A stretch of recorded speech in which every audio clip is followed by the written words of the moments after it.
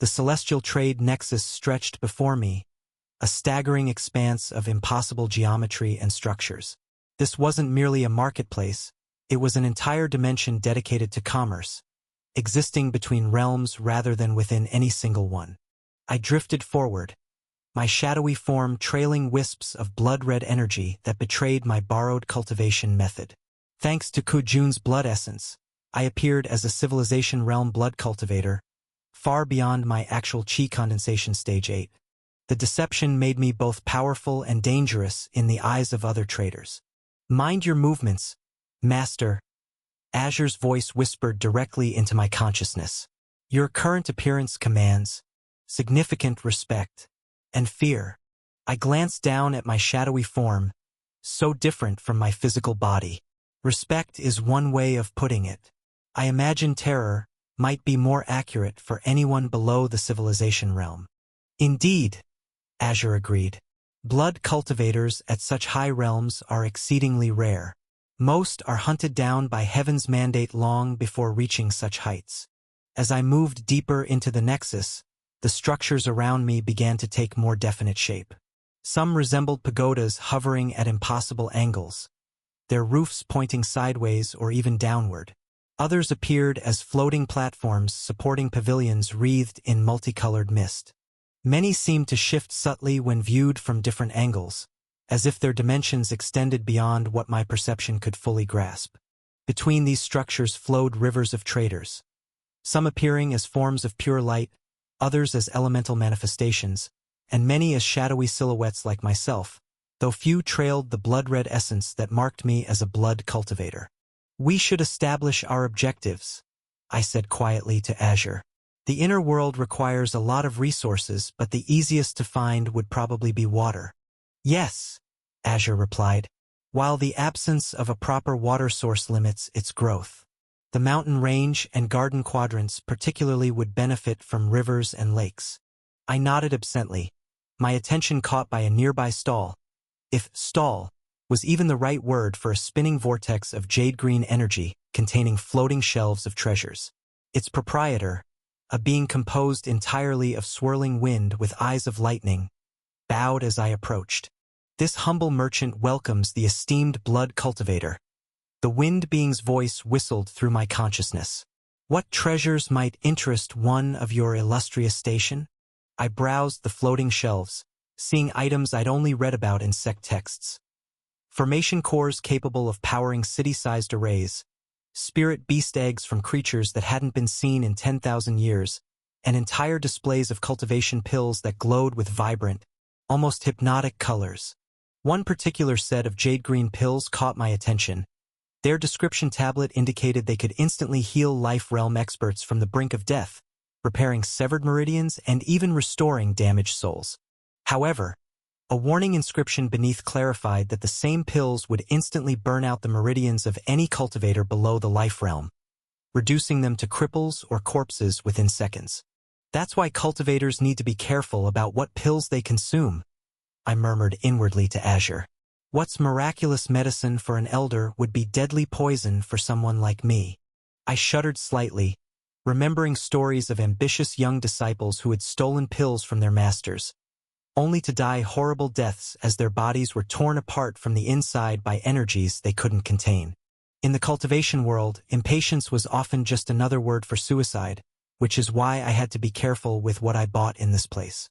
"Nothing here," I replied simply, moving on before the merchant could protest. This pattern repeated itself a dozen times. I drifted from stall to stall, each more fantastic than the last. One appeared as a miniature constellation where the merchant, a glowing humanoid figure with star-like eyes, sold actual celestial bodies that could be used to enhance inner worlds. I examined the tiny stars and planets with curiosity but moved on quickly. While such treasures would certainly be valuable when attempting to break through to the equivalent of stellar realm someday, my inner world already contained 3 celestial bodies, the red and blue suns, plus the baby star. They were more than sufficient for my current stage. Adding more would just create instability rather than benefits. Another merchant's stall took the form of a garden hanging upside down from nothing, offering plants that supposedly granted immortality if properly cultivated for 1,000 years. I couldn't help but smile at the claim. In all my studies and everything Azure had shared, one truth remained consistent. Nothing granted true immortality. It was precisely why cultivators never stopped striving for the next breakthrough, the next realm, the next level of comprehension. If true immortality were attainable through a simple plant, the cultivation world would look very different. Moreover, these so-called immortality treasures typically came with devastating side effects. Spiritual dependency, personality deterioration, or karma debt that would eventually require payment. The cultivation path offered no shortcuts without consequences. As I continued my exploration, I came across a small alcove where emerald light spilled outward. Inside, I discovered a collection of treasures that immediately caught my attention. Items specifically tailored for wood element cultivators like myself. My eyes were drawn to a crystalline sapling no taller than my thumb. Its branches shifted constantly, forming patterns that resembled cultivation formations. According to the small jade plaque beside it, this was a pattern tree essence, a rare wood element condensation that could help stabilize breakthrough attempts for chi condensation realm cultivators. Stolen story. Please report. Exactly what I needed for my upcoming attempt. The merchant, a being composed of intertwining vines with small flowers that seemed to serve as eyes, noticed my interest. The distinguished cultivator has excellent taste, it said, voice rustling like leaves in the wind. The pattern tree essence forms only once every 300 years in the depths of the verdant abyss. It could smooth your disciple's path to the 9th stage considerably. I maintained my aloof facade but couldn't help asking, "What would you consider in trade?" The vine merchant's flowers turned toward me fully. "This treasure belongs to my most promising disciple, who asked me to trade it only for a specific item, the Midnight Whisper sound cultivation technique. His cultivation path is drifting toward sound manipulation, and he requires this method to stabilize his foundation before advancing further." I mentally reviewed everything I had access to, my own modest resources, the techniques Kajun had provided, even things I might reasonably acquire upon returning. Nothing even remotely resembled a sound cultivation technique. "I do not currently possess such a technique," I admitted. The vine merchant's tendrils waved dismissively. My disciple was quite specific. I promised to honor his request precisely. He spent 3 years cultivating this pattern tree essence specifically to trade for the Midnight Whisper technique. I cannot betray his trust by accepting anything else. I moved on, feeling a twinge of frustration. The pattern tree essence would have been perfect for my upcoming breakthrough attempt, possibly increasing my success rate by 30% or more. But the Nexus operated on principles of specific exchange rather than general value. Even powerful cultivators honored the specific needs of their disciples, trading not for maximum value but for exactly what was requested. I did find other resources specifically geared toward my cultivation needs. A merchant offered wood tree essence, a concentrated liquid that could strengthen wood element foundations during breakthroughs. Another displayed crystallized spiritual soil that could enhance plant growth within inner worlds tenfold. But the prices were beyond anything I possessed. For the wood tree essence, the merchant casually mentioned needing merely a fragment of divine intent from a civilization realm wood cultivator as payment. The merchant with the spiritual soil requested the memory of your civilization realm breakthrough in exchange for just a small pouch of their treasure. "The items here are precisely what I need," I whispered to Azure as we moved past a display of crystallized spiritual essences that could serve as anchors for inner world development. "But the requirements are impossible for my current level." "That's the cruel irony of the Nexus," Azure responded. "You can see exactly what would benefit you most, but acquiring it requires resources or experiences you won't have until you no longer need the original item." I nodded in understanding. The cultivation path was filled with such paradoxes. The tools needed for advancement often only became available after you'd already overcome the obstacle they were designed to help with. But I didn't let this deter me. I continued my exploration, venturing deeper into the vast marketplace. The further I went, the more specialized the offerings became. An entire floating island seemed dedicated to pill refinement supplies, with merchants selling ingredients I'd never even heard of. Another section appeared to focus on combat techniques, with spiritual projections demonstrating devastating moves that could level cities. Hours might have passed, or perhaps only minutes. Time felt strangely elastic in this place. Eventually, I found myself in an area where the ambient light shifted to a subtle blue-green. Stalls here featured bubbling fountains, swirling water formations, and pools of liquid that defied gravity. The water element sector, Azure observed. Perfect for our needs. I approached a stall that resembled a miniature ocean contained in a perfect sphere. Within it, I could see countless tiny islands, each holding different water-based treasures. The merchant, a blue-skinned humanoid whose body seemed partially composed of flowing water, regarded me with surprise. "A blood cultivator interested in water treasures?" he asked. "How unexpected."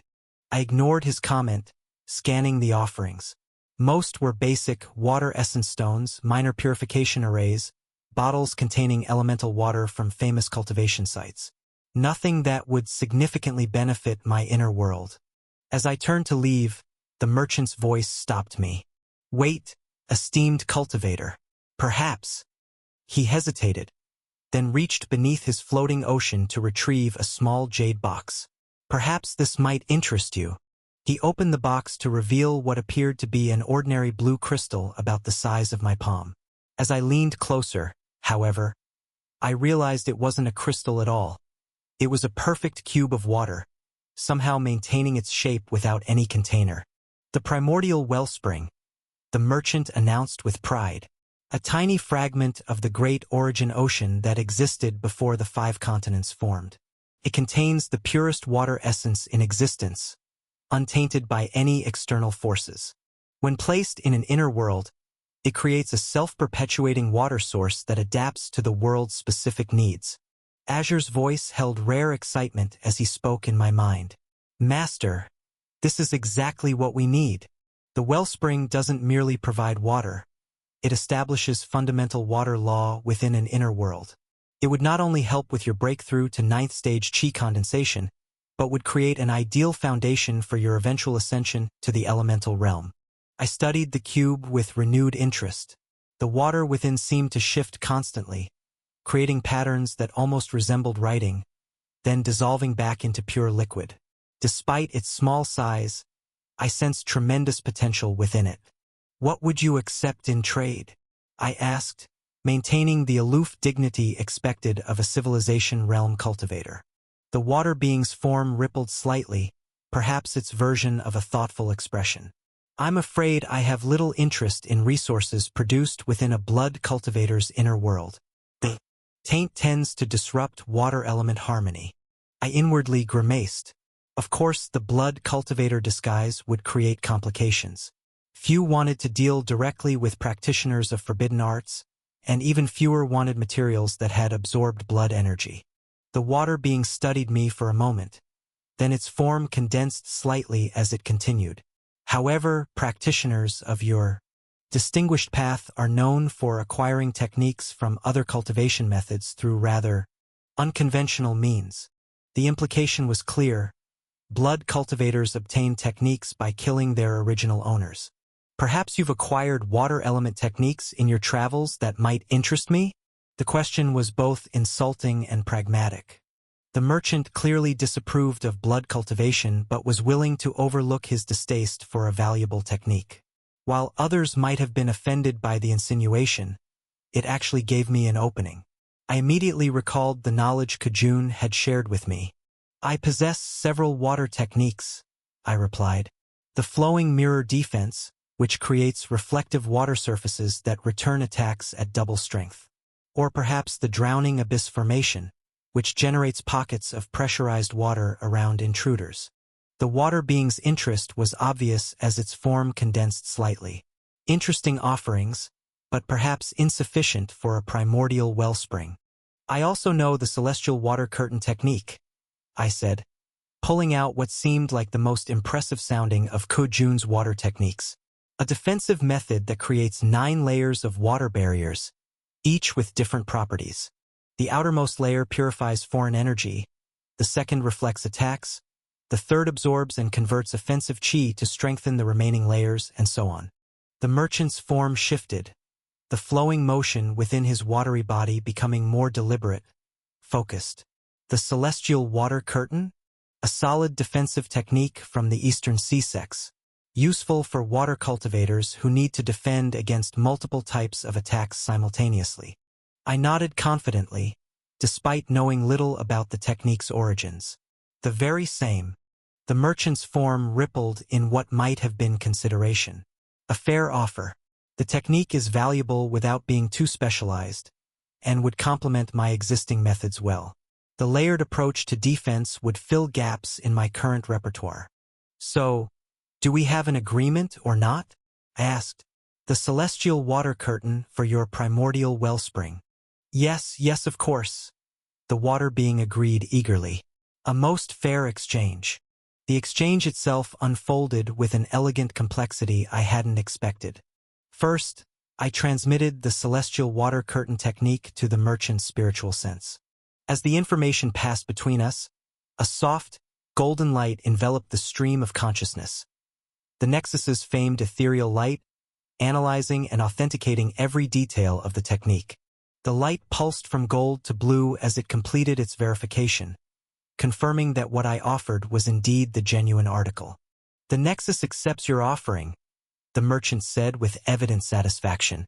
In return, he placed the jade box containing the wellspring on what appeared to be a floating disk of pure light. Immediately, the ethereal light intensified, bathing the wellspring in its revealing glow. The cube of water within seemed to respond, its internal patterns shifting more rapidly as the light assessed its true nature and value. I watched in fascination as the ethereal light turned a brilliant azure. The merchant nodded. Now, you must grant permission for the transfer to your inner world. I extended my spiritual sense toward the wellspring, mentally accepting its entry into my domain. The space between us distorted visibly, reality folding in on itself like a piece of parchment being creased. The jade box shimmered, then simply vanished from the physical space of the Nexus. This narrative has been unlawfully taken from Royal Road. If you see it on Amazon, please report it. At the same moment, I felt a subtle change within my inner world, the addition of something new, carefully placed in the storage area I'd mentally designated. Use it wisely, the merchant bowed. Water seeks harmony, even when wielded by those who follow different paths. I nodded. The Tao has many branches. Some flow with blood, others with water, but all return to the same source eventually. Philosophical now, are we? Azure commented as we moved away from the merchant. When in Rome, I replied quietly. Or rather, when pretending to be a civilization realm cultivator, one should sound appropriately cryptic and profound. I continued exploring the water element sector, examining other treasures that might complement the wellspring. Nothing else seemed quite as valuable for my specific needs, though I did make a few smaller trades for water essence stones that would help stabilize the wellspring once I installed it in my inner world. As I turned to leave the water sector, something caught my attention. A spiritual projection that seemed to weave unsteadily between stalls, radiating the aura of a life realm cultivator. Unlike most traders who moved with purpose and precision, this one drifted haphazardly, occasionally bumping into displays or other traders. Is that cultivator drunk? I asked in disbelief. Azure's voice held amusement. It would appear so. Quite an achievement, considering this is merely a spiritual projection. His actual body must be exceptionally intoxicated to affect his manifestation here. I observed the figure more closely. There was something familiar about the way he moved, the slight tilt of his head as he examined treasures. Wait, I murmured. Could that be Elder Chen Yong? The thought was absurd. What were the chances that, in this infinite marketplace, I would encounter my own master? Before I could decide whether to approach or avoid the figure, it turned in my direction. The light projection faced me directly, and though it had no discernible facial features, I could sense the moment of recognition. The figure's aura contracted sharply, like someone holding their breath in fear, and then it promptly turned and retreated in the opposite direction with surprising speed, for someone who had appeared drunk just moments before. Took me a second to understand what had happened. Then it hit me. I currently appeared as a Civilization Realm blood cultivator. To a Life Realm practitioner, I must have seemed like a walking nightmare, a predator several realms above them with a cultivation path notorious for consuming the essence of others. No wonder the figure had fled. Whether it was Elder Qinyong or not, I had unintentionally terrified someone powerful enough to be considered a major sect elder. I just scared the cultivation equivalent of a general, I muttered to Azure, a mixture of amusement and guilt swirling within me. The disguise is working as intended, Azure replied dryly, though perhaps too effectively. I sent a silent apology toward the retreating figure. If that was indeed Elder Qinyong, I'd have to be extra respectful during our next training session to make up for the inadvertent spiritual trauma I just inflicted. Pushing aside thoughts of my master, I turned my attention back to the marketplace. I had the wellspring, which would likely be enough for my breakthrough, but exploring more of the Nexus seemed sensible while I had the chance. Who knew when I might be able to return? I drifted toward an area where the ambient light shifted to a deep purple tinged with black. The forbidden arts section, I presume? I asked Azure. Indeed. Blood cultivation, soul arts, curse techniques, and other practices frowned upon by orthodox sects, Azure explained. This is actually where techniques like the ones Kujun provided would fetch the highest value. Many cultivators come to the Nexus specifically searching for such forbidden knowledge. I nodded, moving deeper into the shadows. The stalls here were more subdued, their proprietors more guarded. Many treasures were kept hidden from casual view, revealed only when proper interest was expressed. I browsed with casual interest, noting techniques that manipulated souls, artifacts that could steal cultivation bases, and pills that granted power at terrible cost. As I turned a corner between two particularly dark stalls, I found myself on a collision course with another figure, a crimson silhouette that marked another blood cultivator. Too distracted by my observations to react quickly, I nearly crashed into him before registering his presence. The cultivator stepped back sharply, a flicker of alarm crossing his spiritual projection. From his aura, I could tell he was at the life realm, powerful by most standards, but significantly weaker than my current disguise. Before I could apologize or move past him, the life realm blood cultivator did something unexpected. He bowed deeply. "This junior apologizes for his carelessness," he said, his voice laced with careful deference. "I failed to watch my path and nearly inconvenienced the senior. Please forgive my transgression." I froze, caught completely off guard by this display. In my actual cultivation base as a Qi condensation disciple, I was accustomed to being the one showing deference to others. The only other time I'd experienced anything like this was during my visit to the Starhaven realm, where everyone had mistakenly believed my cultivation to be far higher than it actually was. But this was different. This wasn't some confused mortal or low-level cultivator. This was a genuine life realm practitioner, someone who could obliterate mountains with a gesture. In the real world, such a figure would barely acknowledge my existence except perhaps to instruct me to perform some menial task. Yet here he was, bowing deeply before me, waiting for my response. I needed to respond appropriately or risk revealing my deception. A true civilization realm blood cultivator wouldn't be flustered by deference from a lower realm practitioner. But how would such a being react? With cruelty, dismissal, or perhaps cold indifference? I had only seconds to decide before my hesitation became suspicious. I decided to play my role with cold indifference. With a dismissive scoff, I glanced down at the bowing life realm cultivator as if his existence barely registered. "Watch where you're going," I said flatly, making my voice deeper and lacing it with contempt. Without waiting for a response, I turned and began walking away, adopting the unhurried pace of someone who feared nothing in this realm or any other. My shadowy form trailed wisps of blood-red essence behind me, completing the image of a powerful blood cultivator who considered everyone beneath his notice. "Master, that was convincingly arrogant," Azure commented in my mind, though perhaps a bit mild for a civilization realm blood cultivator. "They tend to be more explosive in their displeasure. Better to underplay than overdo it, I replied silently. The last thing we need is to offend someone. To my surprise, I heard hurried footsteps behind me.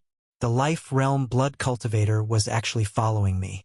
The audacity was impressive, especially considering I was supposed to be someone who could destroy him with a casual gesture. "Respected senior," he called out, his voice carefully balanced between deference and urgency. "This junior wonders if you might spare a moment of your valuable time." I stopped abruptly and turned, fixing my gaze on him with what I hoped was the weight of centuries of cultivation. The blood cultivator halted immediately, maintaining a respectful distance. "You test my patience," I said coldly. "What could you possibly offer that would be worth my attention?" Despite the harshness of my words, I was genuinely curious. What would drive a Life Realm cultivator, someone powerful enough to be considered a living legend in most regions, to approach a blood cultivator, a major realm his senior? The cultivator bowed again, though not as deeply as before. "This junior has been developing a technique, a blood fiend clone method that simulates death. However, it remains incomplete despite years of research." His crimson form seemed to pulse with tension. "When I sensed Senior's profound mastery of blood arts, I wondered if you might possess knowledge that could complete my work." My mind immediately connected to what he was asking. Among the techniques Kajun had transmitted to me was something called the Blood Shadow Clone Method, a sophisticated blood art capable of creating perfect duplicates that could fool even high-level cultivators.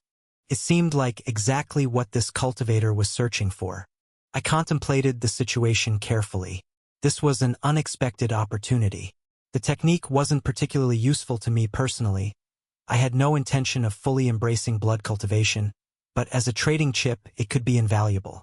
"I might possess something along those lines," I replied after a deliberately long pause, my tone nonchalant. Though I question why a Life Realm cultivator would need a death simulation technique of such caliber. The Life Realm cultivator's form flickered slightly. "Personal circumstances make it necessary," he replied cautiously. "A matter of sect politics that has grown complicated." In other words, he wanted to fake his death to escape his sect. Interesting, but ultimately not my concern. The politics of blood cultivation sects were their own quagmire, and I had no desire to become entangled in them. "I see," I said, allowing a note of boredom to enter my voice. "And what do you offer in exchange for such valuable knowledge?" Excitement vibrated through the crimson silhouette. He straightened, opening his spiritual projections hands as if preparing to list offerings. "This junior possesses several rare blood cultivation resources," he began eagerly, "including essence from spiritual beasts of the—" I raised a hand, cutting him off mid-sentence. "I have no interest in blood cultivation resources." The blood projection froze, then slowly closed what passed for its mouth. The brief silence that followed seemed pregnant with realization. From his perspective, what could he, a mere Life Realm blood cultivator, possibly offer someone already at the civilization realm? Any resources or techniques he possessed would likely be trivial to someone of my supposed stature. "Of course," he murmured, his tone subdued. "Forgive my presumption." He seemed to consider for a moment. Then his form brightened slightly with what I interpreted as renewed hope. "Perhaps the temporal hourglass would interest the senior," he suggested. "It's a time manipulation treasure capable of accelerating internal time flow by a factor of 2 within an inner world." My interest immediately piqued, though I carefully maintained my impassive demeanor. Time treasures were incredibly valuable, allowing cultivators to effectively double their practice time. Inside my inner world, I could spend 2 days cultivating while only one passed in the external world. The advantages were obvious and substantial. Nearly every cultivator at the Life Realm and above possessed some form of time treasure, either to accelerate or slow time in their inner world as needed. Some could even freeze time briefly in small areas, though such treasures were extraordinarily rare. It was something I'd been acutely aware of lacking. Still, I couldn't appear too eager. A civilization realm cultivator would likely have multiple time treasures already. Time manipulation? I responded with feigned disinterest. Basic utility at best. I already possess superior versions. The blood cultivator's form dimmed slightly, but he recovered quickly. Then perhaps the junior could add a minor spirit vein to the offer? It's a fully formed underground chi channel capable of releasing abundant spiritual energy into the surrounding area. When integrated into an inner world, it provides a permanent, self-sustaining source of cultivation energy. I mentally calculated the value of such a treasure. A spirit vein, even a minor one, would be extraordinary for my inner world. It would create a constant flow of spiritual energy throughout the 4 quadrants, nourishing the Genesis seed and accelerating the growth of spiritual plants. Combined with the primordial wellspring I'd already acquired, it would create ideal cultivation conditions. Azure, what do you think? I asked silently. The combination would be exceptional, Master, Azure responded in my mind.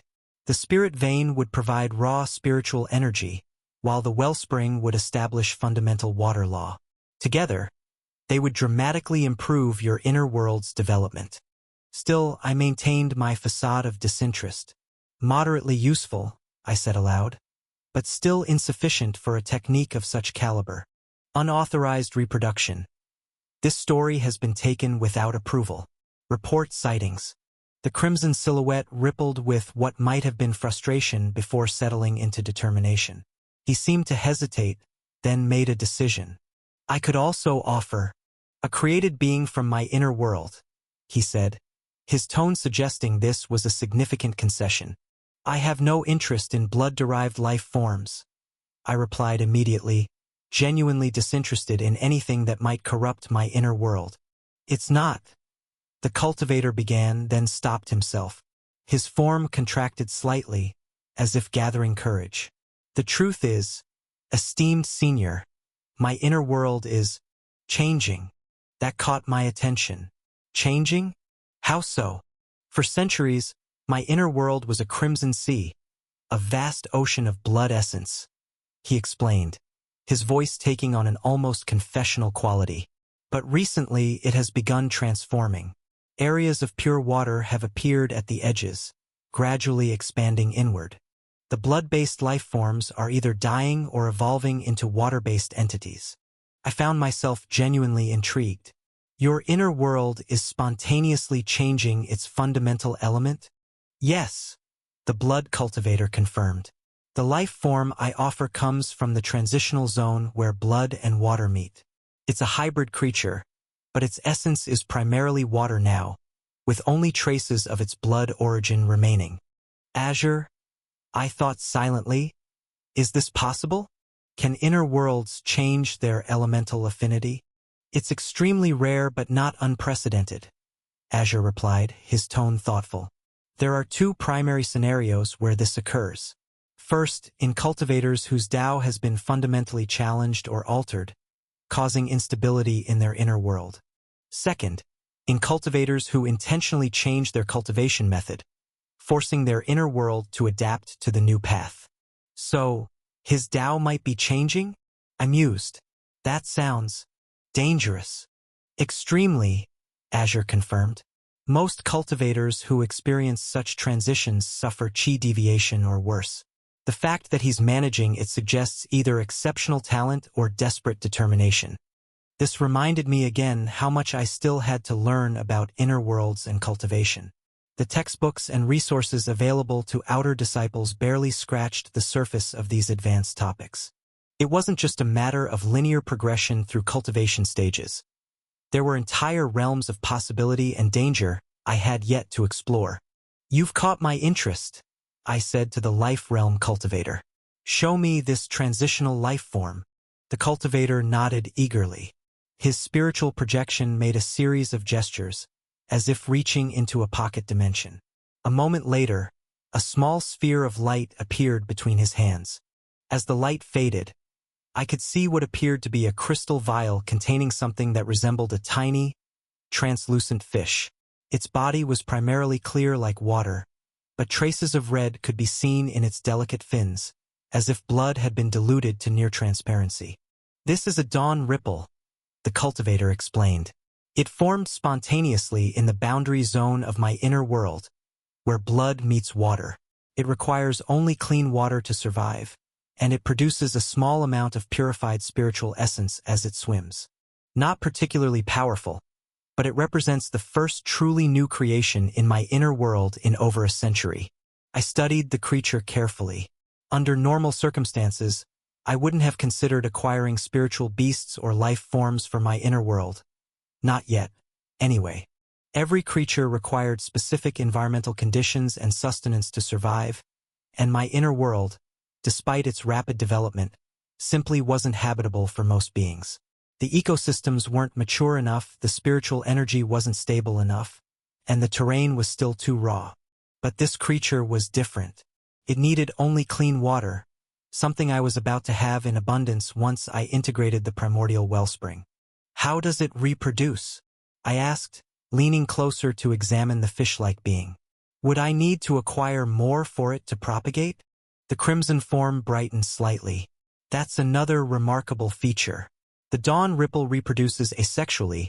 Once it absorbs enough spiritual energy from its environment, it simply splits into two identical beings. No mate required.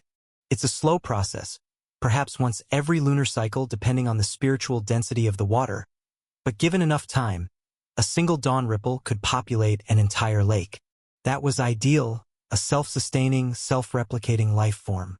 I turned the possibilities over in my mind, considering how it would fit into my developing inner world. Azure, what do you think? I asked silently. The benefits would be substantial, Master, Azure replied thoughtfully. Living entities play a crucial role in inner world maturation. They circulate spiritual energy, preventing stagnation. They transform raw chi into refined essence through their natural processes.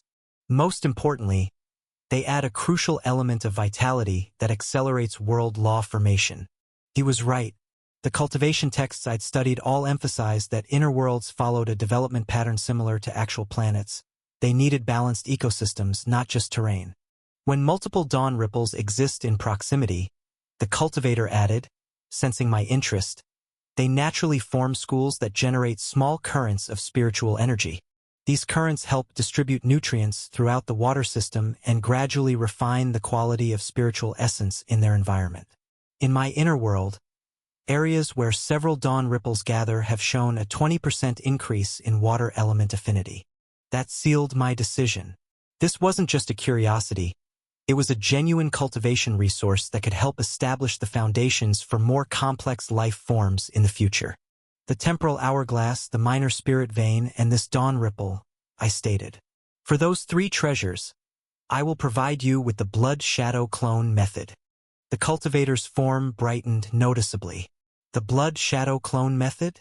I've heard only rumors of its existence, but it's said to create perfect duplicates that can fool even civilization realm elders. The rumors understate its capabilities, I replied with calculated arrogance. When properly executed, it can create a blood duplicate capable of simulating death, so convincingly that even those specialized in blood essence detection cannot discern the truth. His crimson silhouette seemed to vibrate with excitement. This junior accepts the exchange with profound gratitude. The transaction proceeded with the formal procedures of the Celestial Trade Nexus. The blood cultivator presented his offerings first, placing them on a floating disk of ethereal light. The golden radiance flared around each item, verifying their nature and authenticity. The temporal hourglass, a delicate construct of crystal and what appeared to be solidified time essence, glowed with particular intensity as the light confirmed its genuine time manipulation properties. Once all three were verified, I extended my spiritual sense toward them, accepting their transfer to my inner world's storage area. As before, reality seemed to fold between us, and the items vanished from the nexus, transported directly to my domain. Next came my part of the exchange. I carefully extracted the blood shadow clone method from my knowledge, forming it into a coherent transmission that the blood cultivator could receive. As I prepared to send it, the golden ethereal light surrounded the information stream, examining every detail of the technique. The life realm cultivator watched with obvious tension. perhaps fearing that I might be attempting to transmit a false or incomplete version. The moment of truth came when the ethereal light's golden glow shifted, turning a brilliant azure blue. The relief in the cultivator's posture was palpable. His crimson silhouette seemed to release a tension I hadn't fully appreciated until that moment. The blue light enveloped him as he received the technique, his spiritual projection absorbing the knowledge directly. "This technique," he whispered as the transmission completed. "It's perfect. Absolutely perfect." His reaction struck me as extreme, even considering the value of the technique. There was something in his tone that went beyond mere appreciation for a useful cultivation method. The gratitude radiating from him felt almost desperate. "Senior cultivator, you cannot know what you have done for me today," he continued, bowing so deeply that his projection seemed to fold in half. "This technique will save not just my life, but—" He trailed off, seemingly unwilling to share more details, then straightened. "My eternal gratitude is yours." I shifted uncomfortably at this excessive display. The transaction had been fair, beneficial to both parties. Such emotional gratitude seemed out of place in the pragmatic world of cultivation exchanges. Whatever situation this cultivator was trying to flee must be truly desperate. "Use it well," I replied tersely, unsure how else to respond. "If the esteemed senior ever requires anything from this humble cultivator, speak the name Xue Machun," he declared with solemnity that bordered on the theatrical. I nodded awkwardly, wondering if all blood cultivators were this eccentric or if it was just this particular one. Perhaps it made sense. Only those with peculiar psychological makeup would dare corrupt their essence with blood arts in the first place. The practice was notorious for distorting one's personality over time, creating cultivators who were either maniacally cruel or strangely obsessive. Xue Machun continued to surprise me. He transmitted a spiritual connection sequence to me, essentially the cultivation world's equivalent of contact information. The sequence would allow his inner world spirit to recognize and accept communications from mine, establishing a connection across vast distances.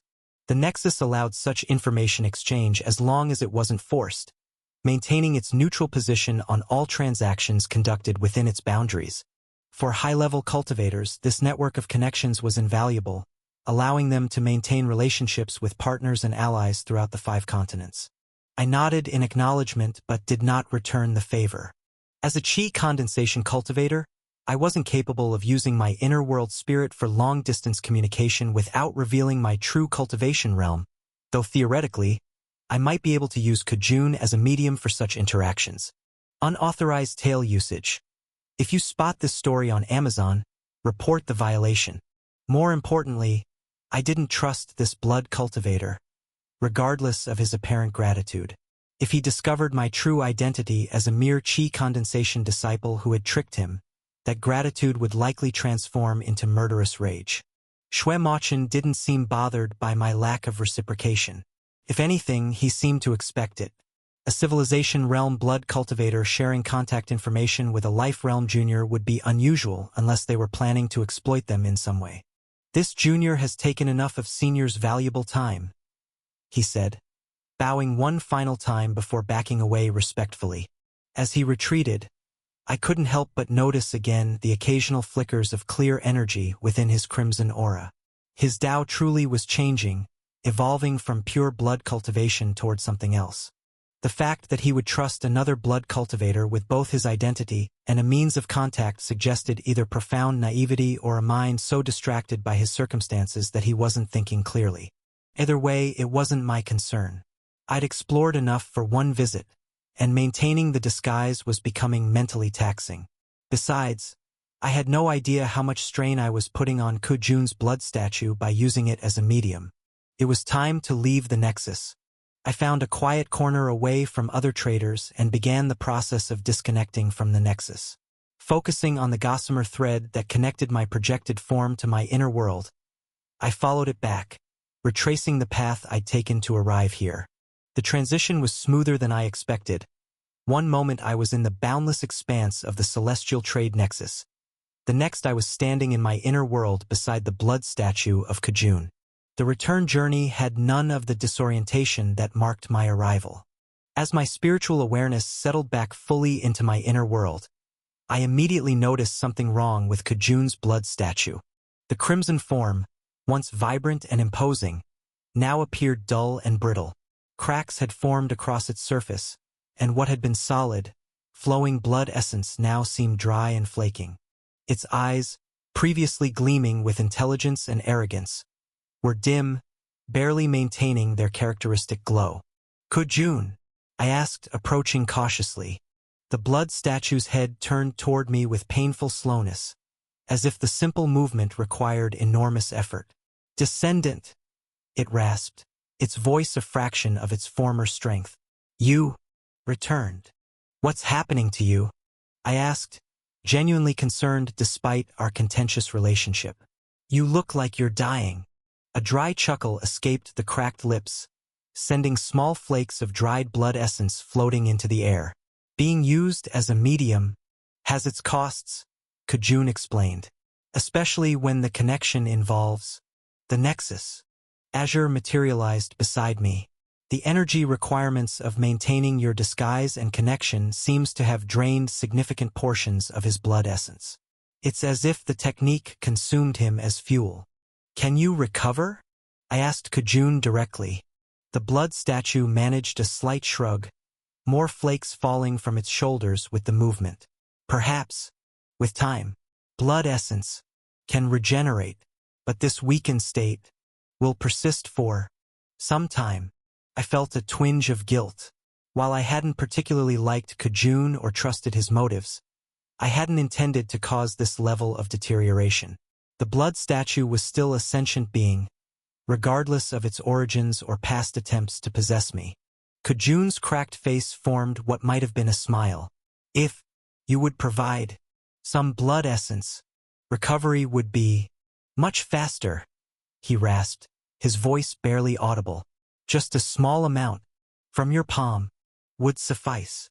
I immediately shook my head, knowing how dangerous it was to give away blood essence, especially to a blood cultivator. "I'm not providing blood essence or helping you collect any."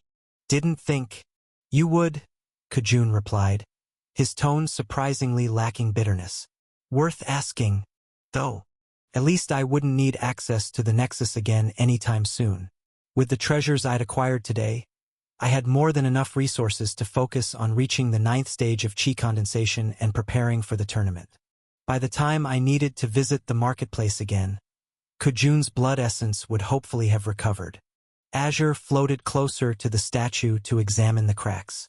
"The Genesis seed appears to be supplying minimal energy to maintain his existence," he observed, "like a plant providing just enough water to keep another barely alive."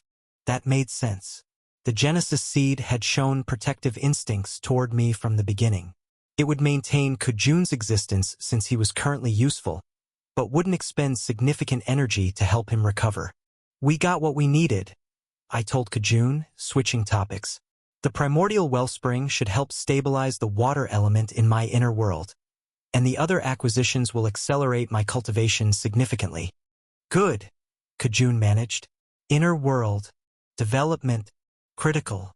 The blood statue's eyes began to close, its form becoming more rigid as it prepared to enter a dormant state.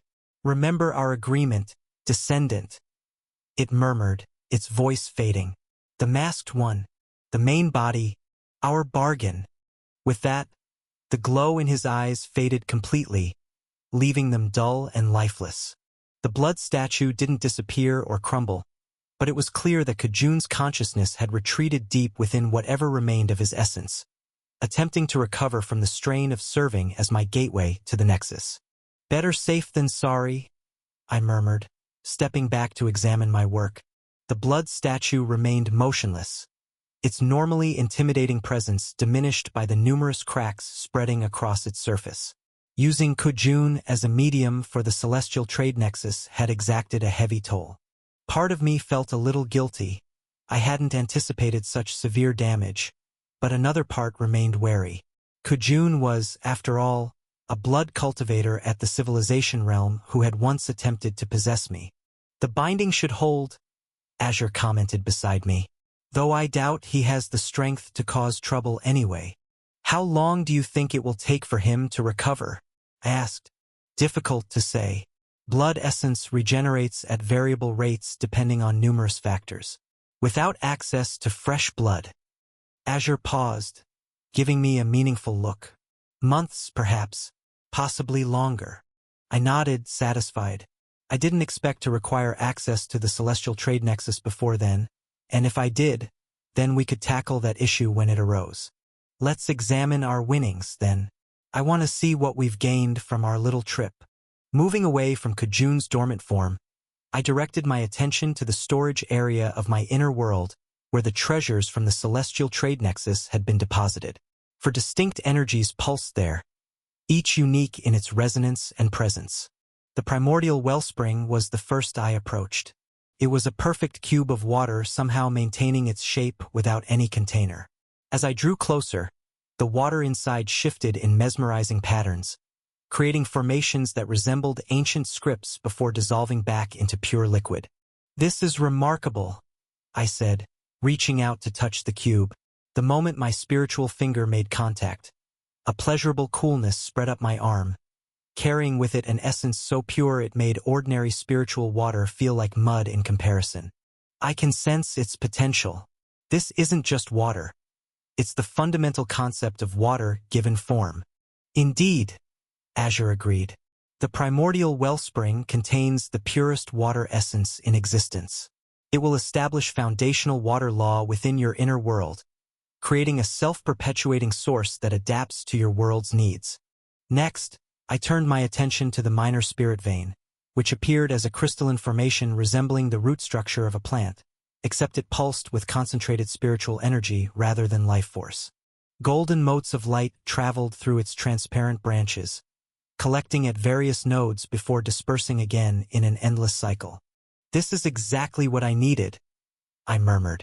A self-contained chi generator that operates independently of the ambient energy of any particular world. Unlike typical cultivation resources that merely stored energy, the minor spirit vein actually produced its own chi through a continuous cycle of refinement. The implications for a world walker like myself were profound. During my time in the Starhaven realm, I'd struggled with the diluted rookie, forced to convert it inefficiently into usable cultivation energy. While the spirit vein wouldn't be exactly the same as drawing chi directly from the cultivation world, there would still be limitations in output and regeneration rate. Having any reliable access to my cultivation techniques while world walking would be an immeasurable advantage. No more being stranded without my full capabilities. No more relying solely on whatever energy system existed in the world I visited. The third treasure, the temporal hourglass, was perhaps the most visually striking. No larger than my palm, it consisted of two glass bulbs connected by a slender neck, but rather than sand, what flowed between them was pure time essence, a sparkling silver substance that seemed both liquid and gas simultaneously. What made it truly remarkable was how it flowed both up and down at the same time, defying the very concept of direction. The applications of this are... I trailed off, my mind racing with possibilities as I turned the hourglass over in my hands. This treasure represented perhaps the most significant advantage any cultivator could possess: control over time itself within their inner world. While most would immediately think of doubling cultivation practice time, the true value lay far deeper. With this, my entire inner world will develop twice as fast as the outside world. I smiled, watching the time essence flow in its impossible pattern. Plants that would take a decade to mature will do so in 5 years. Spiritual beasts that require centuries to evolve could do so in mere decades. If you encounter this narrative on Amazon, note that it's taken without the author's consent. Report it. This was how Civilization Realm cultivators created their own societies and armies. By accelerating time within their inner worlds, they could raise generations of loyal followers while only a fraction of that time passed in the outside world. A child born within such an accelerated inner world might live 20 years while only 10 passed externally, growing, learning, and cultivating at twice the rate of their outer world counterparts. Finally, I approached the small crystal vial containing the dawn ripple, a tiny, translucent fish with traces of crimson in its delicate fins. It swam in lazy circles, seemingly unbothered by its transfer to a new realm. As I watched, it produced a minuscule orb of refined spiritual essence that dissolved into the water around it. A living being, I said softly, fascinated by its simple beauty. The second of many that will inhabit my inner world, hopefully. A soft rustling sound caught my attention, and I turned to see YGGY materializing beside me, extending a tendril toward the vial. Curious about our new friend? I asked, smiling at YGGY's eager nods. This is a dawn ripple. Once I release it into the waters of our inner world, it will help make our home stronger. YGGY's tendrils twisted in what I'd come to recognize as excitement. A small flower bud at the end of one vine opened and closed repeatedly. You want to play with it? I interpreted, chuckling. You can, but you must be gentle. Unlike you, this creature isn't created from red and blue sun energy. And right now, it's much more fragile, almost like a baby compared to you. YGGY's tendrils drooped slightly in what seemed like disappointment. Don't worry, I assured the plant being. You'll have plenty of time to interact once it's established. And who knows? Perhaps you could help protect it and its offspring as they spread throughout our world. This seemed to cheer YGGY up, its vines perking up and weaving excited patterns in the air. Watching YGGY's fascination with the dawn ripple, I found myself contemplating the nature of created beings. Both YGGY and the dawn ripple were entities created by others, YGGY by Elder Malric, the dawn ripple by the life forces within Xuemachen's transitioning inner world. Neither were my own creations. You know, Azure, I said thoughtfully, watching these two, I can't help but think about the future of my inner world. What specifically comes to mind, Master? Azure asked, floating closer. Creation, I replied. True creation. While the inhabitants of the Starhaven realm will eventually enter my inner world when the annexation process is complete, which will undoubtedly boost my cultivation significantly, the ideal scenario would involve beings I create myself, entities born from my understanding of the Tao, evolving and cultivating on their own. Azure nodded. The creation of life is indeed one of the hallmarks of advanced cultivation. I sighed, watching as YGGY made shapes with its vines, seemingly trying to entertain the fish. A feat I'm far from achieving at the moment. Even with the World Tree Sutra's advantages, there are no shortcuts to true comprehension. Patient cultivation is the foundation of lasting power, Azure reminded me. Though your methods may be unorthodox, the fundamental principles remain. I studied my inner world thoughtfully, analyzing the best locations for each treasure. The Genesis seed had created a pattern of deep valleys radiating outward from the center, forming natural divisions between the four quadrants. These valleys would be perfect channels for water flow, which meant the primordial wellspring needs to go at the convergence of the four valleys, I decided. From there, it can distribute water equally throughout the entire inner world. I turned my attention to the minor spirit vein next. The southwest quadrant, dedicated to meditation and practice, featured several plateaus at varying heights. Beneath the main meditation plateau, I noticed a subtle ripple in the spiritual energy, a natural cavity forming in the rock. The spirit vein belongs there, I pointed. This plateau will one day become the foundation for the first sect in my inner world. I could already envision it, disciples in robes bearing the emblem of the world tree, cultivating atop this very plateau, drawing on the spirit vein's energy to advance their understanding of the Tao. For the temporal hourglass, I carefully studied the flow of energy around the Genesis seed. Time manipulation was delicate. Incorrect placement could create disruptive temporal eddies or zones of accelerated decay. The hourglass needs to align with the Genesis seed's growth pattern, I determined. Its axis should parallel the seed's central trunk to ensure harmonious time dilation throughout the entire world. Finally, I turned my attention to finding the ideal home for the dawn ripple.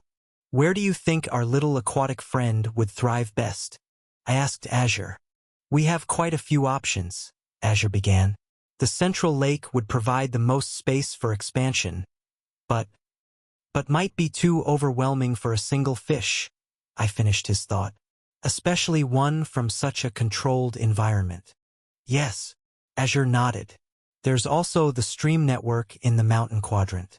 The flowing water would be rich in minerals from the stone. I shook my head. Too turbulent for now. The Dawn Ripple needs time to adjust before facing currents. What about the marsh area near the eastern boundary? High in nutrients, Azure agreed, but perhaps too stagnant for optimal spiritual essence production. The Dawn Ripple thrives on gentle circulation.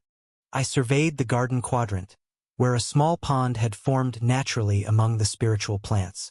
This pond, I pointed, it's protected, nutrient-rich thanks to the surrounding plant life, and has just enough circulation from that underground spring. Azure studied the pond thoughtfully. An excellent choice. The proximity to spiritual plants will likely enhance the Dawn Ripple's essence production, creating a beneficial cycle for both the fish and the garden. And as it reproduces, the offspring can naturally migrate to larger water bodies through the connecting streams. I added, perfect for starting a sustainable ecosystem. The garden pond it is, then, Azure agreed with a smile. With the decisions made, we began the careful process of integrating each treasure into my inner world. I approached the convergence point of the four valleys first, the primordial wellspring cradled carefully in my spiritual hands.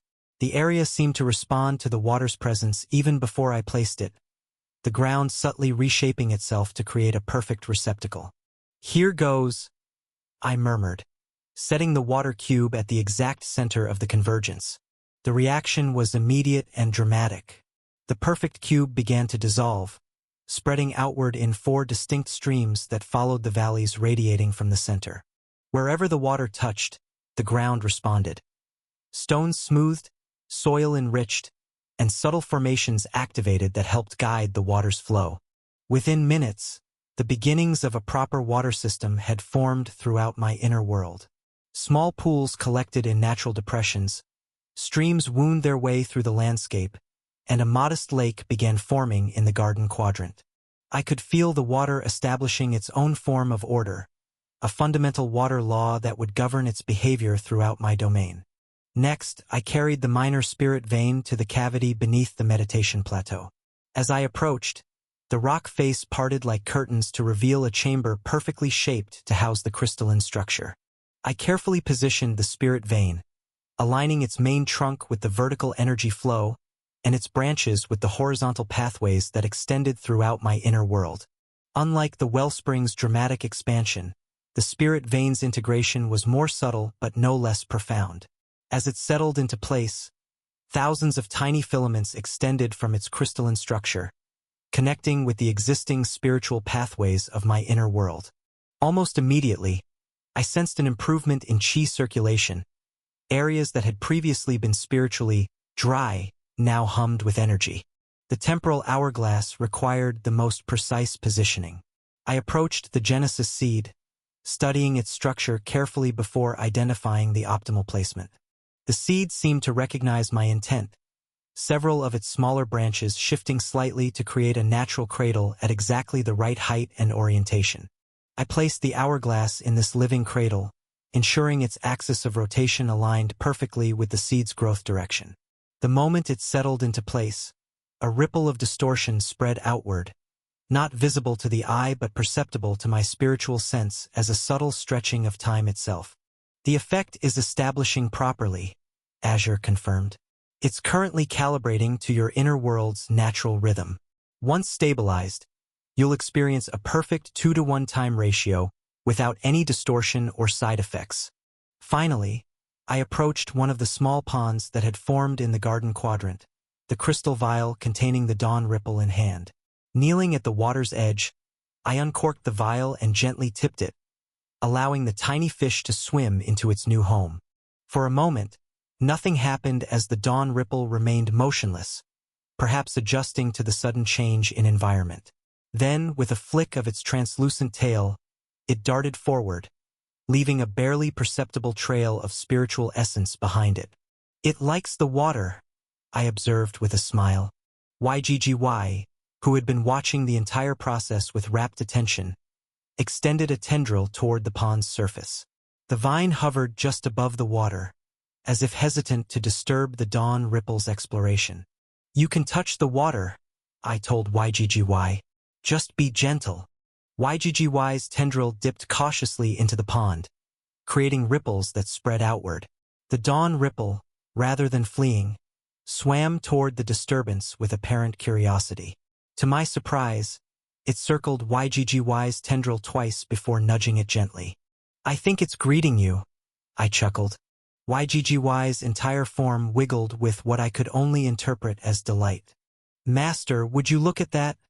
Azure said with amusement in his voice. "Not even 5 minutes together and they're already friends.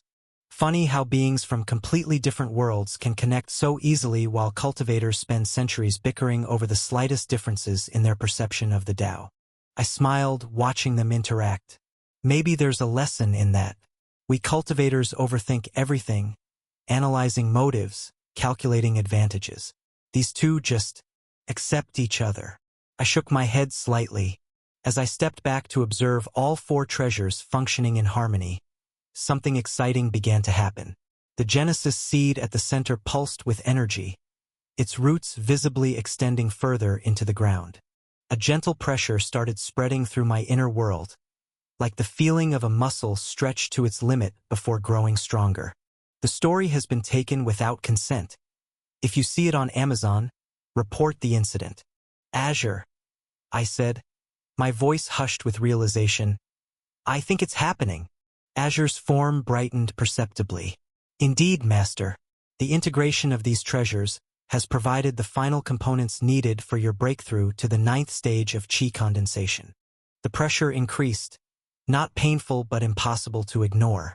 The expansion came in waves, each one pushing the boundaries of my inner world further outward. With each wave, I felt my connection to the World Tree Sutra deepen, my understanding of its principles growing clearer. I moved toward the Genesis seed, settling into a meditative position before it and synchronizing my breathing with the pulsing waves of expansion. Closing my eyes, I extended my spiritual sense throughout my inner world, feeling for any areas of resistance or imbalance. The 4 quadrants, mountain, garden, structure, and practice, all needed to expand harmoniously to maintain the world's stability. As I directed my awareness through each section, memories of my cultivation journey flickered through my mind. The confusion upon first awakening in Ku Yin's body, the discovery of the World Tree Sutra, my first visit to the Two Suns world, my first tentative steps in formation study, the gradual building of relationships with Wei Lin, Lin Mei, and even Elder Chen Yong. Each memory seemed to fuel the expansion, as if my experiences were as vital to my cultivation as Qi itself. Opening my eyes, I found the Genesis seed itself was transforming, its trunk thickening, branches reaching higher toward the suns, while its roots delved deeper into the foundation of my inner world. The air around it shimmered with concentrated spiritual energy, creating a vortex that drew in ambient Qi and released it refined and strengthened. A surge of power suddenly rushed through me, filling every meridian with vibrant energy. The boundaries of my inner world expanded in one final, dramatic push, doubling in size. The sensation was exhilarating, like breaking through a barrier I hadn't fully realized was constraining me. As the expansion stabilized, new awareness flooded my consciousness. My spiritual perception extended further beyond my physical form. My understanding of the World Tree Sutra deepened, revealing nuances in its principles I hadn't previously grasped. Most tangibly, I felt the capacity of my essence reserves double. 9th stage of Qi condensation. I breathed, opening my eyes to survey my transformed inner world. "It's incredible." "Congratulations, Master," Azure said, genuine pride in his voice. "Few cultivators achieve such a smooth breakthrough. Your foundation is remarkably stable." Cultivation, Qi condensation stage 9. Inner world, radius of 3,200 meters. Soul essence, 6,500/6,500. Spiritual essence, 6,000/6,000. Physical essence, 6,000/6,000. The numbers weren't just abstract values. I could feel the profound difference in my capacity. Where before my essence had felt like a deep well, now it was a vast lake, doubled in volume and significantly more stable. My inner world had expanded far beyond the typical range for early ninth stage cultivators, likely due to the World Tree Sutra's Beyond Heaven classification. But more than the raw numbers, I sensed qualitative improvements as well. My spiritual perception reached further. My connection to the natural world felt more intimate, and the energy flowing through my meridians responded to my will with greater precision and less resistance. I spent some time examining the other changes throughout my inner world. The primordial wellspring had responded to the expansion by increasing its output, the flow of water from the source becoming stronger to accommodate the larger area it needed to irrigate. New streams were already forming, branching out toward the expanded boundaries. The minor spirit vein had similarly adjusted, its network of energy distribution extending farther in all directions. I could sense the subtle improvements in spiritual density throughout my inner world, the atmosphere itself becoming more conducive to cultivation and growth. Even the dawn ripple seemed to be responding positively to the changes, swimming with increased vigor as it explored its expanding environment. It would eventually reproduce, creating more of its kind to further enhance the water system throughout my inner world. I watched the interaction between YGGY and the fish with a sense of satisfaction. This was just the beginning, the first steps toward a truly vibrant, living inner world. I should return to the physical world, I said eventually. I've been in meditation for quite some time, and Wei Lin and Lin Mei will wonder what's become of me. Azure nodded. Your physical body requires sustenance after such a significant breakthrough. With a final glance at my transformed inner world, I withdrew my consciousness, feeling the familiar shift as my awareness returned to my physical form. I opened my eyes to find myself still seated in the privacy formation in my room at the inn. The jade vial that had contained Zhao Sun's blood now empty before me. The formation lines I'd drawn had burned away, their purpose fulfilled. Standing, I stretched my limbs, noting how different my body felt now, stronger, more responsive. A quick glance out the window revealed that the sun was setting. I'd been in meditation most of the day. My stomach growled insistently, reminding me that spiritual advancement did nothing to diminish physical needs. After dismantling the privacy formation and tidying the room, I stepped outside, immediately sensing two familiar presences approaching the courtyard. Wei Lin and Lin Mei had returned from their trip into town. Ku-in, Lin Mei called, her expression brightening as she spotted me. She carried several small packages wrapped in brown paper, likely herbs or materials purchased in the mountain markets. We were just wondering if you'd emerged from your meditation yet. Wei Lin followed close behind, a smile playing at his lips. Something feels different about you, he remarked, his eyes narrowing slightly as he studied me. Wait, did you break through to the 9th stage? I couldn't suppress my smile. Yes, I did. Wei Lin's expression froze somewhere between disbelief and exasperation. The packages he'd been carrying slipped from his grasp, landing with a dull thud on the courtyard stones. Lin Mei gasped, her eyes widening as she processed my casual admission. You! Wei Lin started, then stopped, his mouth opening and closing like a fish out of water. How? When? I was gone for what, 6 hours? I leaned against the wooden pillar supporting the courtyard's covered walkway, enjoying his reaction perhaps a bit too much. Meditation can be quite productive when done properly. Lin Mei recovered first and took a step forward. Your meridians are absolutely humming with energy, she observed, her voice a mixture of awe and curiosity. And there's no sign of instability. Whatever method you used must have been remarkably efficient. Wei Lin finally found his voice again. This is becoming ridiculous, he declared, throwing his hands up. Do you know how long I've been planning my breakthrough? Months. I gathered resources, researched techniques, calculated optimal spiritual timing patterns. Stole demonic cultivator blood, I added helpfully. And nearly died in the process, he continued, ignoring my interruption. And you? You just, what? Sat down for an afternoon nap and woke up at the 9th stage. I couldn't help but laugh at his dramatization. If it helps, It was quite an intensive nap. Lin Mei laughed, setting her packages down on a nearby table. Wei Lin was just bragging the entire way through the market about how he'd finally caught up to you in cultivation. He's been insufferable. I was not insufferable, Wei Lin protested, though his lips twitched with a wry smile. I was merely expressing appropriate pride in my accomplishment. While haggling with every vendor about how they should offer special discounts to a 9th-stage cultivator, Lin Mei added, raising an eyebrow. Did it work? I asked, genuinely curious. Not even once, Lin Mei replied, unpacking her purchases. They see breakthrough cultivators every day in a mountain town like this. Wei Lin shook his head. Every time, Kuyin. Every single time I think I've pulled ahead, you disappear for a bit of meditation and return with some impossible breakthrough. He picked up his fallen packages, arranging them carefully in his arms. It's becoming a pattern. What can I say? I shrugged, unable to keep the grin from my face. The World Tree Sutra has its advantages. Beyond heaven rank methods, Wei Lin sighed, though there was no real frustration in his voice. We're both abnormal, but you're somehow more abnormal than me.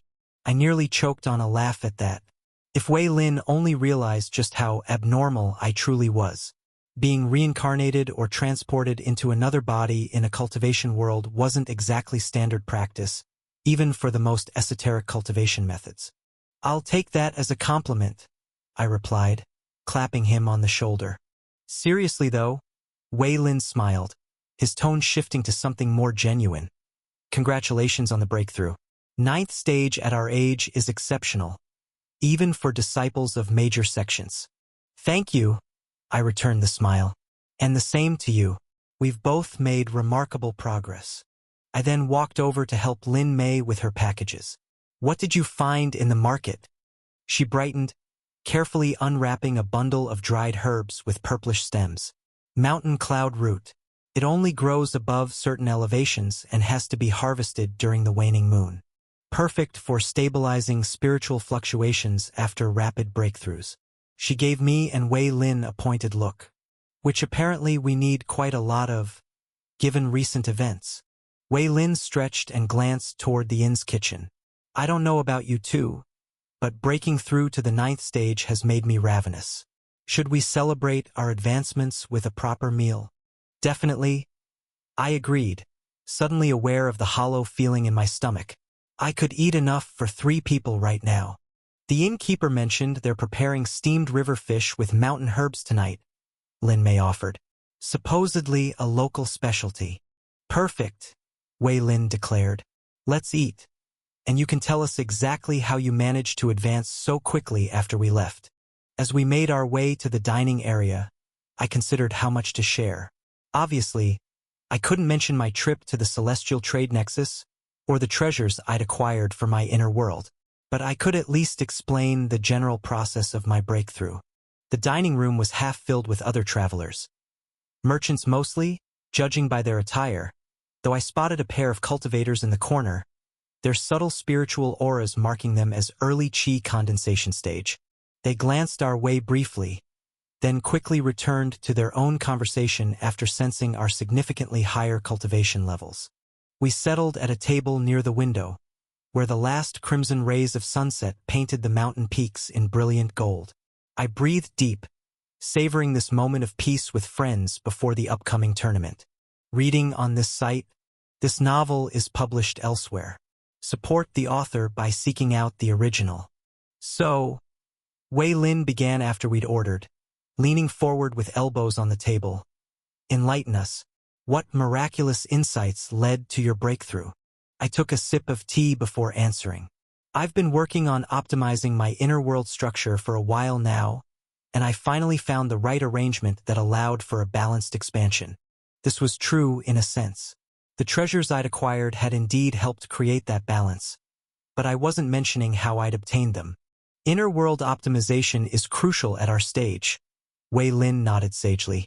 My marketplace model needs constant adjustment as new stalls form. Lin Mei looked between us, her expression thoughtful. It's fascinating how differently our inner worlds develop.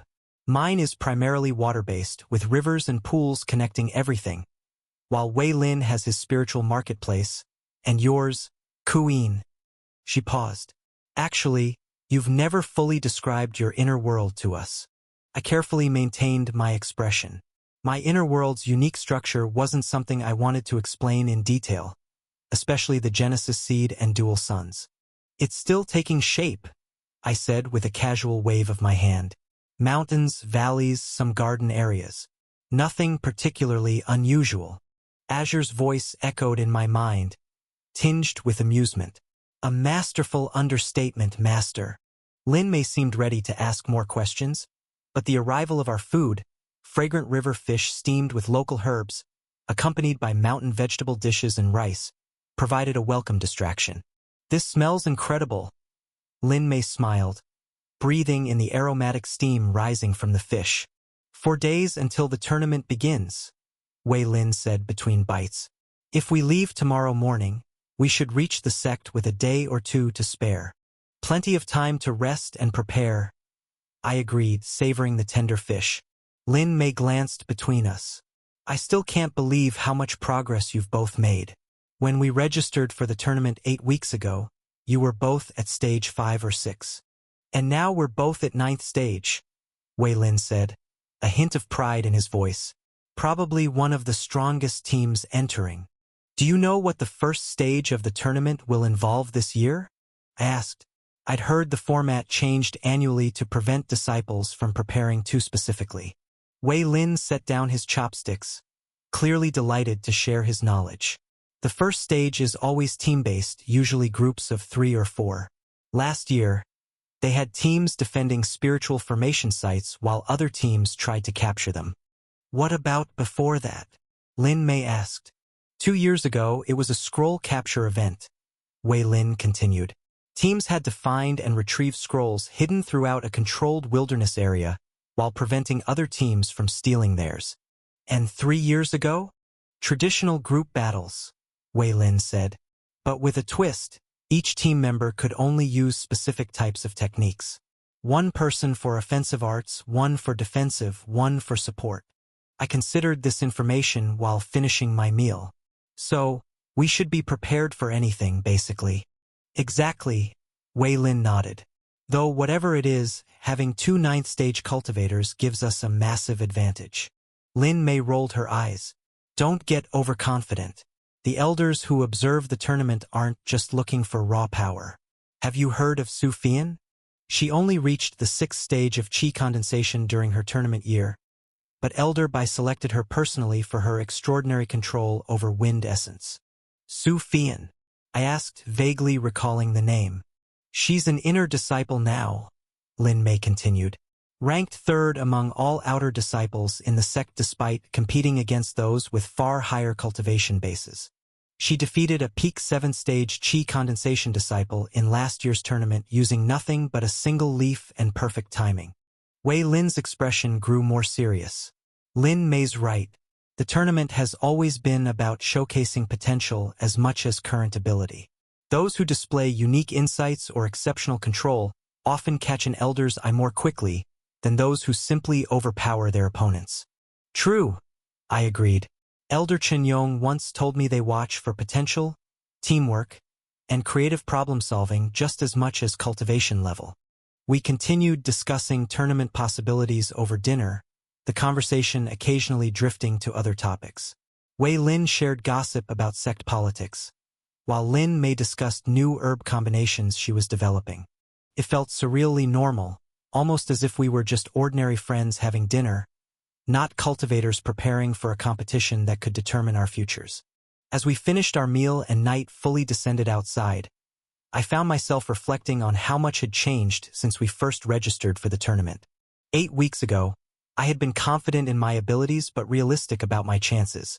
A stage 6 cultivator with unusual techniques might advance past the early rounds but would eventually fall to more established disciples. Now, however, the landscape had shifted dramatically. Wei Lin and I both stood at the 9th stage of Qi condensation, borderline elemental realm in terms of raw power. Lin Mei, while technically at a lower cultivation stage, possessed support techniques that perfectly complemented our more combat-oriented abilities. For the first time, I felt genuine optimism about our prospects, not just for surviving the tournament but potentially excelling in it. More importantly, I wasn't shouldering the burden alone. "You've gone quiet," Wei Lin observed, snapping me from my thoughts. "Planning how to upstage me again?" I grinned, just thinking about how far we've come. When I joined the sect, I assumed I'd have to rely entirely on myself to advance. Now, I gestured to the three of us gathered around the table. "I've got friends I can actually count on." "Ah, he's getting sentimental," Lin Mei teased, but her smile was warm. "Must be a side effect of the breakthrough." "Must be," I agreed, though I meant what I'd said.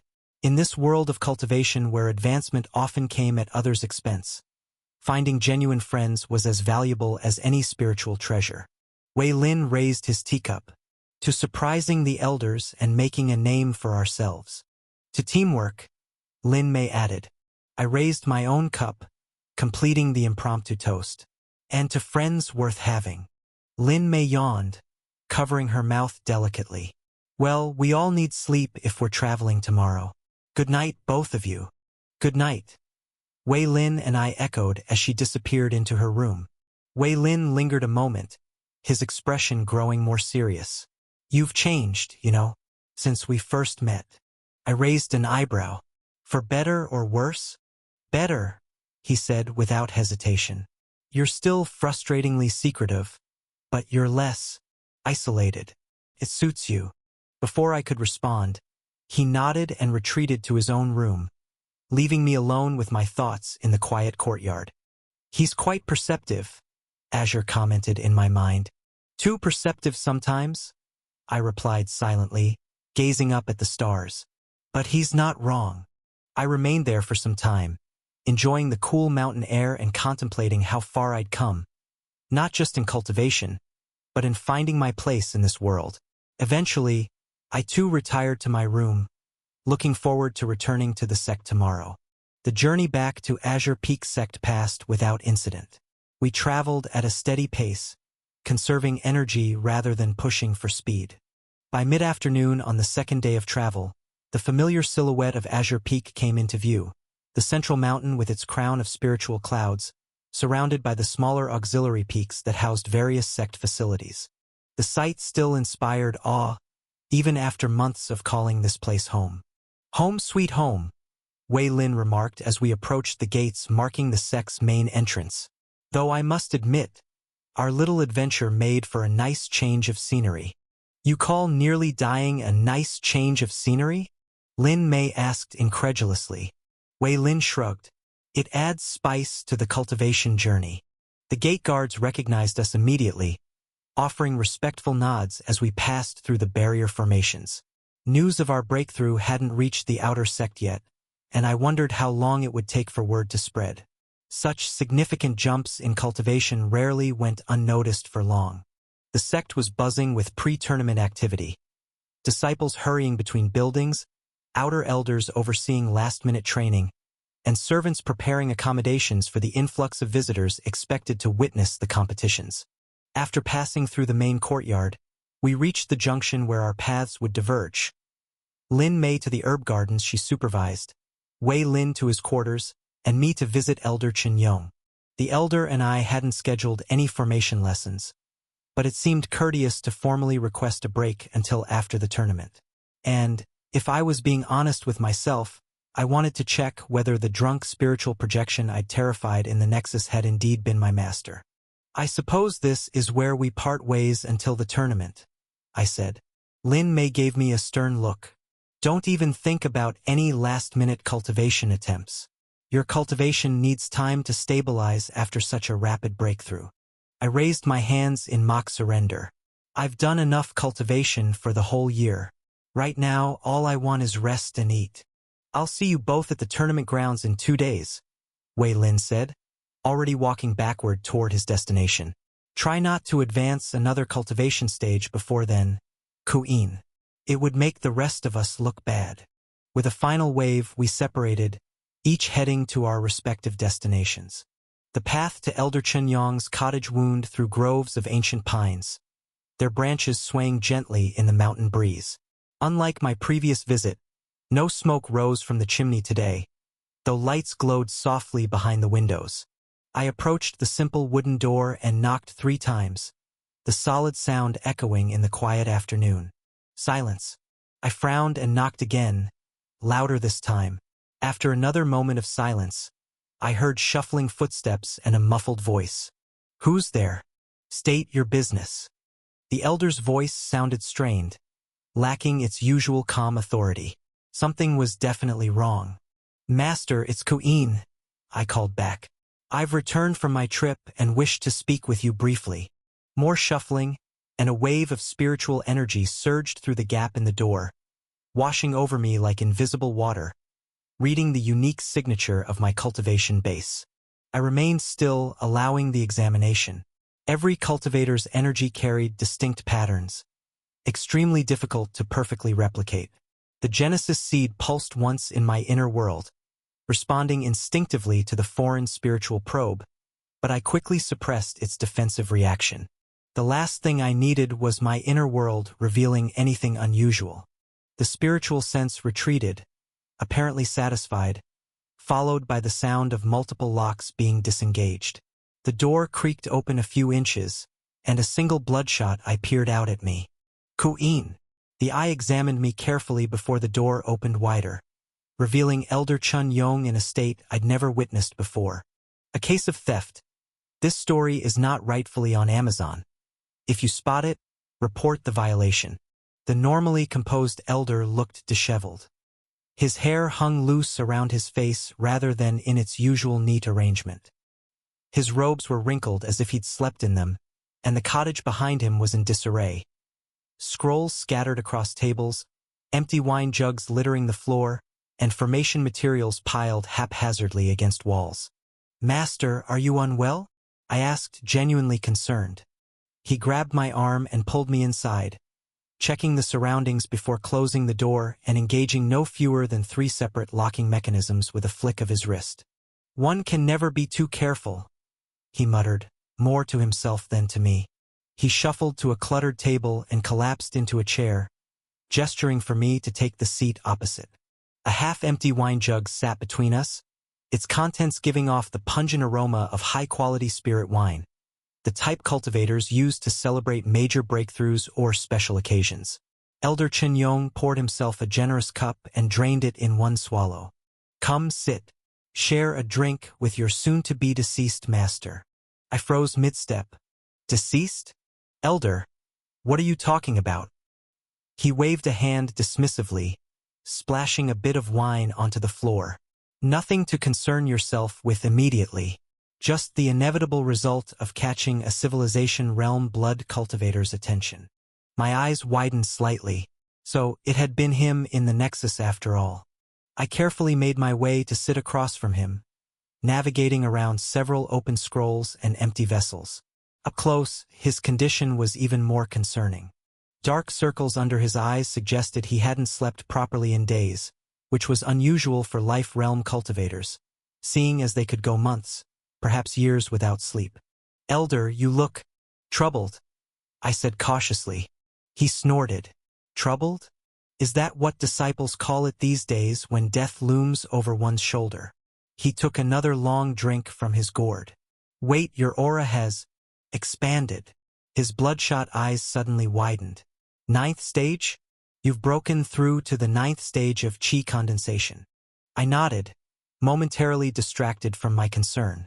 "Yes, just recently." Elder Chenyong stared at me for a long moment, then burst into laughter that held little humor. 9th stage, and you were asking me about accessing the Celestial Trade Nexus? Why bother with such dangerous methods when your cultivation advances at such a monstrous pace? I smiled noncommittally, careful not to mention that it was precisely resources from the Nexus that had facilitated my breakthrough. "The Nexus isn't even all that impressive," the elder continued, his words tumbling out faster now. "Just a marketplace with inflated prices where life realm cultivators like myself get bullied by higher realm monsters. I'm sure the Nexus has its dangers, I agreed carefully. But I doubt any cultivator would track you from there. The Nexus strictly prohibits such actions. Elder Chun Yong leaned forward, his voice dropping to a whisper. You don't understand. This wasn't just any cultivator. It was a blood cultivator at the civilization realm. Do you know how rare and dangerous such individuals are? Most blood cultivators are hunted down by heaven's mandate long before reaching such heights. The elder set down his wine gourd with deliberate care. I had plans for you, you know, he said, his tone shifting to something more somber. After the tournament, I intended to formally take you as my personal disciple. Your talent for formations is exceptional, and with proper guidance, you could revolutionize the field within a century. That would be a great honor, I replied, genuinely touched despite the circumstances. But now, he continued with a sigh, you should seek another master after the tournament concludes. I won't be around much longer. Elder, what do you mean? Are you going somewhere? I asked, wondering if the elder was going to attempt to flee from his imaginary pursuer. Yes, he nodded gravely. I'll soon be meeting my maker, as the mortals say. But surely, you don't understand, he interrupted, suddenly agitated. In the Nexus, through some catastrophic stroke of bad luck, I caught the eye of a civilization realm blood cultivator. Not just caught his eye, he stared at me. Elder Chun Yong shuddered at the memory. Those eyes, Kuin, like pools of blood with ancient malice swirling in their depths. He looked at me as if I were nothing more than a spiritual beast to be harvested for cultivation materials. I kept my face carefully blank, though internally I wanted to shake my head in denial. That wasn't at all what had happened. I had been genuinely surprised and pleased to see a familiar face in the Nexus, but my disguise had apparently conveyed something far more sinister. The misunderstanding would have been funny if not for the genuine distress it had caused my master. Elder, I said gently, even if this blood cultivator harbored ill intentions, how would he find you? The Nexus prohibits coordinate tracing. And even if he somehow managed it, the Azure Peak sect is one of the most powerful in the Eastern continent. No single cultivator, regardless of realm, would dare to openly attack an elder here. Chun Yong's frantic expression eased slightly as he considered my words. Perhaps, though blood cultivators are notoriously persistent when they fixate on a target. The sect has multiple life realm elders, and the sect master himself stands at the peak of the civilization realm. I continued, reinforcing the point. No cultivation sect would risk such conflict over a single individual. The logic appeared to penetrate his wine-muddled thoughts. His shoulders relaxed slightly, and some of the paranoid tension left his face. You're right, he admitted. Perhaps I've allowed fear to cloud my judgment. I glanced at a collection of wine vessels arranged on a nearby shelf, many bearing prestigious labels and seals indicating rare vintages. An idea formed. Elder, after such a distressing experience, perhaps you deserve something special. I suggested, gesturing toward the collection. The Weeping Cloud vintage of 8322. Perhaps? I've heard it described as transcendence in liquid form. Elder Chun Yong's eyes brightened considerably. The Weeping Cloud? I've been saving that for a truly special occasion. He paused, considering. But facing mortality certainly qualifies, doesn't it? I'd say so, I agreed, relieved to see his mood improving. Elder Chun Yong stood, only slightly unsteady, and reverently retrieved an elegant jade bottle from the highest shelf. The vessel itself was a work of art, cloudy white jade with blue veins that seemed to shift and flow like actual clouds when the light caught them.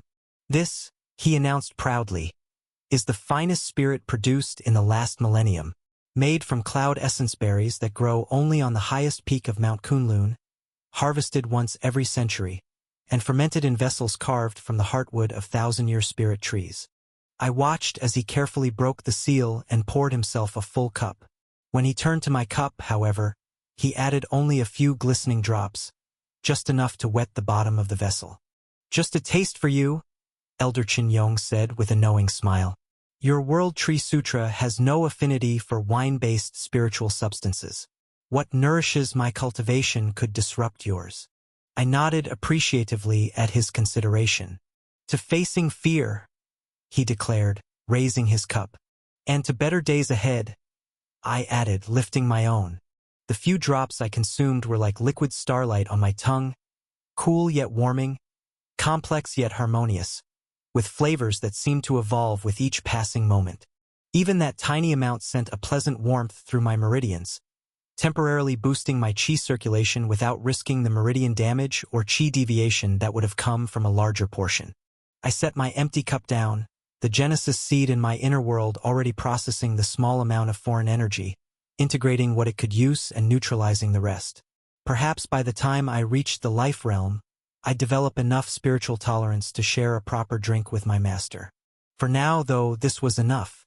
Elder Chen Yong drained his cup completely, and I could see tension visibly leaving his body as the spirit's properties took effect, calming his mind and restoring balance to his disturbed energy.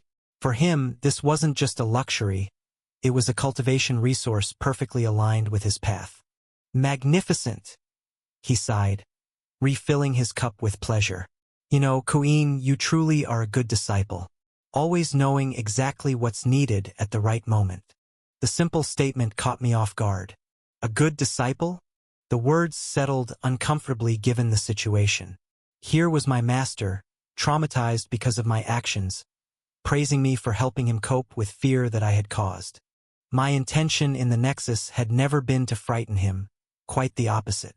It was an unfortunate misunderstanding, one I couldn't clarify without revealing secrets that would only create greater problems. I'm glad I could help, Master, I replied sincerely. Elder Chun Yong took another appreciative sip of the Weeping Cloud vintage, his expression growing more contemplative. You know, perhaps I've been too hasty in my fears. After all, if that blood cultivator truly wanted to harm me, why reveal his presence at all? He could have simply marked me without my knowledge. I nodded encouragingly, relieved to see him reasoning his way out of his panic. And now that I think about it, he continued, his speech becoming more measured as the spirit's calming effects spread. His gaze, while intense, didn't necessarily hold malice. Perhaps it was mere curiosity. Blood cultivators are rare, after all, given heaven's mandate's vigilance. That seems entirely possible, I agreed readily. The elder nodded to himself, seeming to find comfort in this new interpretation. Yes, perhaps I overreacted. The stress of sect responsibilities, combined with the inherent discomfort of the Nexus for those of us merely at the life realm, it may have colored my perception. I watched as my master gradually relaxed, his earlier panic receding with each sip of the exceptional spirit. Part of me wondered if I should feel manipulative for steering him toward this conclusion, but I quickly dismissed the thought. I genuinely wanted him to feel better, and the truth would only cause more harm than good. Unauthorized duplication. This tale has been taken without consent. Report sightings. So, Elder Chen Yong said after a comfortable silence, his tone much lighter, breakthrough to the 9th stage, eh? Just in time for the tournament. Your timing is impeccable as always, Queen. I smiled. I had excellent guidance. My master chuckled, raising his cup in acknowledgement of the compliment. While flattered, I know better than to take credit for your remarkable progress. You far exceeded what any master could reasonably expect from a disciple at this stage. His expression grew more serious, though without returning to his earlier distress. Which brings me back to what I mentioned earlier. After the tournament, regardless of the outcome, I intend to formally offer you personal discipleship. Not apprenticeship, mind you, but true discipleship. The distinction wasn't lost on me. Apprenticeship meant learning a trade or skill, while discipleship meant comprehensive guidance in cultivation, technique, and philosophical development. It was a significantly deeper commitment from both master and student. I would be honored, I replied, genuinely moved by the offer. Elder Chun Yong smiled, the expression transforming his face from haggard to almost youthful. Good. We'll discuss the details after you've amazed everyone in the tournament. He studied me over the rim of his cup, eyes narrowing thoughtfully as he sipped. The paranoia seemed to be receding, replaced by the perceptive gaze I was more familiar with. You know, he said, his voice turning contemplative. Formation study is more than just drawing lines and arranging spiritual materials. It's about creating harmony from chaos, finding the hidden patterns that connect all things. He gestured vaguely with his cup. In a way, it's not unlike what you're doing. I tensed slightly. What I'm doing, Master? Finding your path, he clarified, thankfully oblivious to my moment of panic. Most disciples follow well-trodden cultivation roads, never deviating from established methods. But you, he pointed at me, you're forging something unique. I sensed it from our first meeting. If he only knew how unique my path truly was. Not just the World Tree Sutra with its transdimensional properties, but my very existence as a soul from another world inhabiting a cultivator's body. The tournament will be interesting, he continued, pouring himself another cup of the glowing wine. Your breakthrough has come at a fortuitous time. With your formation knowledge and ninth stage cultivation, you should advance quite far, perhaps even to the finals. That's my hope, I agreed, relieved by the change in subject. Our team has prepared well. Team, Elder Chen-Yong repeated with a nostalgic smile. I remember my tournament days. My team reached the semifinals before being eliminated. He chuckled. We were so serious back then, as if the tournament results would determine our entire futures. And did they? I asked, genuinely curious. He shook his head. Hardly. The disciple who eliminated me never advanced beyond the elemental realm, while I reached the life realm despite my defeat. Tournaments test specific skills, but the Tao of cultivation follows its own mysterious logic. His eyes focused on me with surprising clarity. Remember that, Ku-in. Win or lose, the tournament is merely a moment in your cultivation journey, not its destination. I nodded, absorbing his wisdom. Even in his current diminished state, Elder Chen-Yong retained the perspective that came from centuries of cultivation experience. Which reminds me, you should be resting and preparing, not listening to an old man ramble. He waved a hand dismissively. I recognized the gentle dismissal and rose to my feet. I'll leave you to enjoy your weeping cloud vintage, Master. Thank you for your time. As I stepped outside into the fresh mountain air, closing the door on Elder Chen-Yong's retreating form, I felt a wave of relief wash over me. I had made the right decision to visit. The elder's condition had been far worse than I'd anticipated. Such extreme stress and paranoia could have serious consequences for a cultivator, even one at the life realm. Qi deviation, that strange and unpredictable phenomenon, had occurred due to far less severe disturbances. When a cultivator's mental state became severely unbalanced, their qi would sometimes follow suit, twisting into chaotic patterns that could damage meridians, corrupt their inner world, or even cause their cultivation to regress. Had I not intervened, who knows how long Elder Chen-Yong might have remained in that state, his energy growing more unstable with each passing day. At least now he appeared calmer, his qi flowing more naturally, the immortal wine helping to reestablish his equilibrium. Whatever guilt I carried about causing his distress in the first place, I'd at least prevented the situation from deteriorating further. You're a good disciple. The words followed me down the pine-lined path, a compliment I hadn't entirely earned and perhaps didn't deserve. Yet as the Genesis seed pulsed contentedly in my inner world and the dual suns continued their eternal dance, I found myself hoping that someday I might live up to Elder Chen-Yong's estimation of me. The tournament was in 2 days, and I felt genuinely prepared to face whatever challenges awaited. With my cultivation at the 9th stage of qi condensation, my inner world expanded and enriched by treasures from the Nexus, and teammates I could actually rely on, I was ready to show Azure Peak what I could do, and perhaps, in the process, prove to myself that I deserved to be called a good disciple after all, if not for the reasons Elder Chen-Yong believed. The next morning, a sharp knock on my door yanked me from a deep, dreamless sleep. I bolted upright, instantly alert, my hand instinctively channeling qi. Old habits died hard, even in the relative safety of the sect. Who is it? I called, my voice still rough with sleep as I swung my legs over the side of the bed. Queen! A familiar voice responded. One I hadn't expected to hear yet. It's Lu Chang. There are some people here who've traveled a long way to see you. My heart skipped a beat. Could it be? I'd estimated at least another day before they'd arrive. I hastily pulled on my outer disciple robes, ran fingers through my disheveled hair, and took a quick moment to splash water on my face from the basin. Coming, I called, moving quickly to the door.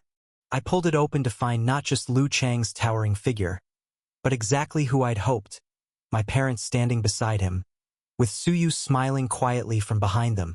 Son!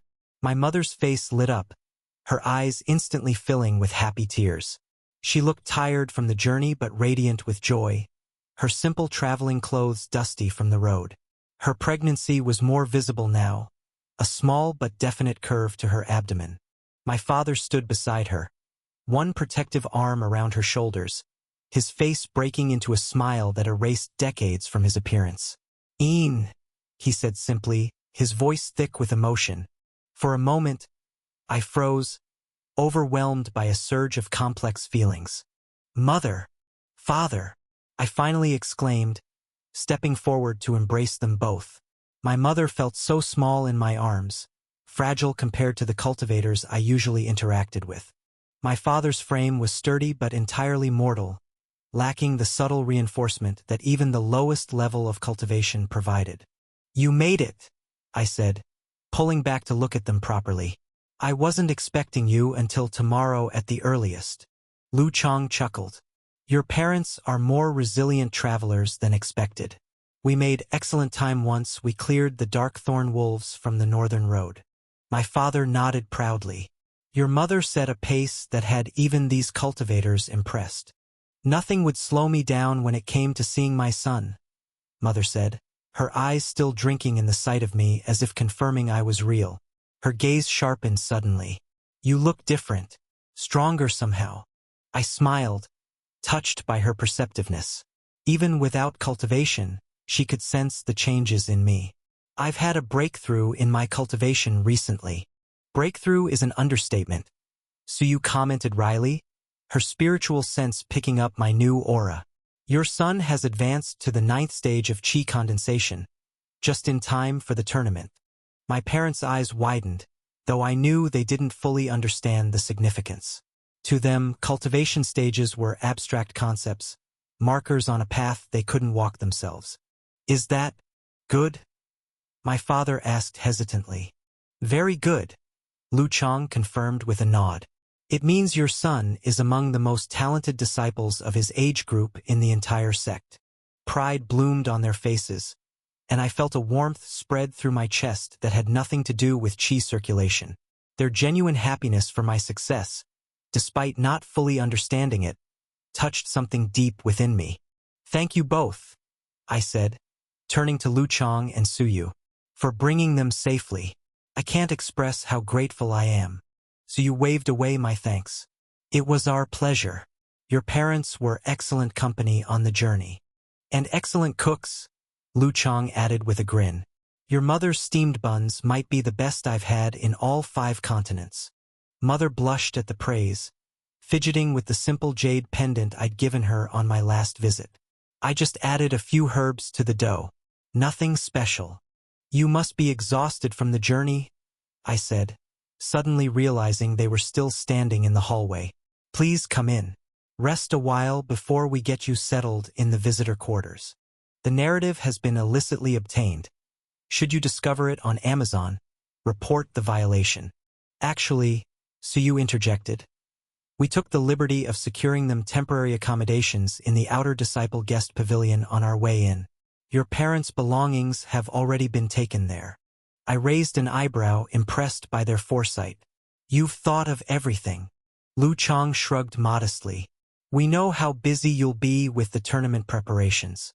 Consider it our contribution." "We should let you have some time with your family," Suyu added, already backing away. "Thank you both again. I owe you." "Friends don't keep score," Lu Chang replied simply. With a respectful bow to my parents, he and Suyu departed, leaving me alone with my family for the first time since our emotional farewell in Floating Reed Village. "Come in," I said, gesturing them inside my modest quarters. "It's not much, but it's home for now." My parents stepped into my small living space, their eyes taking in every detail. The meditation mat in the corner, the simple desk covered in formation scrolls, the spiritual plants growing in pots by the window. "This is very nice, son," Father said, though I could tell he was being polite.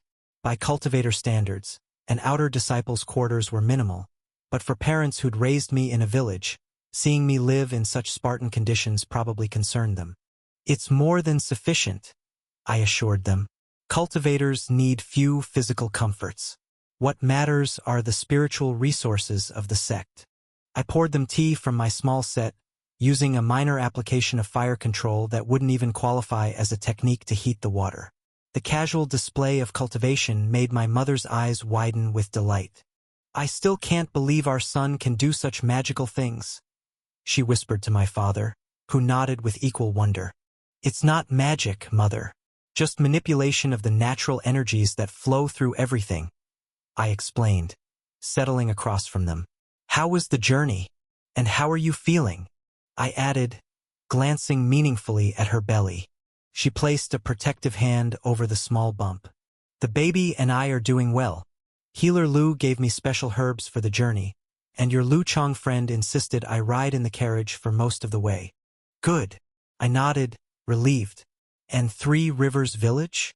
Have you seen it yet?" Father's expression brightened. "We passed through briefly. It's lovely, bigger than our village but not overwhelmingly so. The location my cousin chose for the tailor shop is excellent, right on the main street. And the people seem friendly," Mother added. "A woman named Madame Ken introduced herself when she heard we were moving there. She runs the local tea house and has already invited me to join the village's cooking circle once we're settled." I smiled, pleased to hear they were already making connections. "That sounds perfect. But enough about us," Father said, leaning forward. "This tournament Lu Chong mentioned, is it dangerous? He said you'd be fighting other disciples." Azure's voice sounded in my mind, tinged with amusement. How does one explain blood sport to worried parents? I suppressed a smile at Azure's comment. "The tournament is regulated, Father. It's a way for disciples to demonstrate their abilities, not truly harm each other." This wasn't entirely accurate. Injuries and even deaths occasionally occurred in sect tournaments, but there was no need to worry them further. "And you're competing tomorrow?"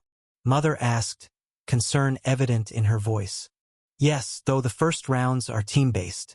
I'll be working with my friends Wei Lin and Lin Mei." Seeing her continued worry, I added, "You don't need to attend if it would distress you." "Nonsense," Father said firmly. "We've traveled all this way, in part to see you demonstrate your achievements. We'll be there, supporting you." Mother nodded in agreement, though I could still see her apprehension. "Will we understand what's happening?" "There will be elders providing commentary for visitors," I assured her. "And I'll introduce you to my friends before then. They can help explain things during the matches." Their faces relaxed somewhat at this. The mention of my friends seemed to particularly interest my mother. "Friends? Like Lu Chong and Suyu?" "Yes, and others. I've made several good connections since joining the sect." I found myself eager to show them this part of my life, to let them see that I wasn't alone here. "Could we meet them?" Mother asked hopefully. "I'd love to know who my son spends his time with." I glanced outside at the position of the sun. "Actually, why don't I give you a tour of the sect and introduce you to my friends along the way?" Their enthusiastic agreement settled the matter. After finishing our tea, I led them from my quarters toward the main areas of the sect, carefully planning our route to intersect with where my friends would likely be at this hour. As we walked, I pointed out the various buildings and explained their functions. The main hall where disciples received assignments, the training grounds where daily practices were held, the medicine pavilion where healing herbs were dispensed. "It's so vast," Mother marveled, looking up at the towering structures with their curved azure roofs and intricate dragon motifs. "How do you find your way around?" "You get used to it," I replied with a smile. Though I still discover new areas after months here. We passed other disciples as we walked, many of whom gave curious glances at my parents. Mortal visitors weren't uncommon during tournaments, but they typically arrived in larger groups and were obviously noble or merchant class from their attire. My parents, with their simple village clothes, stood out. "Everyone's staring," Mother whispered, self-consciously smoothing her travel-worn dress. "They're just curious," I assured her. Most disciples come from prominent families. It's less common to see cultivators from village backgrounds reach higher levels. "You mean they look down on us?" Father asked, his voice taking on an edge I rarely heard. "Some might," I admitted. "But true cultivators know that one's origin doesn't determine one's potential. The fact that I've advanced so quickly despite my background actually makes me more interesting to the elders." This seemed to satisfy him somewhat, though I noticed him standing a bit straighter as we continued our walk. As we approached the herb gardens, I spotted Lin Mei kneeling among the plants, her hands glowing faintly as she tended to a row of luminous blue flowers. Perfect timing. "Lin Mei," I called out. She looked up, surprise flickering across her face before her expression warmed into a welcoming smile. Setting down her gardening tools, she dusted off her robes and approached us. "Ku'in," she greeted, then turned a curious gaze to my companions. "And these must be your parents. I've heard so much about you." "This is Lin Mei," I told my parents. "She's part of my tournament team and oversees the Outer Sex herb gardens." "It's a pleasure to meet you," Mother said warmly. "Our son mentioned you when he visited." Lin Mei raised an eyebrow at me, clearly amused that I'd spoken about her. "All good things, I hope." "He said you know more about spiritual herbs than most inner disciples," Father replied. Lin Mei laughed. "Your son exaggerates, but I do take my work seriously." She gestured to the gardens around us. "Would you like to see some of what we grow here? There are several varieties that are quite beautiful, even to those without cultivation." Mother's face lit up. "I would love that. I've always had a small kitchen garden, but nothing like this." "You grow herbs?" Lin Mei asked, immediately engaged. "Which kinds?" As they fell into an animated discussion about gardening, Father leaned toward me. "She seems nice," he said quietly, a familiar tone in his voice that made me suppress a groan. Mother wasn't the only one with matchmaking tendencies, it seemed. "She's a good friend and teammate," I emphasized. "Of course," he replied, not looking convinced. Lin Mei led us through the garden, pointing out rare spiritual herbs and explaining their properties in simplified terms my parents could understand. I watched her interaction with them, touched by how she adjusted her explanations without condescension, finding analogies to everyday plants they would recognize. "This one," she said, indicating a delicate white blossom that swayed despite the absence of wind, "is a moon whisper flower. It absorbs moonlight and releases it slowly throughout the day, helping stabilize cultivation for disciples with yin-aligned techniques." "It's beautiful," Mother breathed, clearly enchanted. "And this," Lin Mei continued, moving to a section of small crimson sprouts, "will eventually grow into flame heart vines. We use them to make medicines that treat conditions no mortal doctor could cure." As the tour continued, I noticed my parents relaxing, their earlier nervousness giving way to genuine curiosity. Lin Mei's gentle manner was putting them at ease, showing them that not all cultivators were aloof or intimidating. After we finished in the gardens, I suggested we find a quiet place for refreshments before continuing our tour. Lin Mei recommended a small pavilion overlooking one of the sect's decorative lakes, where disciples often went for meditation or quiet study. As Lin Mei excused herself to fetch tea from a nearby kitchen, my mother leaned toward me with a gleam in her eye that I recognized all too well. It was the same look she'd had when introducing me to the village girls during the festival. "Lin Mei is absolutely lovely," she said in a tone that attempted casual observation but failed entirely. "So knowledgeable and such a gentle nature, and quite pretty too." I sighed internally. I should have anticipated this. "Mother." "I'm just saying," she continued innocently. that she seems like someone who would make a wonderful partner. For a cultivator, I mean. Father, catching my expression, chuckled. Your mother's been worried about you being lonely here. I'm not lonely, I assured them. And Lin Mei is. I paused, wondering how to phrase this delicately. Lin Mei already has a relationship with Wei Lin. They're quite close. Mother's expression fell slightly, then brightened. Oh, well, that's nice for them. Is Wei Lin the merchant's son you mentioned? Yes. You'll meet him soon, I replied, relieved that she'd accepted this information without pressing further. But my relief was short-lived. Well, Mother continued, undeterred, surely there are other suitable young ladies in the sect? After all, when we suggested matches in the village, you told us it wouldn't work because cultivators and mortals age so differently. But here, surrounded by other cultivators, that shouldn't be an issue. Mother, cultivation partnerships are complicated. I began carefully. Many cultivators don't form attachments until they've reached a certain level of stability in their cultivation base. But surely some do? She pressed. Lu Chong and Su Yu, for instance, they seem quite close. Are they partners? Azure's voice rippled through my mind, clearly amused. Your mother is more perceptive than you give her credit for. They're close, I replied carefully. There's definitely something between them, but I don't know if they've made anything official. Cultivators can be private about these matters. I shrugged slightly. I've never asked, and they've never said. My mother nodded knowingly, as if my uncertainty had confirmed rather than denied her suspicions. The thing is, I continued, searching for words that would satisfy her without dismissing her concern.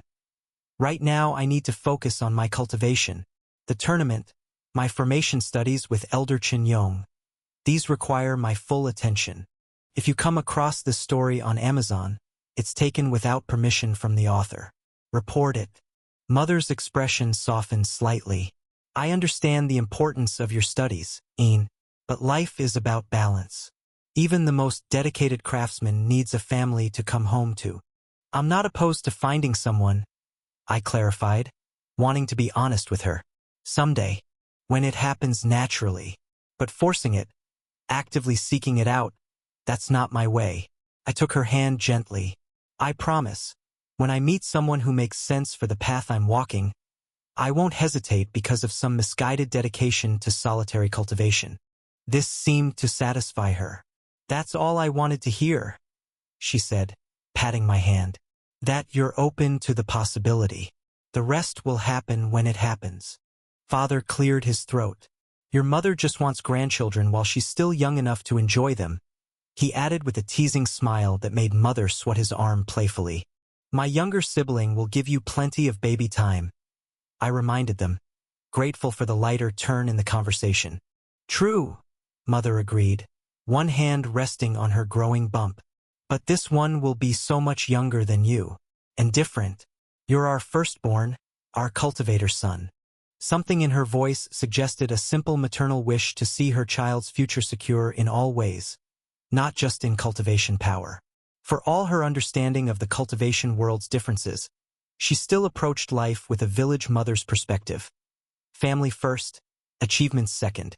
Lin Mei returned then with a tray of steaming teacups, sparing me from having to formulate a response. The conversation shifted to safer topics, but I caught my mother's thoughtful glances whenever I interacted with any female disciples passing by the pavilion.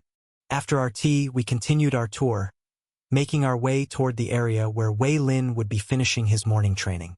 I used the opportunity to warn my parents, especially Mother, not to mention their matchmaking concerns to my friends. Wei Lin would never let me hear the end of it, I explained.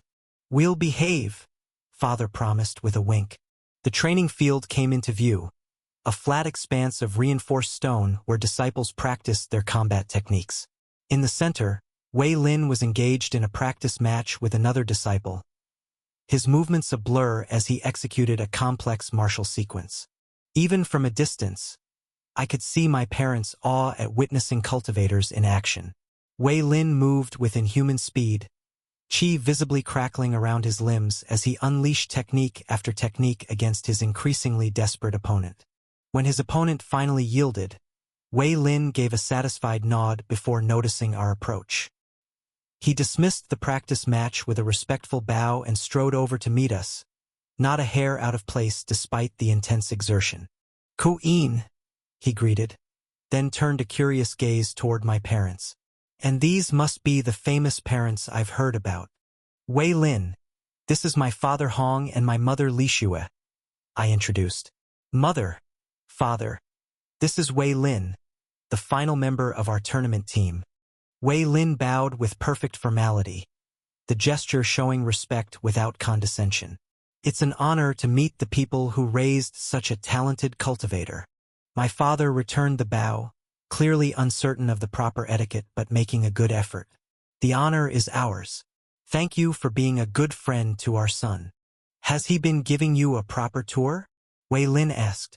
"Or just the sanitized version for parents?" "Wei Lin," I warned, but my mother laughed. "Probably the sanitized version," she admitted. "What are we missing?"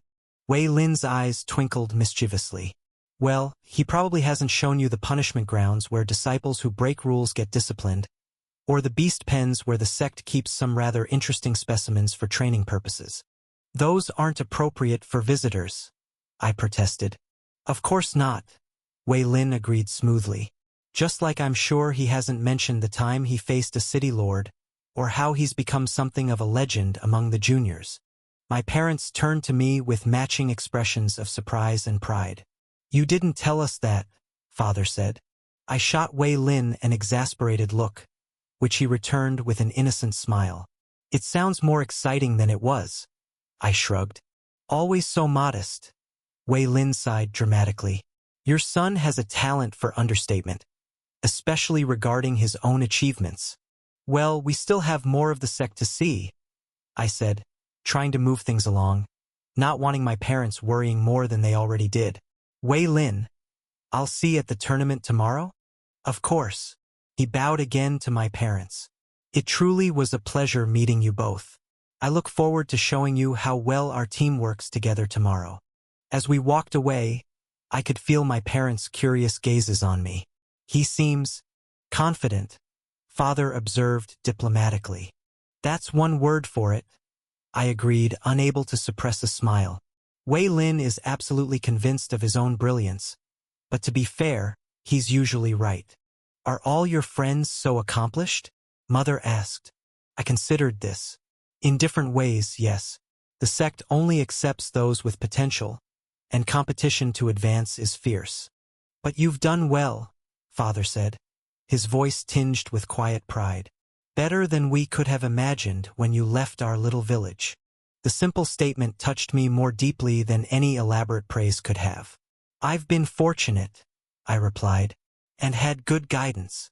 We continued our tour, making our way toward the area where core disciples resided.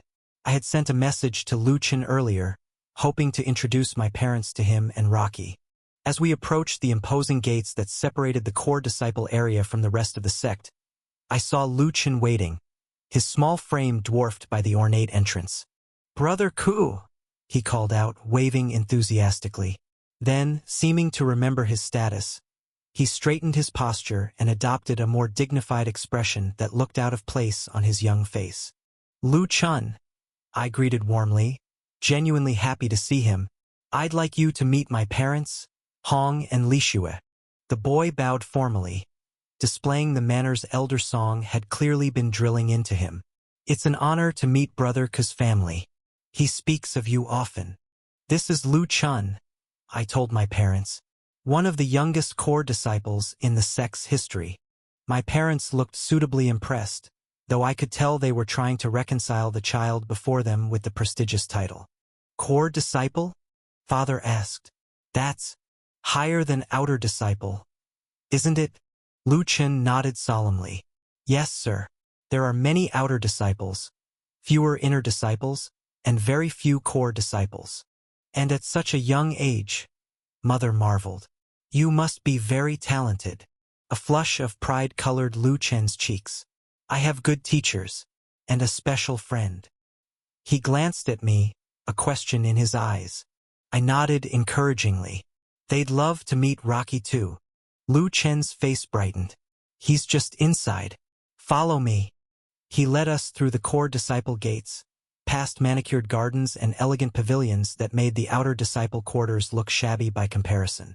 My parents' eyes widened as they took in the luxury. Flowing fountains, exotic spiritual plants, elaborate architecture designed to enhance qi circulation. This is where you live? Mother asked Lu Chen, clearly impressed. Yes, ma'am. Though my quarters are specially modified because of Rocky's size. Rocky's size? Father echoed, looking curious and slightly concerned. We rounded a corner into a spacious private courtyard where a massive figure sat contemplatively by a pond. My parents froze, gasps escaping them as they beheld Rocky for the first time. The stone guardian was in a relaxed position, cross-legged on the ground, his massive stone form at least 15 feet tall even while seated. Sunlight played across his rugged surface, highlighting the patterns in his stone skin. That's... Father began, his voice failing him. Rocky, Lu Chen called out cheerfully. Come meet Brother Ku's parents. The giant stone entity turned his featureless face toward us, then rose with surprising grace for something so massive. Each footstep as he approached created small tremors in the ground. My parents instinctively stepped back, Father moving protectively in front of Mother. Their reactions were perfectly understandable. Even cultivators were often intimidated by their first sight of a stone guardian. Rocky not hurt, the stone giant rumbled as he stopped a respectful distance away. Rocky friend. This is Rocky, I explained to my wide-eyed parents. He's a stone guardian and Lu Chen's soul-bonded companion. Despite his appearance, he's quite gentle. Parents of Brother Ku? Rocky asked, his grinding voice somehow conveying curiosity. Mother, to her immense credit, recovered first. She stepped forward from behind my father and offered a small, nervous bow. Yes, I'm Li Xue and this is Hong. We're pleased to meet any friend of our son's. Rocky made a rumbling sound that I recognized as his version of pleasure. Brother Ku, good friend. Help Rocky and Lu Chen. Lu Chen beamed up at his massive companion. Rocky, show them your compression technique. The one Elder Song taught you. Rocky nodded his great stone head and visibly concentrated. Slowly, remarkably, his massive form began to shrink. The stone that composed his body compressed inward until, after about a minute of this transformation, he stood only 8 feet tall instead of his usual 15. That's incredible, Father breathed, his fear giving way to fascination. Rocky, practicing, the guardian explained, his voice less booming at this reduced size. One day, small as human. He's been working very hard on it, Lu Chen added proudly. Elder Song says his progress is exceptional. My parents gradually relaxed as they observed the interaction between Lu Chen and Rocky. What had initially seemed terrifying was transformed into something remarkable and even endearing as they witnessed the obvious bond between boy and guardian. Would you like to touch his hand? Lu Chen asked my parents. His stone is special, it's warm, not cold like regular rock. My father, ever curious despite his initial fear, stepped forward first. Rocky obligingly extended one massive hand, palm up, allowing my father to place his much smaller human hand against the stone surface. It is warm, Father confirmed, wonder in his voice. And it feels alive somehow. Mother, not to be outdone, joined him. How extraordinary, she murmured, touching Rocky's stone fingers. It's like sun-warmed stone. But there's something else. A vibration. That's his qi, Lu Chen explained proudly. Rocky is at the 9th stage of qi condensation, even stronger than Brother Ku and most other disciples. My aura was carefully restrained, so I wasn't surprised that Lu Chen hadn't picked up on my breakthrough, and I decided not to correct him. And you control this being? Father asked Lu Chen. The boy shook his head firmly. We're partners, not master and servant. Our souls are bonded. What affects one affects the other. My parents were adapting, accepting, trying to understand this world so different from their own. Their initial fear had given way to curiosity and openness. Rocky want, protect friends. The stone guardian rumbled. Keep safe. That's very admirable, Mother replied, treating him exactly as she would any other person, not as a curiosity or monster. Everyone needs good protectors in their life. Looking at the sun's position, I realized the afternoon was advancing. We should probably continue our tour if we want to see everything before dinner. Lu Qin nodded in understanding. Will you be watching the tournament tomorrow? He asked my parents. We wouldn't miss it, Father assured him. I'll save seats for you in the core disciple viewing section, Lu Qin offered immediately. The view is much better, and the seats are actually comfortable. That's very kind, Mother replied, clearly touched by the gesture. After saying our goodbyes, with promises to meet again the following day, we continued our tour of the sect. I showed my parents the training fields, meditation gardens, and finally the breathtaking vista from Azure Peak's eastern cliff. As evening approached, we sat in the small but comfortable guest pavilion, sharing a final cup of tea before I needed to leave for some final meditation in preparation for the excitement tomorrow. It's been quite a day, Father observed, looking exhausted but satisfied. Your friends are not what we expected. In good ways, I hope? I asked. Mother smiled. Very good ways. They clearly respect you, In. That Wei Lin boy is a bit full of himself, but even he speaks highly of your abilities. And little Lu Qin looks at you like you hung the moon in the sky. I've been fortunate in my connections here, I returned the smile. And that stone guardian. Father shook his head in lingering amazement. If someone had told me such things existed, I would never have believed it. There are many wonders in the cultivation world, I told them. Some beautiful, some terrifying. Rocky is one of the gentler ones. A comfortable silence fell as we finished our tea. Through the window, I could see the sunset painting Azure Peak in shades of gold and crimson. A spectacular sight that still impressed me after months of living here. Stolen from its rightful author, this tale is not meant to be on Amazon. Report any sightings. Mother's expression softened as she rested a hand on her growing belly. You know, we've been talking about your little brother or sister. Oh, after what we learned about Kujun during the Beast Wave incident, Father began, leaning forward. We've wondered whether this child might have cultivation talent too, Mother finished. It's certainly possible, I said carefully, recalling what I knew about factors related to cultivation potential. Spiritual sensitivity can remain dormant for generations before manifesting strongly again. When the baby is old enough, I could test for signs of aptitude. Would you want that? Father asked, his expression serious. For your sibling to walk this path too, knowing what you now know of the cultivation world? The question caught me off guard. Would I want another family member to enter this world of beauty and brutality? Especially knowing how most meet a terrible end? I think, I said slowly, that I would want them to have the choice, to know the option exists, but never feel pressured toward it. I met my father's gaze directly. Having Kujun's blood running through our veins doesn't dictate our path. The cultivation road isn't for everyone, even those with powerful ancestry. Mother smiled, seeming pleased with my answer. Do you remember what you told us when you were just 7? Old Wang asked what you wanted to be when you grew up. I shook my head, genuinely curious. This was a memory that belonged to the original Ku-in, not me. You said you wanted to be like the mountain, strong enough that people could lean on you when they needed shelter from storms. Father's eyes crinkled with the memory. Wang laughed. But now I can't help but think that perhaps the blood of our ancestor was speaking through you even then. This was a piece of the original Ku-in I'd never known, a glimpse of the soul whose life I now lived. And somehow, despite everything, I'd remained true to that childhood aspiration without even knowing it existed. I had forgotten that, I said softly. Funny how some things are carried in our blood, finding their way to reality through unexpected paths. Mother reached across to take my hand. I think some part of you sensed this heritage was your birthright. Birthright? I echoed, smiling softly, the word carrying far more weight than they could possibly understand. Perhaps you're right. I wondered what my parents would think if they knew the full truth. That my connection to Kujun was now more than a simple blood connection.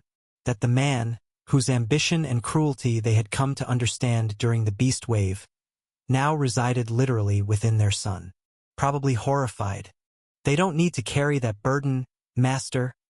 Azure's voice whispered in my mind. Some truths serve no purpose beyond causing pain. He was right, of course. I had no plans of ever revealing that I possessed a fragment of a civilization realm cultivator to anyone, let alone my parents. It would instantly make me a target if that knowledge were to be discovered. Better everyone believe Kujun was gone entirely, a closed chapter in our family's history rather than an ongoing complication. Still, I felt I should say something to reassure them, not the whole truth but not a complete lie either. Especially since I could see the shadow of concern in Mother's eyes as her hand rested protectively on her belly. They were worried not just about me but about the child yet to come. You know, I said carefully, since the confrontation during the beast wave, I've thought a lot about Kujun and our connection to him. We've worried about that, Father admitted. Knowing our bloodline comes from someone who wasn't a good man. With the baby coming. His voice trailed off, but the implication was clear. That's exactly why I wanted to say this, I replied, meeting their concerned gazes. Heritage is complex. Kujun's power and knowledge is part of our lineage, but his choices don't define us or any child of our family. His ambition and cruelty were the result of his decisions, not his blood. Mother's grip on my hand tightened. You're certain? We've heard stories of ancestral influences, temperaments passed down through generations. I'm certain, I stated firmly. Whatever potential our blood carries, we choose how to use it. My little brother or sister will have their own path, influenced by your guidance far more than any ancient ancestor's echo. The tension visibly eased from Mother's shoulders. That's a relief. I've had nightmares about, well, it doesn't matter now. It matters, I said gently, but you needn't worry. Our family won't be defined by Kujun's legacy. The power in our bloodline is a tool, nothing more, no different than Father's talent with needle and thread. It's how we use it that matters. Father nodded, clearly reassured. You always did have good sense, even as a boy. In some ways, I continued, Kujun's legacy lives on through me, but transformed into something better, something directed toward protection rather than domination. And any talent our new family member inherits will be guided by the same principles. If only they knew how literally true my statements were, and how complicated. Son, Father began, his voice taking on a more emotional tone. We want you to know how proud we are, not just of your cultivation achievements, though those are impressive, but of the person you've become, the friends you've made, the respect you've earned. When you left to join the sect, Mother added, our greatest fear wasn't that you would fail, but that you would change, become someone we no longer recognized. Someone cold and distant, like the cultivators we'd sometimes see passing through the village. But you haven't, Father continued. You've grown stronger while keeping your heart. That means more to us than any cultivation breakthrough. Thank you, I said simply, knowing any more words would betray the emotion I was feeling. Mother smiled, her hand moving from her belly to my cheek. And you're going to be such a wonderful older brother. I hope so, I said softly. I'd like that very much. Despite all my focus on cultivation, world walking, and advancing my power, the thought of having a younger sibling had been quietly taking root in my heart. I genuinely looked forward to watching this child grow, to teaching them things both mundane and magical, to being the steady presence I'd never had as an only child. Whether they walked the cultivation path or lived a mortal life, I wanted to be there, the mountain they could shelter against when storms came. It would be nice to have someone small and real who might one day look up to me, not as Kuin the cultivator, but simply as their big brother. I should go soon, I said, checking the position of the sun through the window. I need to do some final preparation before the tournament begins. Of course, Father nodded. Don't worry about us. Focus on the tournament. Lu Chen said he'd arrange for someone to escort you to the viewing area tomorrow morning. I told them, standing. The first stage begins midday. We'll be there, Mother promised, rising to embrace me. Early enough to wish you luck before you start. Rest well.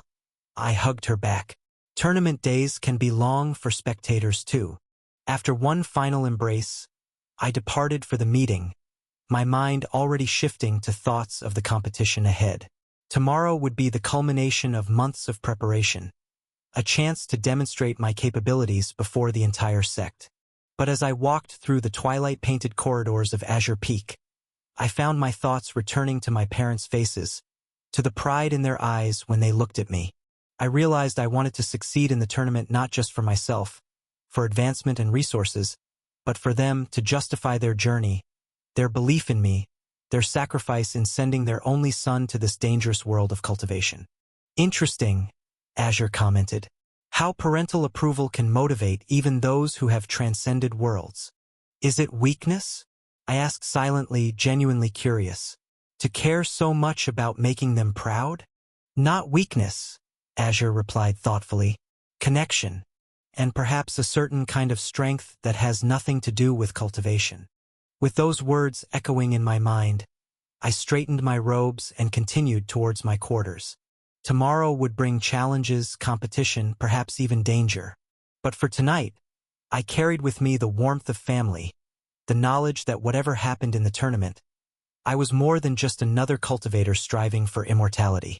I was a son to parents who loved me, and soon, I would become a brother to someone who would look up to me. The morning sun bathed Azure Peak sect in golden light as Ku Hong and Ku Lishue followed Lu Chun through the winding pathways toward the tournament arena. Despite their early arrival, streams of people already flowed in the same direction. Disciples in sect robes of varying colors, visiting family members in their finest attire, and merchants hawking talismans and snacks from makeshift stalls lining the route. Li Shue rested one hand protectively over her growing belly as she gazed at the spectacle around them. I never imagined there would be so many people, she whispered to her husband, her eyes wide with wonder. It's larger than the annual harvest festival back home. Hong nodded, his hand squeezing hers reassuringly. Though he maintained a composed expression, the subtle furrow of his brow betrayed his own amazement. The tailor who had spent his life in a small village was now walking among immortal cultivators as if he belonged. This is nothing, Lu Chun declared proudly, his young face beaming with excitement as he guided them through the crowd. His core disciple robes earning respectful nods from those they passed. Wait until you see the arena itself. Elder Song says it can seat 10,000 spectators. As they crested a small hill, the tournament grounds came into view, drawing gasps from both parents. The arena was a massive circular structure carved directly into the mountainside. Tiered seating ringed an expansive central platform, with special viewing boxes positioned at strategic points for honored guests and sect elders. It's magnificent, Li Shue breathed, her voice barely audible over the growing murmur of the crowd. Lu Chun puffed out his chest slightly. Azure Peak Sect is famous for its tournament arena. The stone has been reinforced with spiritual formations to withstand even life realm combat techniques. He pointed to glowing blue lines etched into the walls. See those? They're protection formations. They keep the audience safe from stray chi blasts and flying debris. Although the terms life realm and chi blasts meant little to him, Hong studied the formations with interest. Since learning of his son's aptitude for formation study, he'd begun noticing such details in sect architecture. Our son mentioned studying these. Are they very complicated? Oh, extremely. Lu Chun nodded vigorously. These were designed over hundreds of thousands of years ago, but are still going strong. Brother Ku is very talented with formations though. His master, Elder Chen Yong, says he's a natural. Pride bloomed on both parents' faces at this casual praise of their son. Lu Chun led them to a special entrance marked with the core disciple emblem, earning curious stares from other spectators. The guard stationed there bowed slightly when he recognized Lu Chun. Young Master Lu, the guard greeted formally. These are your guests? Yes, Lu Chen replied. They are my friend's parents. I promised them seats in the core disciple section. The guard's eyebrows rose slightly as he assessed the simple attire of the village couple, but he made no comment. Of course, please follow me. They were led to premium seats with plush cushions, positioned high enough to have a perfect view of the entire arena, but sheltered from the direct sun by an elegant canopy. Around them, several core disciples who hadn't yet broken through to the elemental realm lounged in their seats, their casual postures belying the considerable power they possessed even at the peak of chi condensation. The higher-ranking disciples of the sect, those who had already reached the elemental realm or beyond, were notably absent, too consumed by their own cultivation pursuits to attend what they considered a lower-tier competition. This is very kind, Li Xue said hesitantly, clearly feeling out of place among such distinguished company. Are you certain we're allowed here? Lu Chen grinned. Of course. I asked Elder Song specifically, and she approved it. As a core disciple, I'm allowed to invite guests to our section. A massive rumble suddenly drew their attention to the far side of the arena, where a stone door as tall as 10 men slowly slid open. The crowd noise swelled in anticipation. Look! Lu Chen pointed excitedly. They're coming in. From the shadowed entrance emerged rows of young disciples, walking in neat formation onto the tournament ground.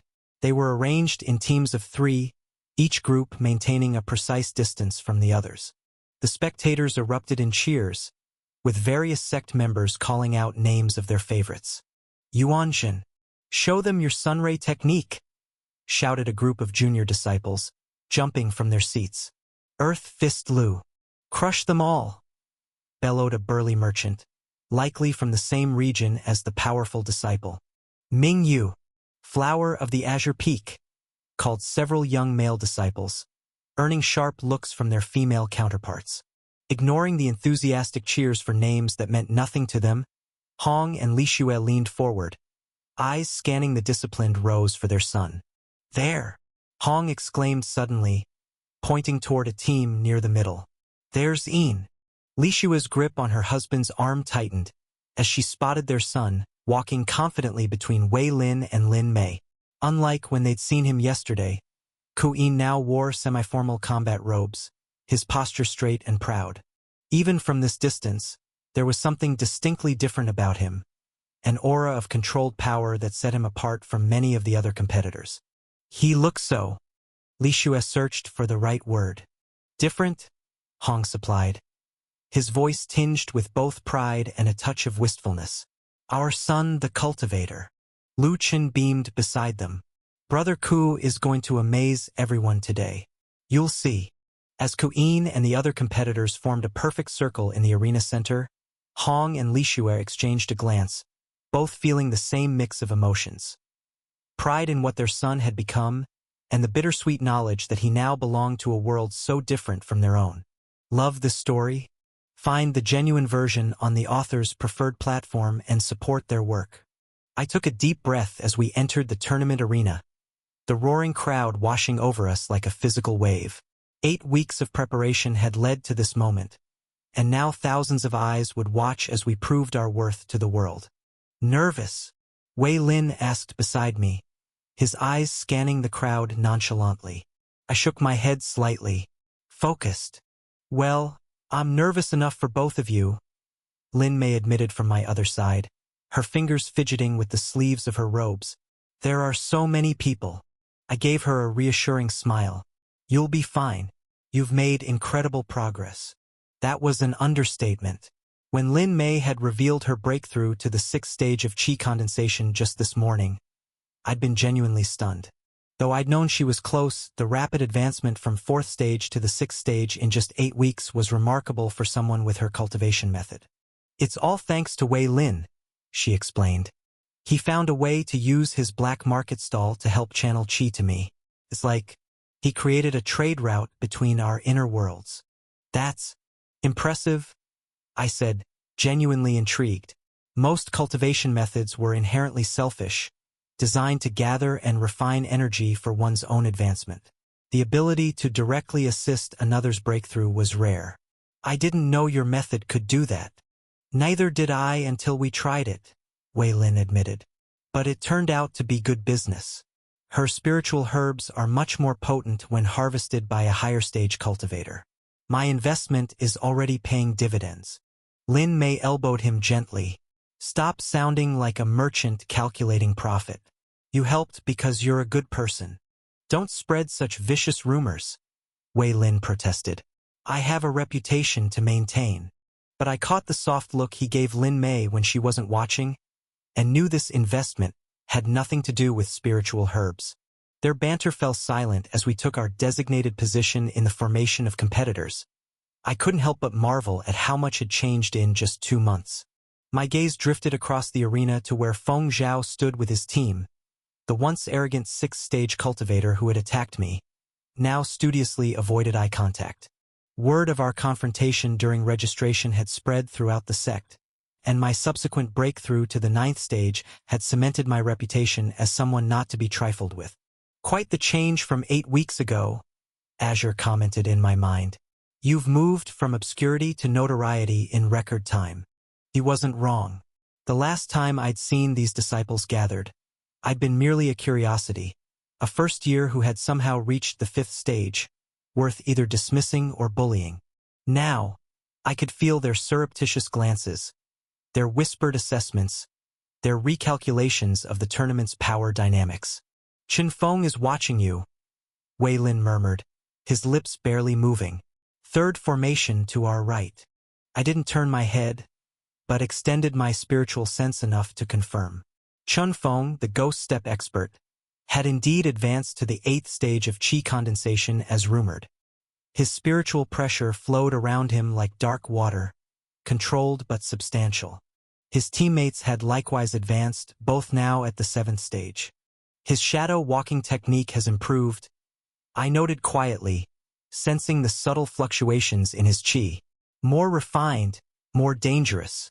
Wei Lin nodded almost imperceptibly. Ming Yu's team as well.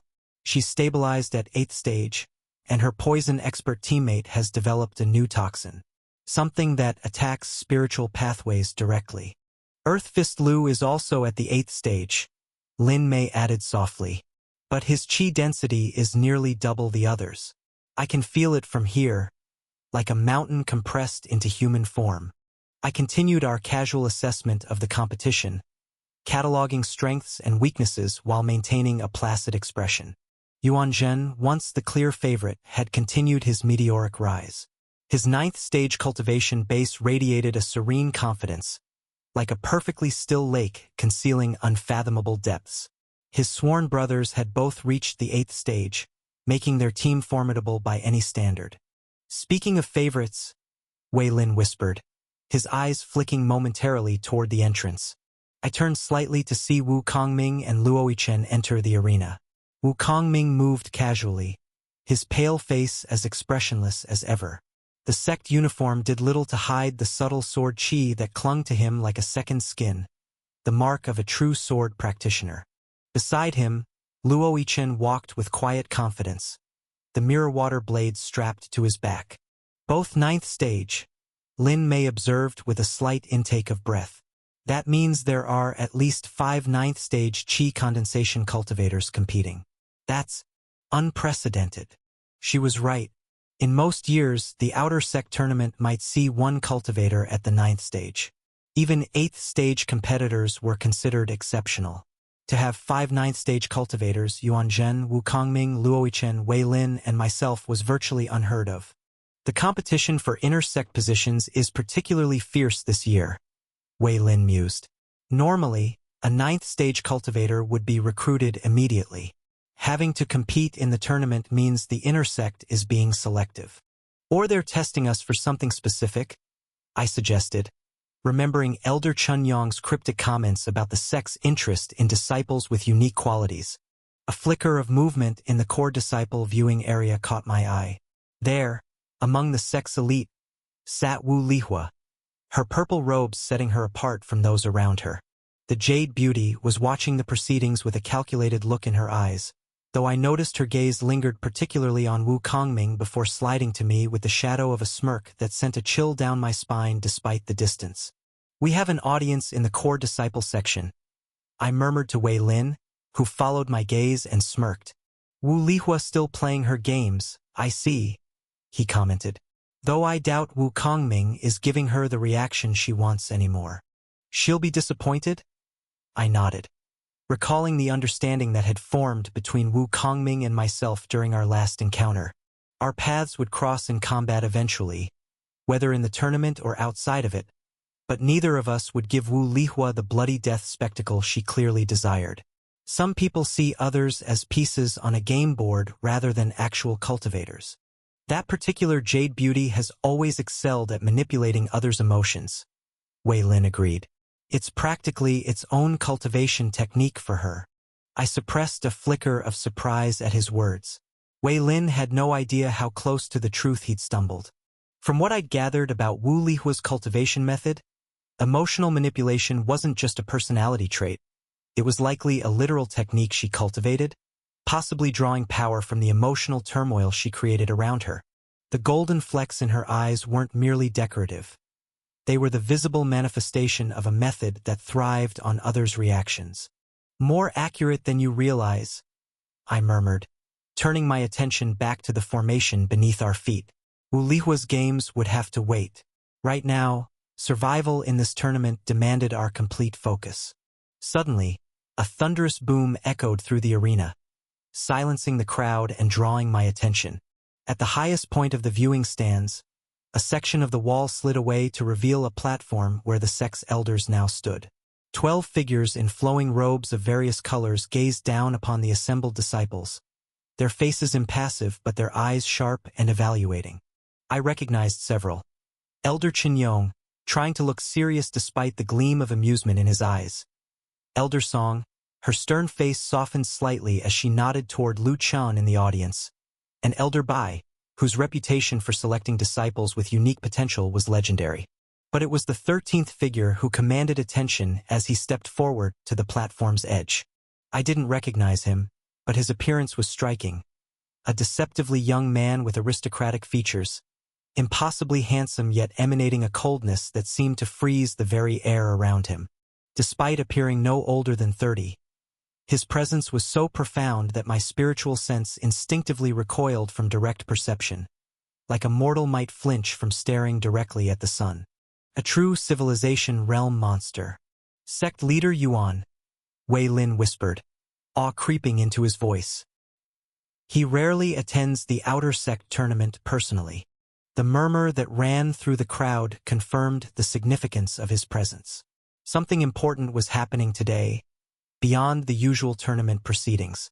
The elder beside sect leader Yuan stepped forward, his voice enhanced to carry throughout the arena without shouting. Disciples of Azure Peak Sect, he began. Today marks the commencement of the Outer Sect Tournament, a tradition that has helped identify the most promising talents of our sect for over thousands of years. The crowd roared its approval, forcing the elder to pause momentarily. I am Elder Wan, overseer of this year's tournament, he continued when the noise subsided. As many of you have noticed, this year's competitor pool is exceptional, with an unprecedented number of high-level cultivators participating. His gaze swept across us, lingering momentarily on the 9th stage disciples. Traditionally, our prizes consist of spirit stones for all qualifiers, with advanced cultivation techniques for the top 10, and perhaps an artifact for the champion, Elder Wan announced, his voice carrying a hint of excitement. However, sect leader Yuan has decided that such ordinary rewards would not properly acknowledge the extraordinary talents gathered before us today. A ripple of tension passed through the competitors around us. This was unexpected. The standard prizes were already considered generous by most outer disciples. What could the sect possibly offer beyond that? The champion of the tournament will be granted 3 days within the elemental chamber. A collective gasp rippled through the crowd, followed by excited murmurs that quickly grew to a roar. Beside me, Wei Lin's body went rigid, his knuckles white as he clenched his fists. Lin Mei's eyes widened in disbelief. The elemental chamber, Azure whispered in my mind, his voice tinged with reverence. They're actually offering access to the elemental chamber. I kept my expression neutral, but my thoughts raced. The elemental chamber was nearly mythical among the outer disciples. A room said to have been created by the sect's founder himself, housing concentrated essences of all 5 primary elements in perfect balance. It was said that a cultivator who meditated within its walls could comprehend elemental transformations that would otherwise take decades to master.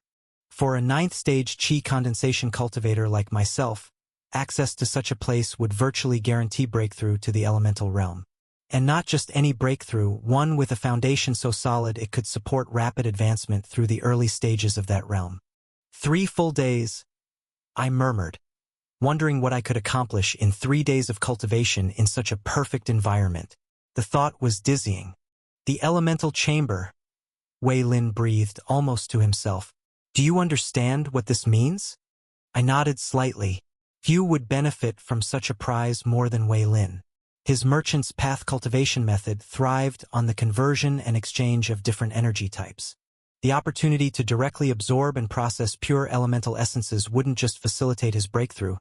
It could potentially allow him to further develop elemental stalls within his inner world marketplace, perhaps even advancing multiple stages in a single session. Ku-in, Wei Lin said softly, turning to meet my gaze.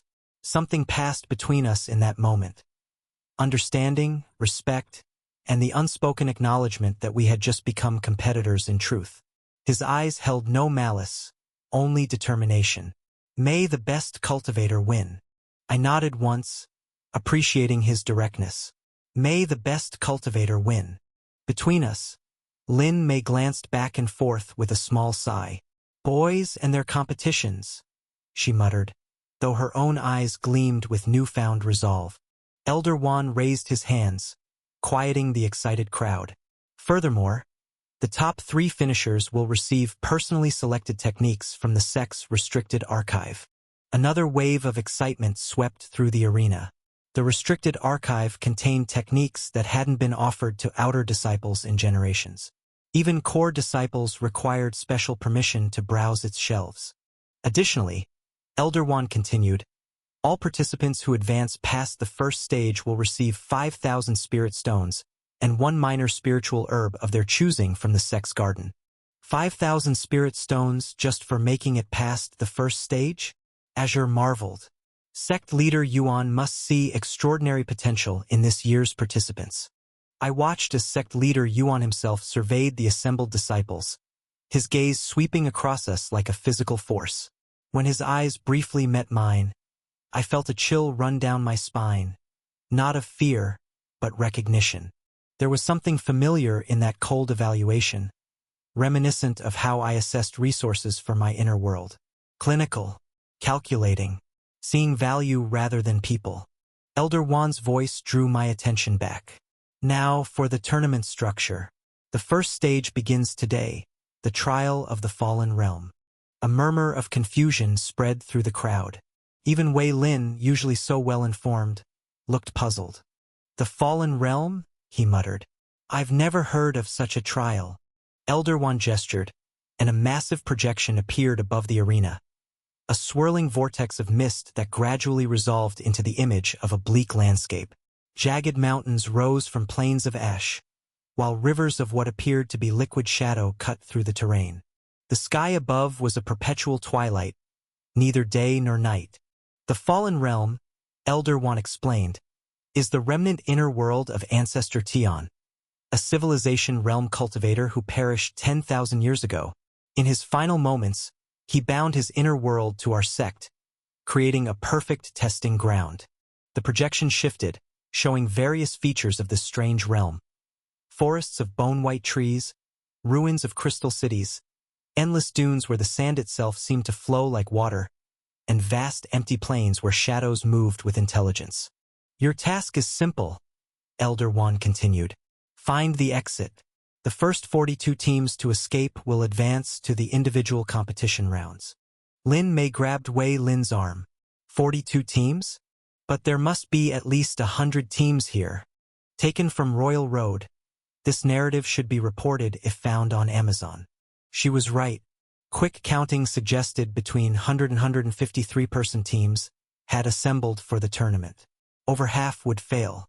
But 42 teams, That's 126 competitors. Wei Lin's eyes narrowed. The individual rounds typically require 128 for a perfect bracket. Elder Wand smiled thinly, as if anticipating this observation. Indeed, for the 43rd team to reach the exit, only 2 members may advance. The team must decide among themselves who continues and who doesn't. A ripple of unease passed through the competitors. Such a rule would force teams to turn against each other at the crucial moment. How very sect-like, Azure commented dryly, creating situations that test loyalty as much as ability. Elder Wand's expression grew more solemn. I must warn you, the Fallen Realm possesses unique properties. Ancestor Tian had profound comprehension of the Tao of Death. Within his realm, death operates by different rules.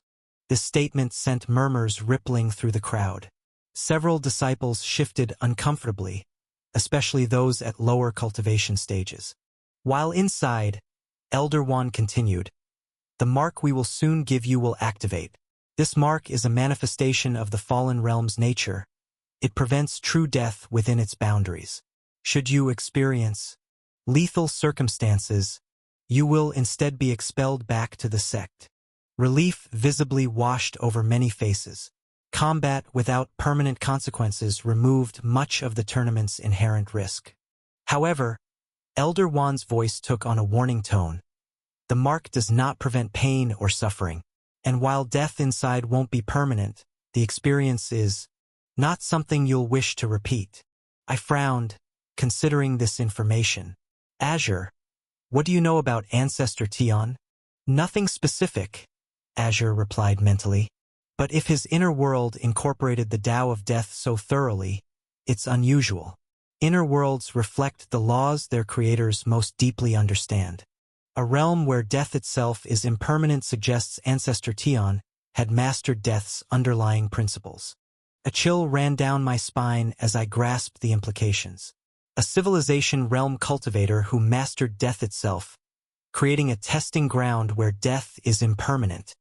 Exactly, Azure confirmed. This won't be a simple maze. The very nature of the realm will likely challenge conventional understanding of life and death. You mean the entire realm will be trying to kill us? I questioned silently. In a manner of speaking, Azure confirmed.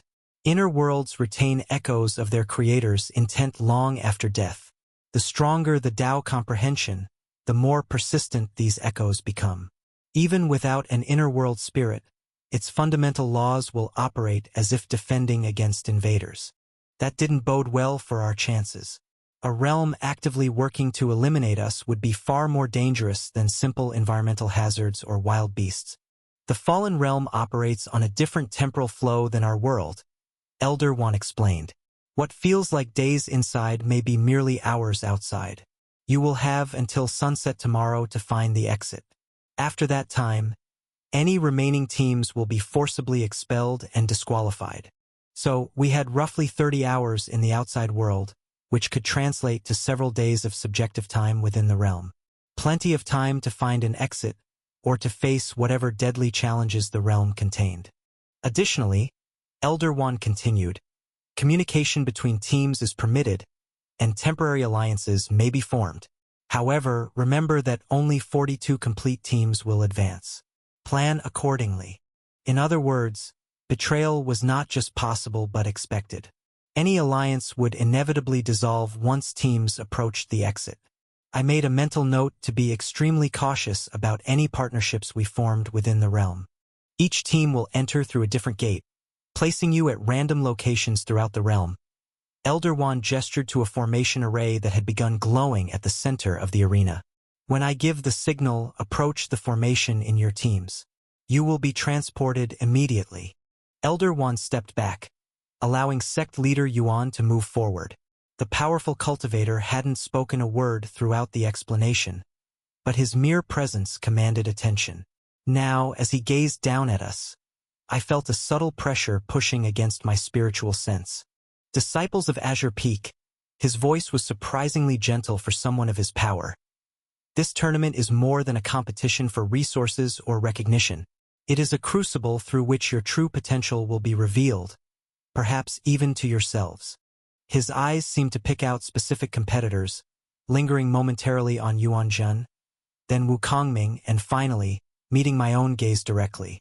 Something in that brief contact sent a chill down my spine, not of fear but recognition. He saw something in me that interested him, likely the World Tree Sutra. Some of you will face your limits today. Others will discover that your limits lie far beyond what you believed possible.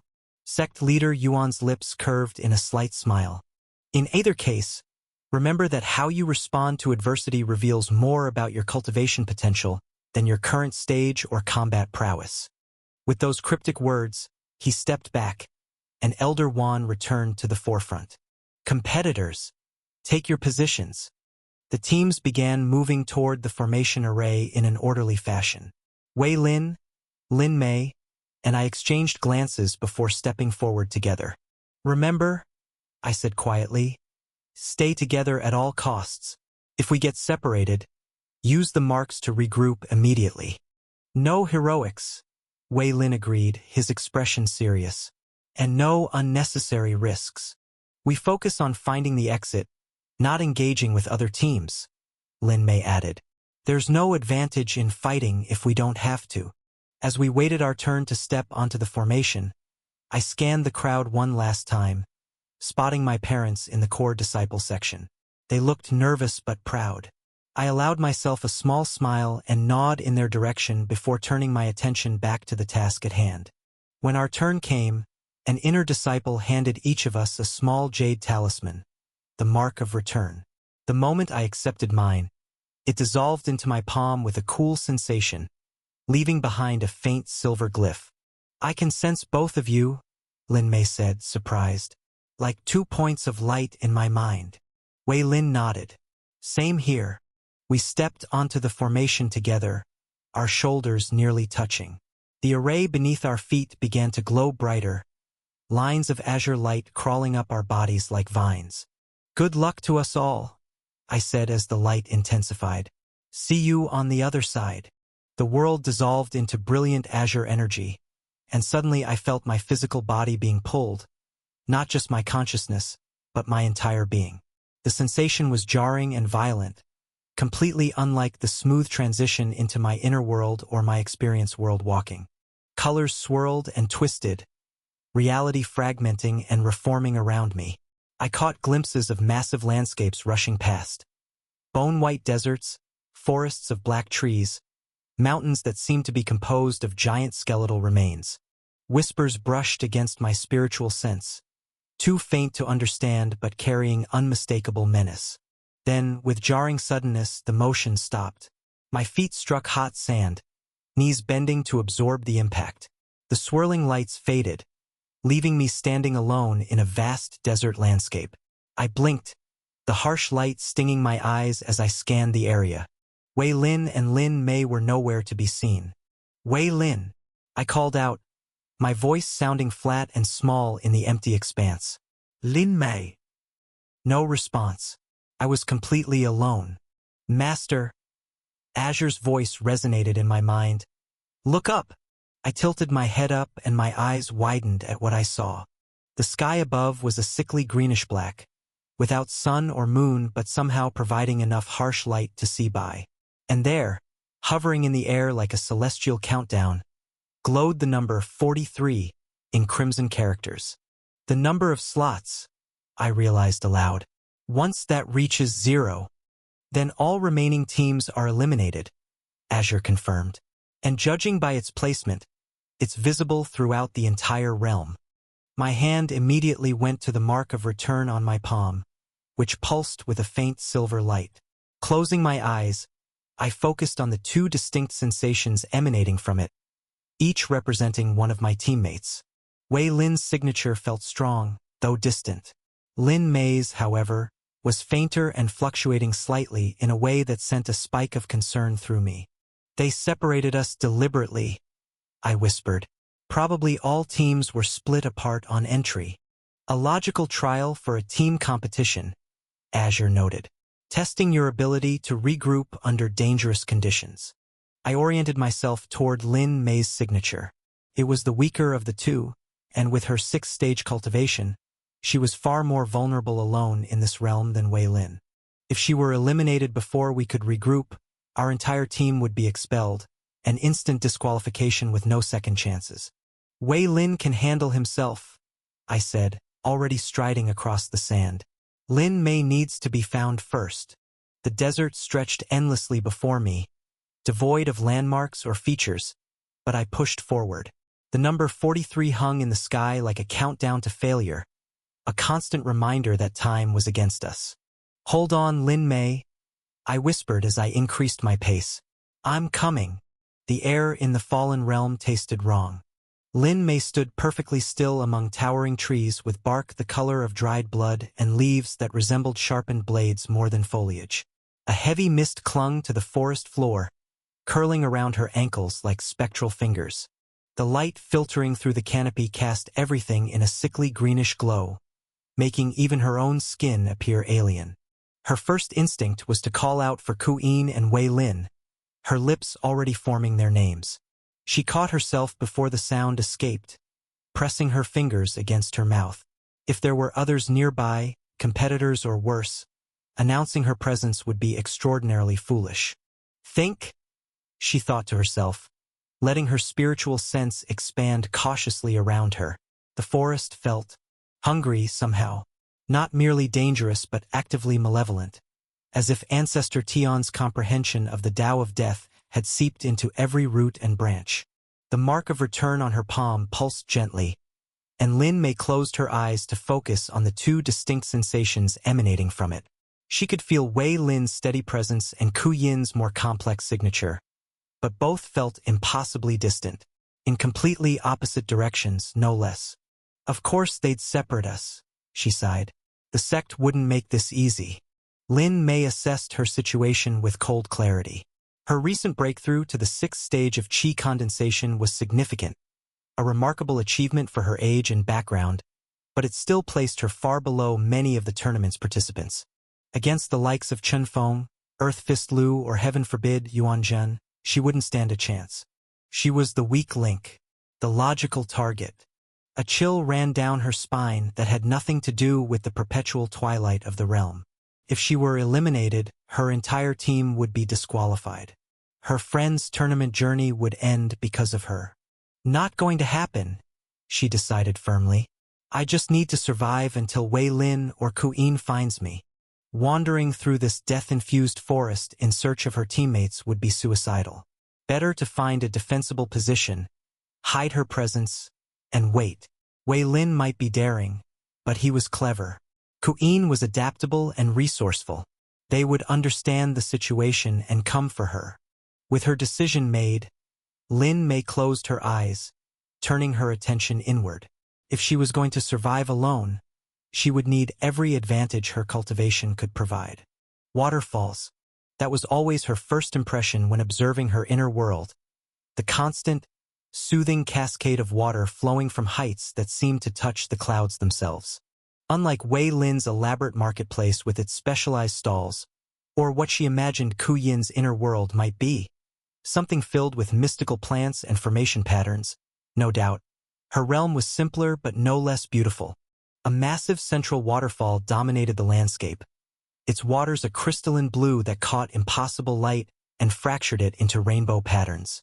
From its basin, countless rivers branched outward like the veins of a leaf, cutting through barren valleys and around rolling hills.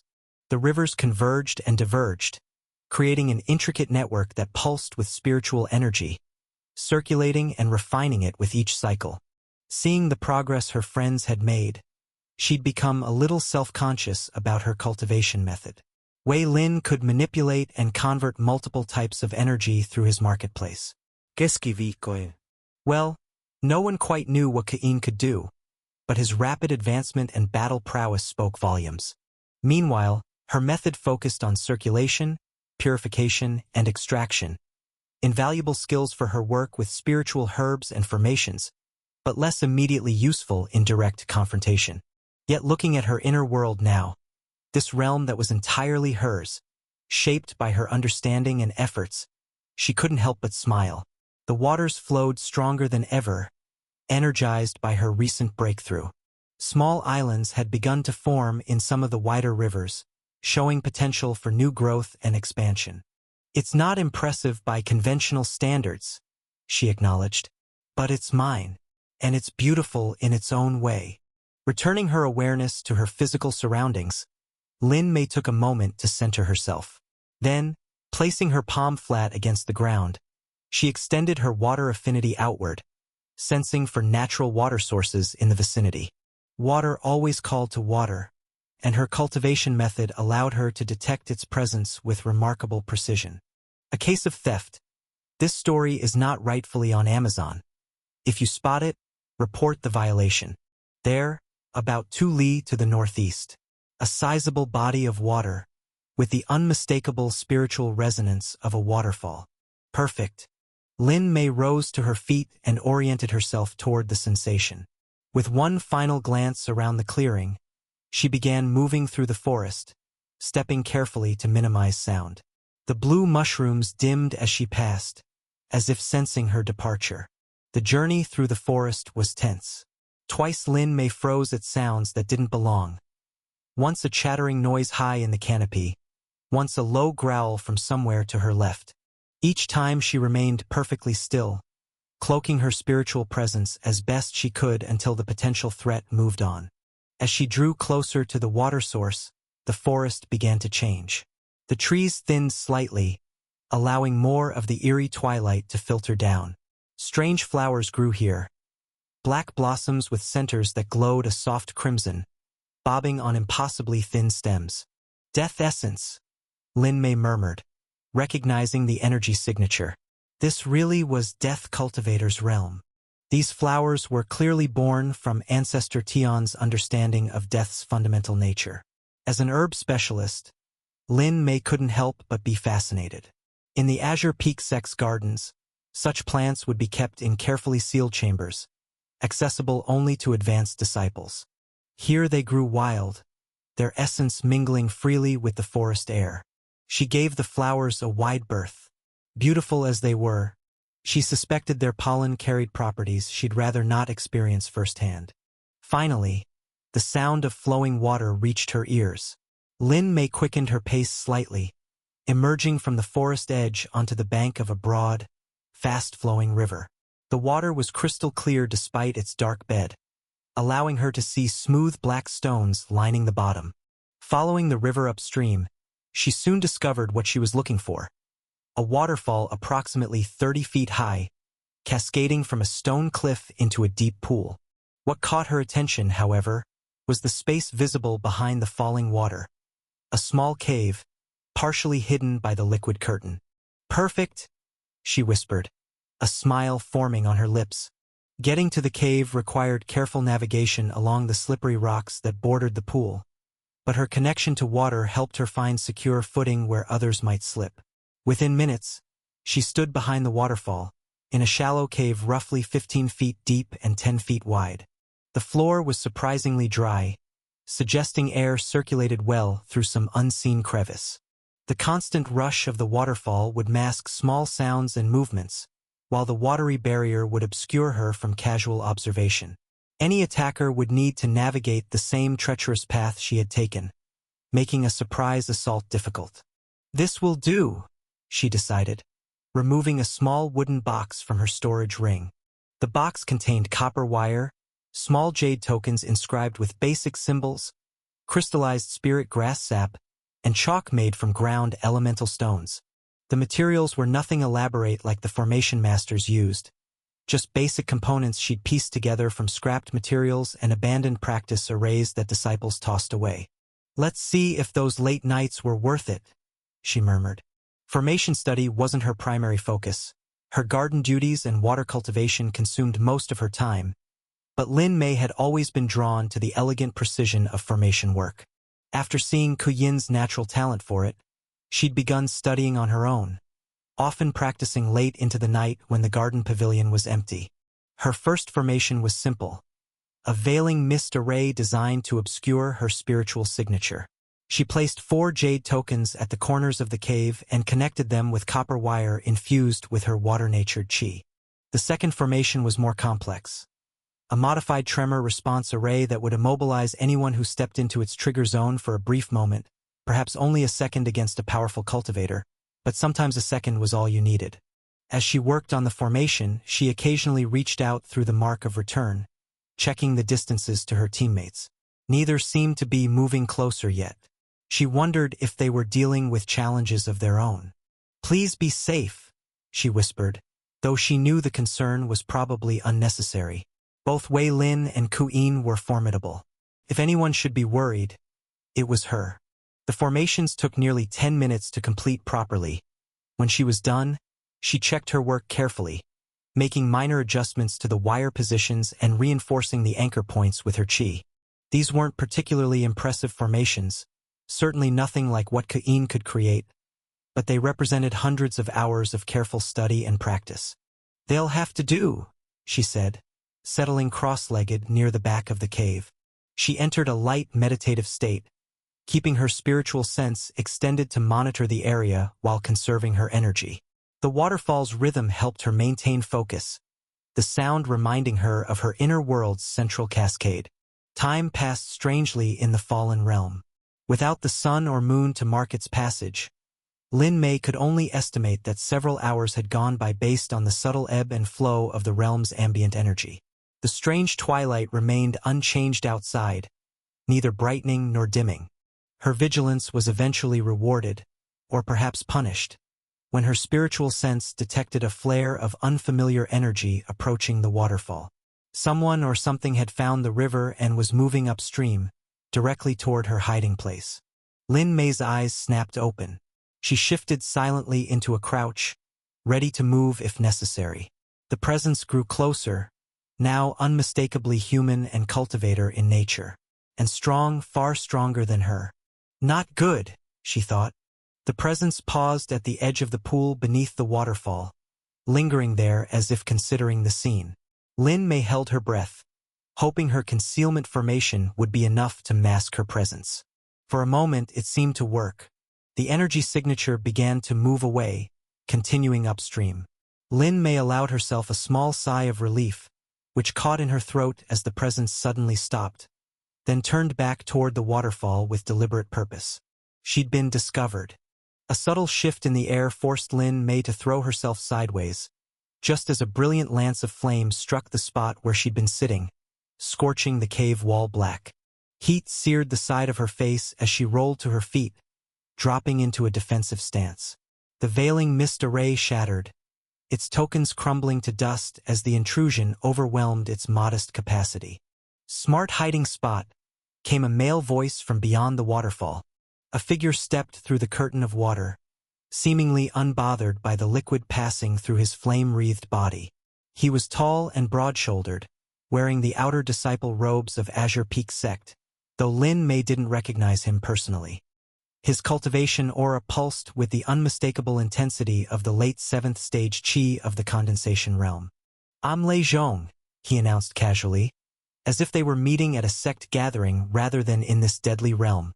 "Apologies for the abrupt introduction, but I prefer to strike first rather than exchange pleasantries." Lin Mei maintained her stance, mentally calculating her options. Running was impossible. He would catch her easily, and the chase would likely attract attention from other competitors or whatever creatures might lurk in this realm. "We don't need to fight," she said, keeping her voice steady. "The trial has barely begun. There's still plenty of time to find the exit, and more than enough slots for both our teams to advance." Lei Zhong laughed, a sound utterly devoid of humor. "I might have considered that offer if circumstances were different." His eyes narrowed as he studied her. "But you're from the team with 2 9th-stage cultivators, aren't you?" Lin Mei, the herb garden girl. Her heart sank. Of course he would know. It only made sense for teams to gather whatever intelligence they could about their competitors. And a breakthrough to the 9th stage wasn't something that could be hidden for long.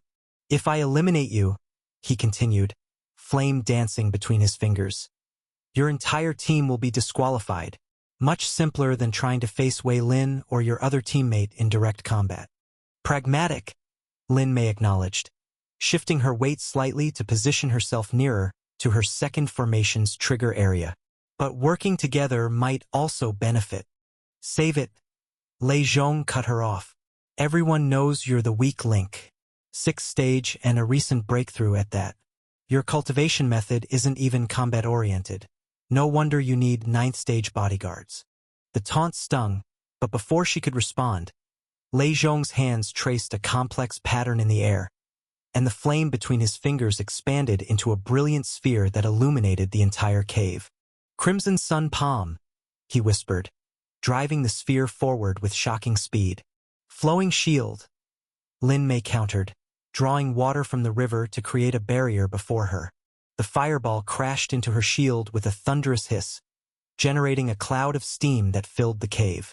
Lin Mei immediately circulated her qi to enhance her senses, pushing her perception through the obscuring vapor. Lei Zhong was already moving, circling to her left, 3 smaller fireballs forming around his right hand.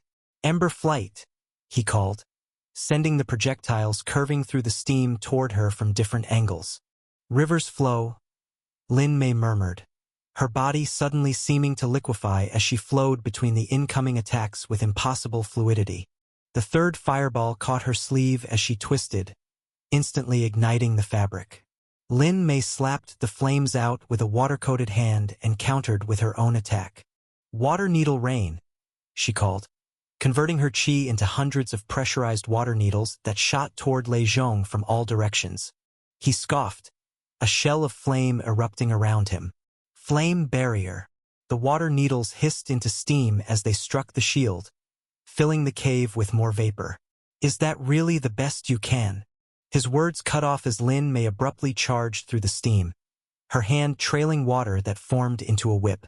Flowing River Lash, she cried, snapping the water construct at his face. Lei Zhong dodged, but the tip of the whip caught his cheek, opening a thin cut that immediately began to bleed. His expression darkened. Enough playing around. The temperature in the cave suddenly spiked as Lei Zhong's aura flared. Crimson Sun Scripture. 1st verse, he growled, his body glowing with internal fire. Noon Zenith Inferno. The attack came not as a directed blast but as an omnidirectional wave of heat and flame that expanded outward in all directions. Lin Mei barely had time to cross her arms before her body, condensing all her remaining qi into a desperate defense. Full river immersion. Her body was briefly encased in a cocoon of water, but the sheer intensity of Lei Zhong's technique vaporized her protection almost instantly. The force of the blast threw her against the back wall of the cave, her robes smoldering and her exposed skin reddened as if sunburned. Lin Mei slumped to the ground, struggling to catch her breath. The cave floor beneath her was scorched black, and small fires still burned along the walls. Lei Zhong approached slowly, clearly confident in his victory. I expected more from someone Wei Lin chose as a Dao partner, he said, gathering flame for a finishing strike. But I suppose even geniuses fall prey to love. Stolen story. Please report. Lin Mei's vision blurred as she fought to remain conscious. Her qi reserves were dangerously low, and her body ached from the impact and burns. But as Lei Zhong stepped forward for the killing blow, a tiny smile curved her lips. You're right, she whispered. Wei Lin is guided by his heart sometimes. She shook her head slightly. But Kuyin? He taught me that emotions shouldn't interfere with strategy. Lei Zhong's brow furrowed in confusion, just as his foot crossed the nearly invisible line of the tremor response array. The formation activated with a sharp crackle of energy, copper wires suddenly glowing blue as they released their stored power. Lei Zhong froze mid-step, his eyes widening in shock as the formation's effect paralyzed him temporarily. It wouldn't last long against a 7th-stage cultivator, barely a second, but Lin Mei had already drawn her last reserve of strength. Water Needle Heart Pierce, she gasped, forming a single, concentrated spear of water that shot forward, striking Lei Zhong directly in the chest and penetrating his heart. Lei Zhong's flame aura guttered like a candle in the wind, his expression frozen in disbelief as his body began to dissolve into particles of light. How? He managed before completely dissipating, returning to the real world outside the fallen realm. Lin Mei collapsed back against the cave wall, trembling with exhaustion. That had been entirely too close. If her formation had failed, or if Lei Zhong had been just slightly more cautious. "Need to move," she murmured to herself, knowing the battle would have attracted attention. The cave was compromised, and she was in no condition for another fight. She forced herself to her feet, gathering what remained of her formation materials with shaking hands. Before she could leave the cave, a prickling sensation along her spine made her freeze. Lin Mei spun around, barely managing to throw herself sideways as a jagged bolt of lightning struck the spot where she'd been standing a heartbeat before. Impressive reflexes. Came a female voice, a hint of genuine surprise in her tone. "Especially for someone in your condition." A figure emerged from the shadows outside the waterfall. A young woman with hair styled in a tight braid and eyes that glowed with a faint purple light. Her outer sect robes were trimmed with silver thread that seemed to attract small electrical discharges with each movement. "Thank you for eliminating that arrogant flame cultivator," the woman said, stepping into the cave with a predatory grace. "Lei Zhong has been insufferable since his breakthrough to the 7th stage. I've been looking forward to someone putting him in his place. And who better than a lower-ranked cultivator?" Lin Mei began slowly backing away, desperately searching for any route of escape. Her qi reserves were nearly depleted, and her body still ached from the previous battle. She had no more formation traps, no hidden advantages. "I'm Meng Jiao," the woman continued, purple lightning crackling between her fingertips. "And I've been observing your little hideout for some time, waiting for the right moment." Lin Mei's eyes narrowed as she continued her cautious retreat. Waiting for the winner to be weakened first? Not very honorable. Honor? In a tournament? Meng Jiao laughed. "How naive. I'm here to win, not earn praise for my cultivation ethics." Her lightning-wreathed fingers flexed. "Besides, watching you fight was educational. Always good to study potential opponents before engaging them." "Glad I could provide a demonstration," Lin Mei replied dryly, trying to buy herself precious seconds to recover even a fraction of her qi. "That formation trick was particularly clever," Meng Jiao acknowledged with a predatory smile.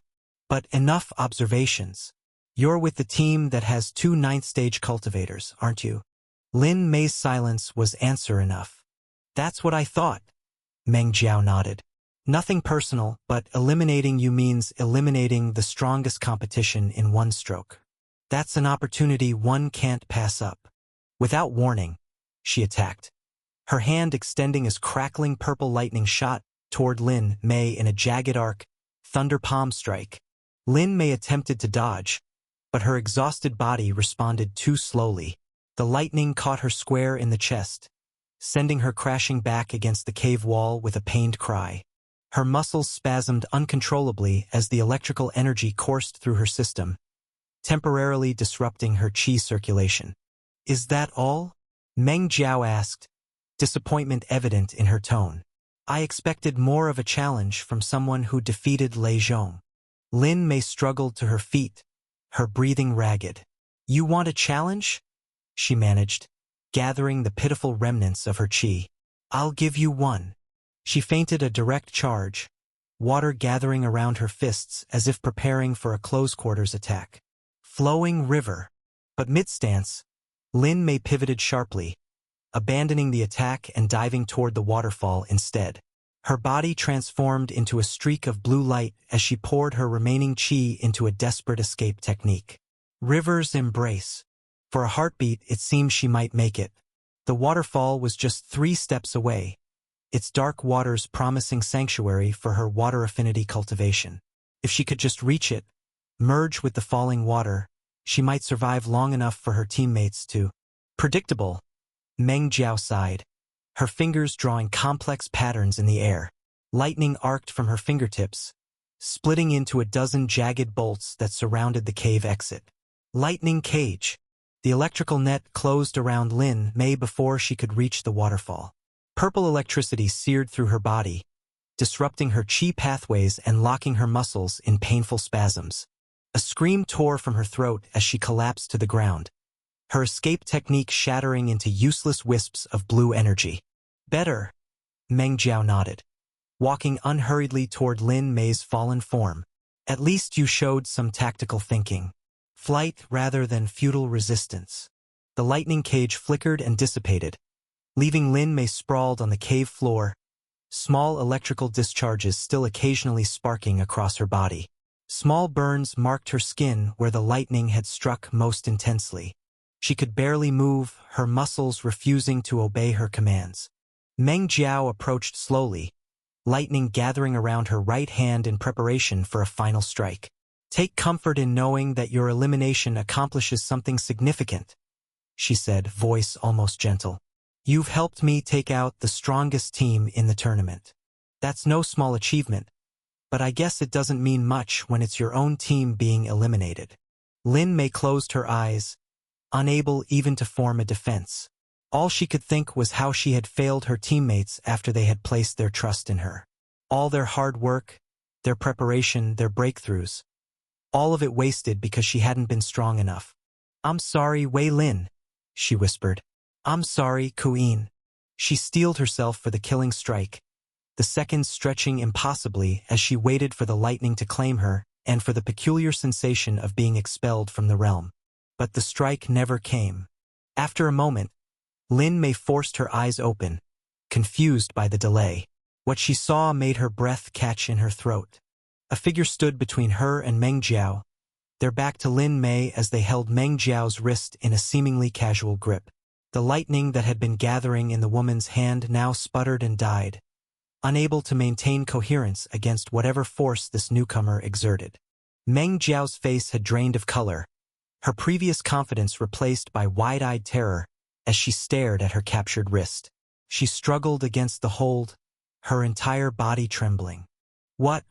She began, but whatever question she intended died on her lips as the pressure on her wrist increased subtly, drawing a gasp of pain. Lin Mei couldn't see the newcomer's face, but she would recognize that figure anywhere. A smile touched her lips despite her pain and exhaustion. Why you came? She whispered. Wei Lin stood perfectly still, his face a mask of calm concentration despite the tempest of emotions raging within. His fingers wrapped firmly around Meng Jiao's wrist, absorbing the crackling purple lightning that had been meant for Lin Mei's heart. The energy flowed into him like water down a mountain stream, finding its natural path into the lightning stall of his inner marketplace. Inside his spiritual domain, the lightning stall glowed brilliantly. Each bolt of energy Meng Jiao had cultivated, each painstaking hour of meditation, each breakthrough in understanding, was now being forcibly rerouted through Wei Lin's spiritual pathways, feeding his own cultivation base. You're safe now, Wei Lin said softly to Lin Mei, his eyes never leaving the terrified woman before him. The gentle tone belied the absolute fury he felt seeing Lin Mei sprawled against the cave wall, her robe singed and skin bearing the angry red patterns of lightning burns. Meng Jiao's face had drained of all color, her previous confidence replaced by naked terror as she felt her own energy being siphoned away. Stop, how are you? She stammered, struggling uselessly against his grip. What are you doing to me? Making a withdrawal, Wei Lin replied. Your lightning qi is quite refined. 8th stage, I'm guessing? Not bad for your 7th stage cultivation. Meng Jiao's eyes widened. You can't just take another cultivator's qi. A humorless smile touched Wei Lin's lips. And yet here we are. His gaze hardened. Within his inner world, the black market stall pulsed with shadowy energy. Unlike the brightly lit, organized chaos of his main marketplace, this section existed in perpetual twilight, the boundaries between stalls blurring and shifting like smoke. Here, transactions forbidden in the regular marketplace could proceed without scrutiny or limitation.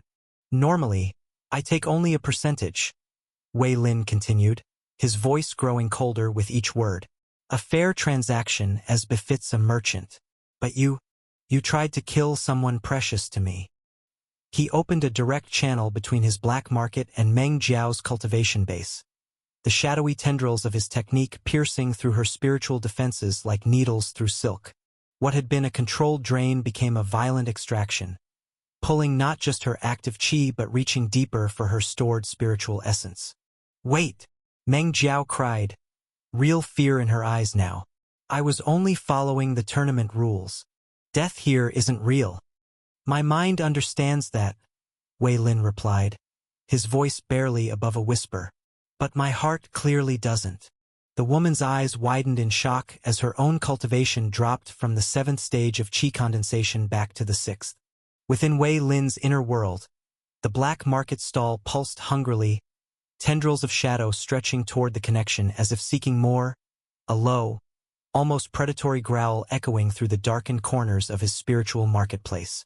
Wei Lin severed the connection, though not without effort. The feeling of drawing another cultivator's power was intoxicating in a way that troubled him. Transaction complete, Wei Lin said as Meng Jiao's form dissolved into particles of light, signifying her expulsion from the fallen realm. The moment she vanished, Wei Lin's composure cracked. He turned to Lin Mei and dropped to his knees beside her, hands trembling slightly as they hovered over her injuries, afraid to cause more pain. Can you stand? He asked. Lin Mei winced as she pushed herself up against the cave wall. I've been better, she admitted, attempting a smile that came out more as a grimace. But I'm alive, thanks to you.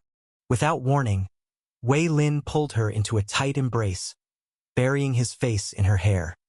His shoulders shook slightly, a barely perceptible tremor that only Lin Mei, pressed so close against him, could detect. I almost didn't make it in time, he whispered, his voice uncharacteristically rough. If I had been just a few minutes later. Lin Mei winced at the pressure on her burns but didn't pull away. But you did make it, she reminded him, her voice hoarse from screaming. And that's what matters. Wei Lin pulled back just enough to look at her, his fingers carefully avoiding the angry red burns on her arms and neck. When I felt your mark fluctuating, He paused, searching for words that wouldn't come easily to someone who prided himself on eloquence in all negotiations. It was like watching someone try to steal the most valuable treasure in my marketplace, but 1,000 times worse. It felt like you were dying. The words hung in the air between them, heavy with implications neither had fully articulated before. I wasn't dying, Lin Mei said softly, though they both knew that was semantics. In this realm, death simply meant elimination, but the pain and terror were real enough. And even if she had killed me, I would have just been sent back to the sect. Wei Lin's jaw tightened. That's not the point. Then what is the point?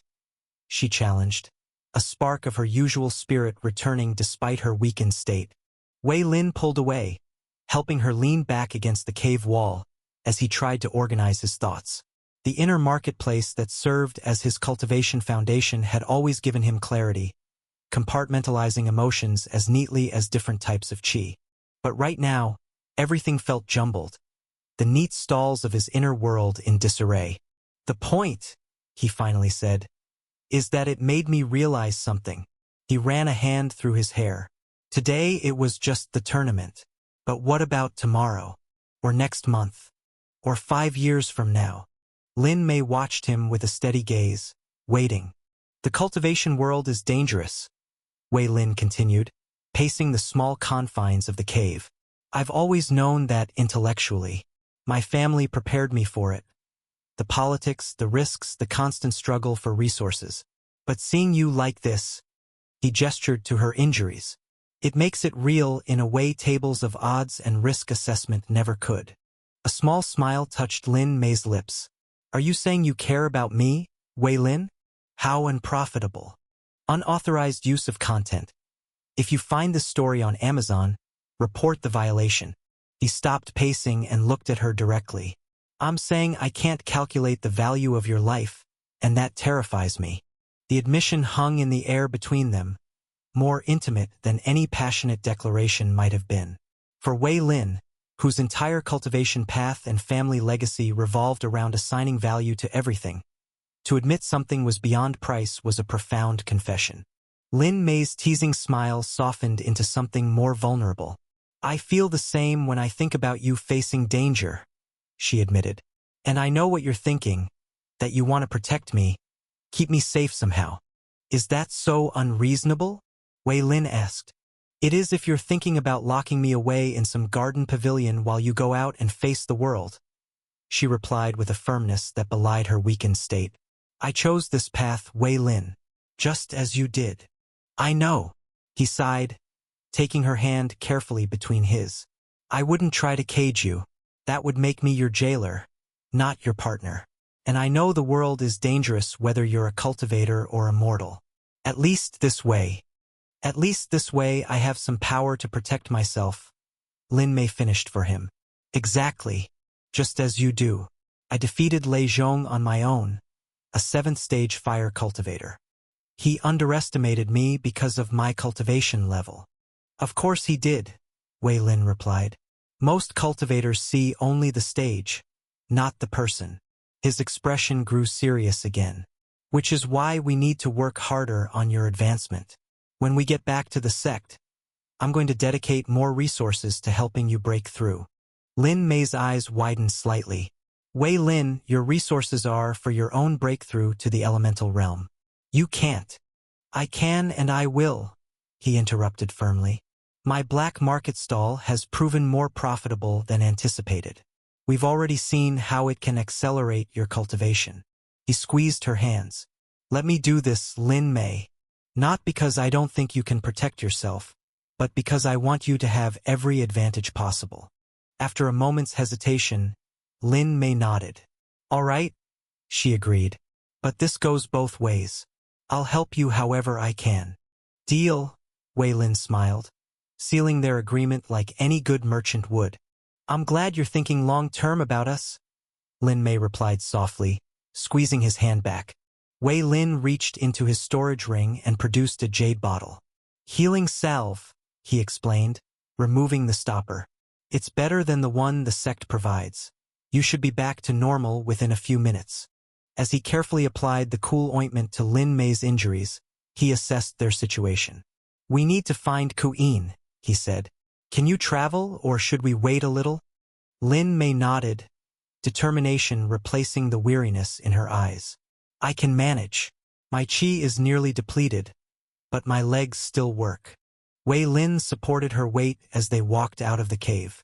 Kuyin's signal is coming from the northeast, he said, checking the mark of return on his palm. If we follow the river for a while, then cut through the forest, we should reach him within an hour. Lead the way, Lin Mei said, gathering what remained of her strength. Our team isn't getting eliminated today. In the spectators' viewing area of Azure Peak Sect, Hong and Li Xue leaned forward on their cushioned seats, eyes fixed on the massive screens floating above the arena. Each screen displayed a different area of the Fallen Realm, providing viewers with an unprecedented view of the competition as it unfolded. The technology, or perhaps it was more accurate to call it formation art, was unlike anything they had ever witnessed. The screens connect directly to the Fallen Realm, Lu Chun had told them proudly. Focus on one, and your consciousness will be drawn deeper into it, almost as if you're there yourself. But don't worry, he had added, noticing Li Xue's concerned expression. It's perfectly safe. The connection is one way only. He had been right. When Hong concentrated on a particular screen, the image seemed to expand, drawing him in until he felt as though he were floating as an invisible observer within the realm itself.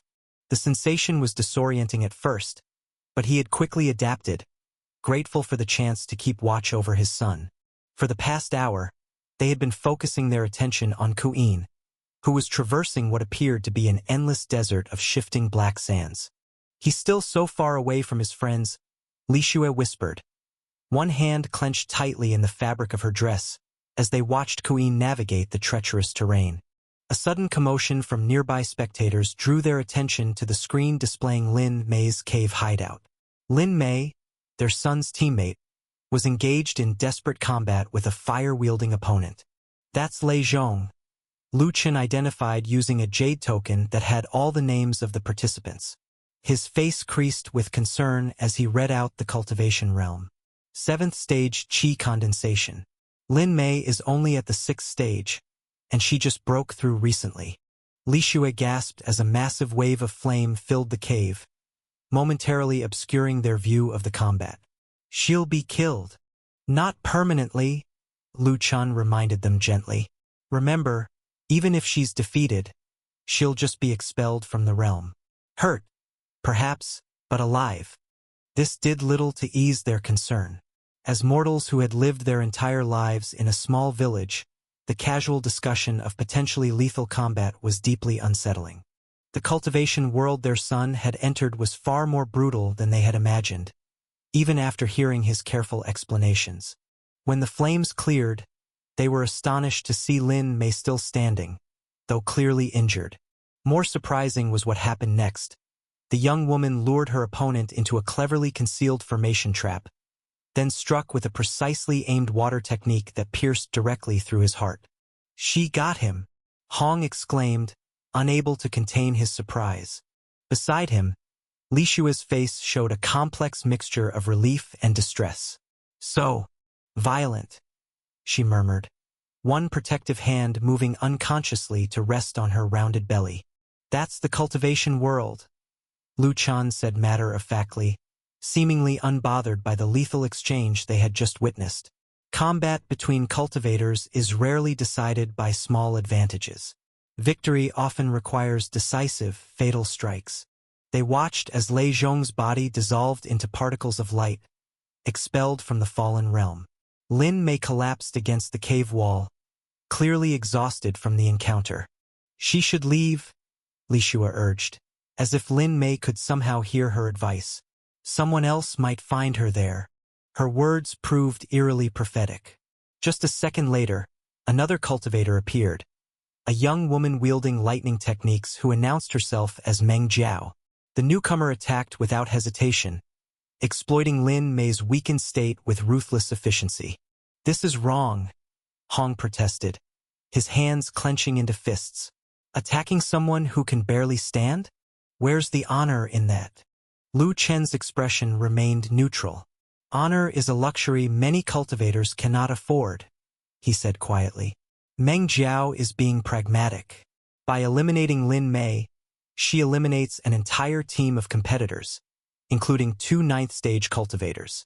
They watched in horror as Lin Mei's desperate counterattack failed, the lightning cultivator trapping her in a cage of electrical energy that left her helpless on the cave floor. Just as Meng Jiao prepared to deliver a final strike, a familiar figure appeared in the cave entrance. Wei Lin, Li Shua exclaimed, recognizing Ku Yin's friend they had met during their tour of the sect. The young man moved with astonishing speed, placing himself between Lin Mei and her attacker. What happened next left both Hong and Li Shua speechless.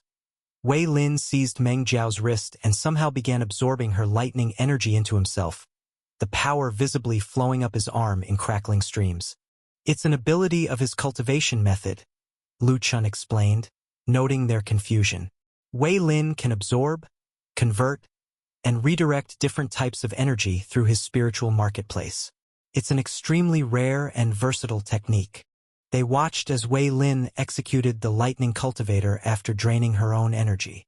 The brutality of it was shocking, but after witnessing what Meng Jiao had done to Lin Mei, Hong found he could not summon much sympathy for her fate. What followed was unexpected, a moment of genuine tenderness between Wei Lin and Lin Mei that seemed at odds with the ruthless efficiency he had just displayed. The contrast was jarring, a reminder that these young cultivators were still human despite their extraordinary powers. They truly care for each other, Li Shua observed softly, her eyes misty as she watched Wei Lin gently treat Lin Mei's injuries. Wei Lin doesn't show that side of himself to many people, Lu Chun agreed. Most disciples know him only as the calculating merchant always looking to make profit. As Wei Lin and Lin Mei prepared to set out in search of their teammate, Hong and Li Shua returned their attention to the screen displaying Ku Yin's progress. What they saw made the blood drain from their faces. What is that? Li Shua whispered, her voice barely audible as fear constricted her throat. The desert stretched endlessly before me, an ocean of pale white sand under the sickly green-black sky of the fallen realm. I'd been moving for what felt like hours, following Lin Mei's faint signature through the mark of return. Each step sank into the fine powder, making progress maddeningly slow. Her signal is growing stronger, I muttered to myself, pausing to wipe sweat from my brow. The desert wasn't hot in the conventional sense. Temperature seemed to follow different rules in this realm, but exertion still took its toll. I checked the crimson number hovering in the sky, 41, which meant that 2 teams had already found the exit. Whether by luck or skill, I wasn't sure, but it didn't matter. Time was ticking away faster than I would have liked. This realm's geography is inconsistent, Azure observed. The distance to Lin Mei's signature doesn't correlate properly with your physical movement. He was right. Sometimes I'd walk for what seemed like miles with no change in her perceived location, then suddenly feel her presence lurch closer after just a few steps. Spatial distortion, I replied silently. Ancestor Tion's inner world isn't following conventional physical laws. I'd been deliberately avoiding other presences since my arrival. Twice I'd sensed cultivator teams in the distance and altered my course. Once I'd hidden behind a dune when a flock of what appeared to be bone-white birds with too many wings flew overhead, their hollow cries echoing unnaturally across the sands. The fallen realm was aptly named. Everything here carried the taint of death, yet paradoxically, nothing seemed truly dead. The sand itself occasionally rippled as if breathing when I wasn't looking directly at it.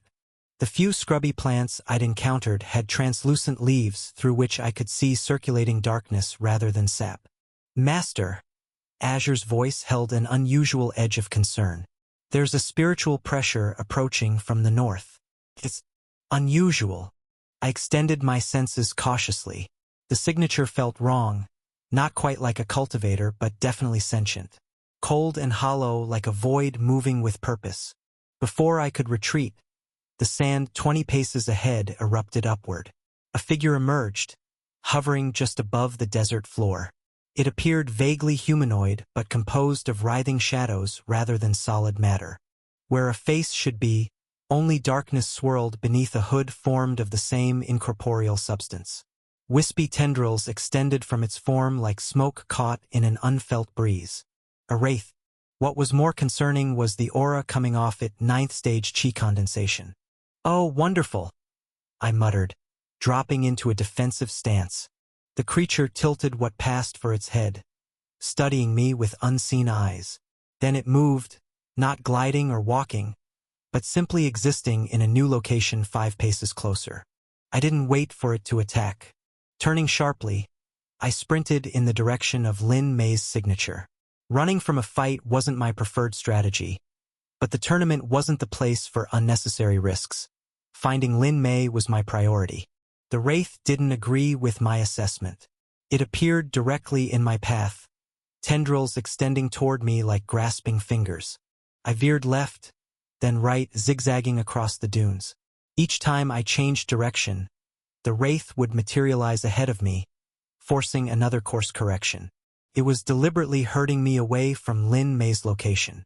"It's clearly intelligent," Azure noted. "It's separating you from your team deliberately." Sweat beaded on my forehead as I realized we were now moving perpendicular to Lin Mei's signature. The distance between us was growing rather than shrinking. "I can't outrun it," I decided aloud. "And I can't reach the others like this." The wraith hovered 30 paces away, almost seeming to wait for my next move. I sensed no malice from it, only cold, calculating hunger. "Azure, what exactly are we dealing with here?" I asked, using the momentary standoff to catch my breath. A wraith is a spiritual entity formed from the residual consciousness of beings who died with extreme regret or unfinished business, Azure explained. In a normal realm, they're rare, usually confined to ancient battlefields or places of great tragedy. But in a death realm like this one, they're practically native fauna. I finished. "Wonderful. Any weaknesses?" "Fire chi disrupts their essence most effectively, unfortunately." "I'm not a fire cultivator," I finished grimly. "But your primordial woods arts should still be effective," Azure suggested. "Living chi opposes death essence naturally, though not as dramatically as fire would." The wraith seemed to tire of waiting. It slid forward, moving across the sand like oil spreading across water. Its form expanded and contracted rhythmically, almost like breathing. I reached into my storage ring and withdrew a handful of small green seeds. They weren't particularly special, just common spirit grass seeds I'd collected from the sex gardens. But they'd serve my purpose. With a quick flick of my wrist, I scattered them in a wide arc around me, infusing each with a trace of my chi as they landed on the sand. Verduring step anchors, Azure noted approvingly. Good thinking. The wraith paused, its shadowy form rippling as if in confusion at my actions. Then it resumed its approach more cautiously now. I reached into my storage ring again, this time withdrawing several coils of dark green vines.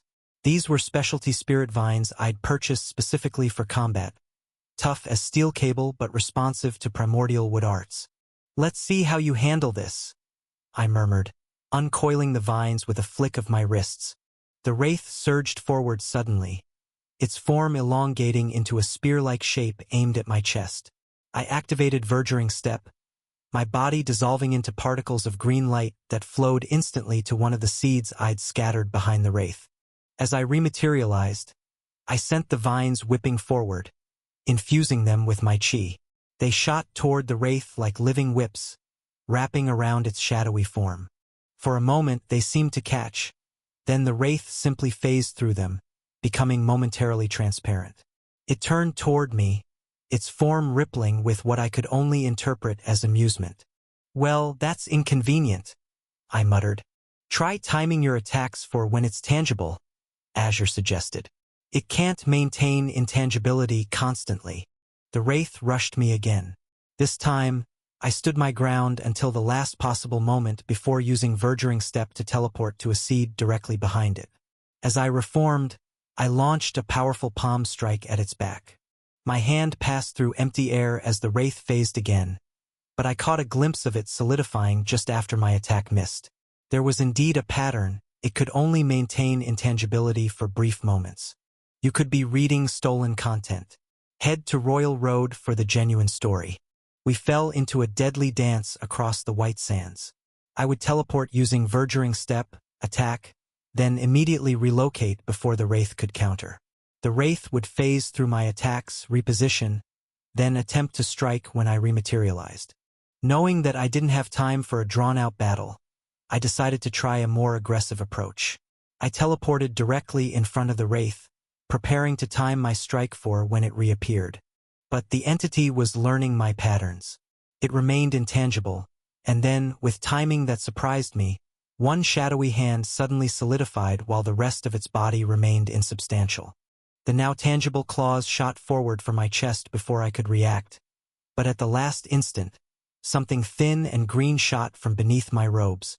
A concealed vine I had woven into my inner garments, a precaution I'd taken before entering the tournament, lashed out at the wraith. For a brief moment, the plant and spectral claws clashed in midair, an eerie sight as would essence met death essence. But the confrontation ended quickly. The wraith's claws sliced through my defensive plant like it was paper, shattering it into withered fragments. The attack continued, raking across my chest with horrifying coldness even as I teleported away to safety. But the damage was done. That was too close, I gasped, teleporting away and pressing a hand to my chest. The wound wasn't deep, but the flesh around it was already turning an unhealthy gray color, chi circulation slowing. This is concerning. The damage isn't just physical. Death essence, Azure confirmed. It's disrupting your energy pathways. You need to isolate it quickly before it spreads. I channeled chi to the area, creating a makeshift barrier around the infected tissue. It wasn't a permanent solution, but it would slow the spread until I could properly treat it. A movement in the distance caught my eye. Another cultivator had crested a dune about 200 paces away, likely drawn by the spiritual fluctuations of our battle. He wore the outer disciple robes of Azure Peak Sect, and from his aura, I estimated he was at the 7th stage of chi condensation. His eyes widened as he took in the scene. A 9th stage cultivator battling what appeared to be a 9th stage wraith. The blood drained from his face, and without hesitation, he turned and fled back the way he had come. Smart man, I commented, returning my full attention to the wraith. The creature suddenly shot upward, hovering 20 feet above the desert floor. Its maw opened impossibly wide, and a sound unlike anything I'd ever heard tore through the air. A shriek that carried both physical and spiritual force. The sound wave hit me like a physical blow, disorienting my senses and disrupting my chi circulation. I staggered, momentarily unable to distinguish up from down as my inner ear rebelled against the spiritual assault. Through my disorientation, I saw the wraith descending, claws extended for a killing blow. "Master!" Azure's voice cut through my confusion. "Left seed. Now!" I blindly activated Verduring Step toward where I recalled placing a seed to my left. My body dissolved just as the wraith's claws slashed through the space I'd occupied. The teleportation, usually smooth and controlled, became chaotic as my disoriented state affected the technique's execution. I rematerialized awkwardly, stumbling as my feet found sand again. The world still spun, but the immediate danger had passed. From my inner world, a wave of protective intent washed over me, accompanied by images of YGGY emerging to confront the wraith. The message was clear. YGGY wanted to help. "No," I responded silently. "The entire sect is watching these battles. We can't reveal your existence." I could feel YGGY's frustration, but it respected my decision, retreating back to the depths of my inner world. My mind raced through options. I couldn't keep this up indefinitely. The wraith was draining my energy with each glancing blow, and eventually, I'd make a mistake. I needed something to disrupt its intangibility. An idea began to form. The Chi Disruption Array was a relatively simple formation that temporarily destabilized spiritual energy within its boundary. It wasn't particularly effective against cultivators who could quickly regain control of their Chi, but against an entity made primarily of spiritual energy. "It could work," Azure encouraged, following my train of thought. "But you'll need to make it tangible first." I nodded, already formulating a plan. While evading the wraith's next series of attacks, I subtly directed several vines to burrow beneath the sand in a specific pattern around our battle area. Each vine carried a trace of my chi, forming the groundwork for what I needed. Then I made a deliberate mistake, or at least what appeared to be one. I slowed slightly, wincing from my injuries as if more severely hurt than I actually was. The wraith took the bait, rushing forward with its claws extended for what it clearly thought would be a finishing blow. At the last possible moment, I triggered Verduring Step, vanishing from its path. "Now!" I commanded, reappearing a safe distance away. The vines I'd hidden beneath the sand erupted upward, wrapping around the wraith's still tangible form. The creature screeched and tried to phase through them, but lines of green energy flared to life between the vines, forming a complex array of interlocking triangles and spirals around the wraith's body, disrupting its chi and preventing it from escaping. "Master, the vines won't hold for long against something this powerful," Azure warned. Indeed, the wraith was already straining against its bonds, the formation's lines flickering as its considerable power pushed against the constraints. I had seconds at most. "It's okay.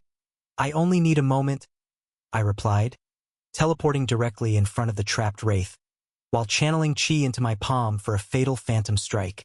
The wraith's hollow eyes widened in what might have been the first real emotion I'd seen from it. Fear, perhaps, or simply surprise. As it opened its mouth to unleash another disorienting shriek, one of my vines whipped across its face, covering the gaping maw. My palm drove through its solid chest with devastating force, bursting through where a heart would be in a human. The wraith froze. Then, from the wound my palm had created, cracks of white light began to spread across its shadowy body. With a final shudder, the wraith burst into countless particles of light that scattered across the sand before fading away completely. I stood there, palm extended through empty air where the wraith had been, breathing heavily. The wounds on my chest and side throbbed painfully, but I was alive and still in the tournament. "I didn't expect you to find me first," I said, slowly turning to greet the new arrivals.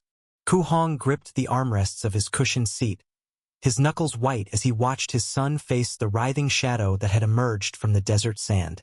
The viewing screen before them had expanded at his focused attention, drawing him so deeply into the scene that he felt as though he were standing just yards away from the deadly confrontation. "What is that thing?" Li Xue whispered, one hand pressed protectively over her rounded belly while the other clutched Hong's arm. The creature hovering before their son defied every natural law she understood.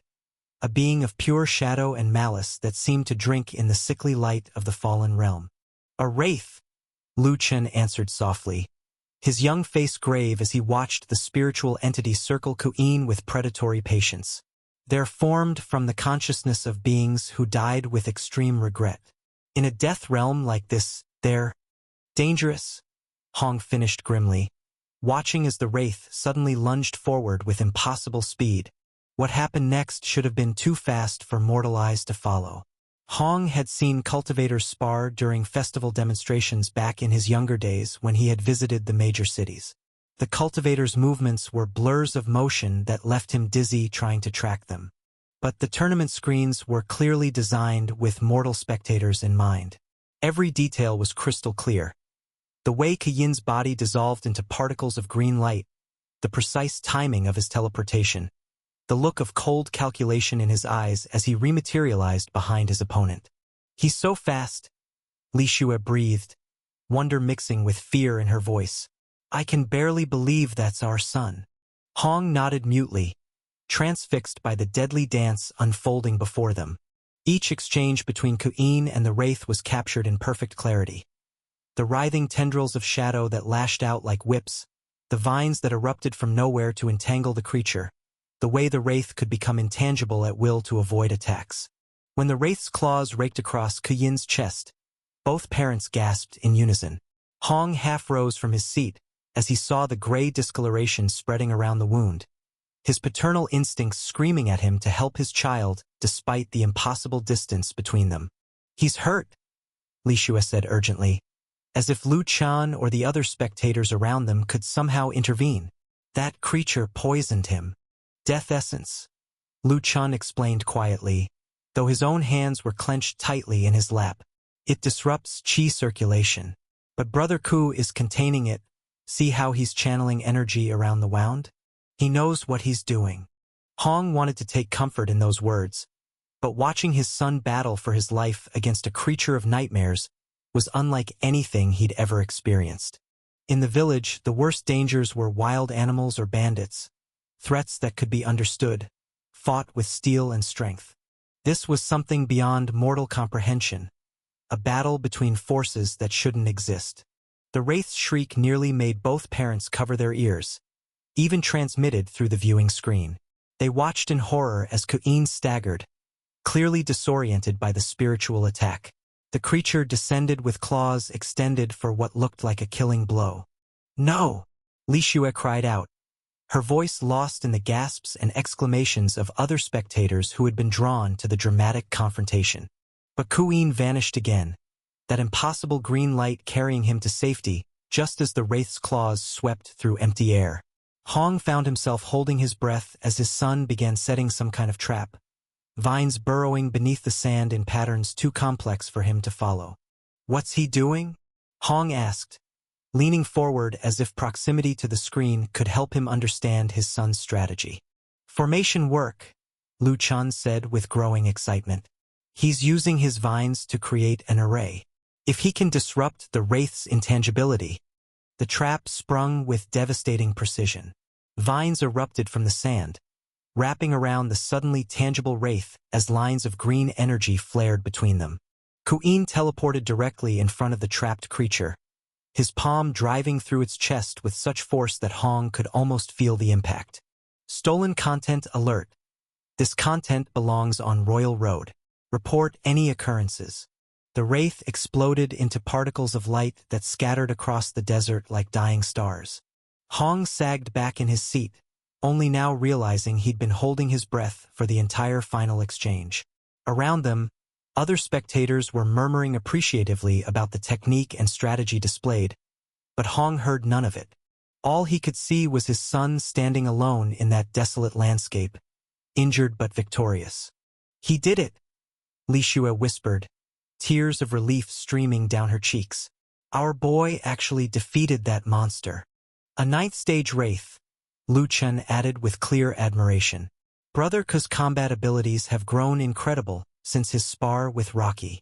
Hong nodded, unable to speak for a moment. The display of power he'd just witnessed was beyond his comprehension. His son, the boy he'd taught to hold a needle, who'd helped in the tailor shop, who'd sat with them for dinner just yesterday, had just destroyed a creature that would have been the stuff of nightmares in their village. "Your son is remarkable," said a core disciple sitting nearby, overhearing their conversation.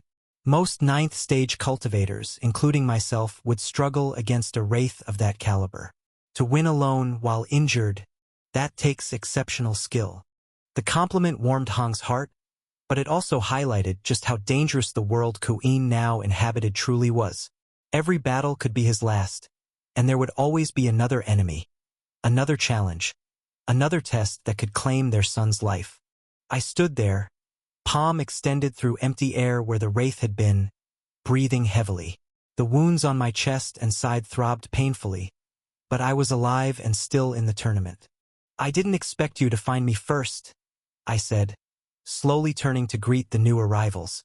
Wei Lin's eyes widened as he took in the scene before him. The scattered remnants of spiritual energy still crackling through the air, the scorch marks in the sand where the wraith's attacks had landed, and most tellingly, the complete absence of what had clearly been a formidable opponent just moments before. "Was that?"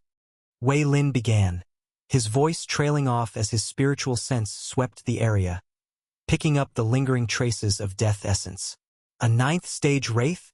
I nodded, brushing sand from my robes and trying to look more composed than I felt. Lin Mei stared at me with something between awe and disbelief. "You killed a ninth-stage wraith? By yourself?" She shook her head, letting out a laugh that sounded slightly hysterical. "And here I thought I had bad luck getting attacked by 2 7th-stage cultivators." "2." I turned my full attention to her, noting for the first time the faint scorch marks on her robes and the subtle way she favored her left side. "Are you injured?" "Nothing serious," she assured me quickly, though I caught the grateful look she shot Wei Lin. "Lei Zhong found my hiding spot first. Then Meng Jiao showed up right after I dealt with him. If Wei Lin hadn't arrived when he did, you would have handled it," Wei Lin said, though his protective stance beside her suggested he'd been genuinely worried and that perhaps she was closer to being eliminated than they'd like to admit. "That formation trap of yours was brilliantly executed." Despite the concern I had for the situation, I felt a surge of pride for my teammate. Lin Mei had always been underestimated because of her relatively slower cultivation progression, but she'd proven herself capable of taking down opponents at higher stages than herself. 2 7th-stage cultivators, I mused. That's no small feat, especially back-to-back. "It wasn't exactly back-to-back," Lin Mei admitted with a rueful smile. "More like back-to-back-to-back. I barely had time to catch my breath between them." Before I could respond, a collective gasp from somewhere in the distance drew our attention upward. The crimson number hanging in the sky had changed again. 36. "Another team found the exit," Wei Lin observed, his expression growing more serious. "That's 7 teams who've made it out already." I frowned, calculating the implications. "At this rate, we'll be competing for the final few spots. We need to start moving toward finding that exit ourselves. The problem is we have no idea where it is," Lin Mei pointed out, scanning the endless expanse of white sand around us. "This realm could stretch for hundreds of miles in any direction. Or it could be an illusion," Wei Lin suggested. "The spatial distortion in this realm makes distance unreliable. We could walk in circles for hours and never realize it." I nodded, remembering my own experience with the inconsistent geography. "Azure," I called out privately, "any insights on how to navigate this place?" "I'm afraid not, Master." Azure's voice carried an unusual note of frustration. "My senses are significantly suppressed within this realm. The death essence that permeates everything here seems particularly hostile to inner-world spirits.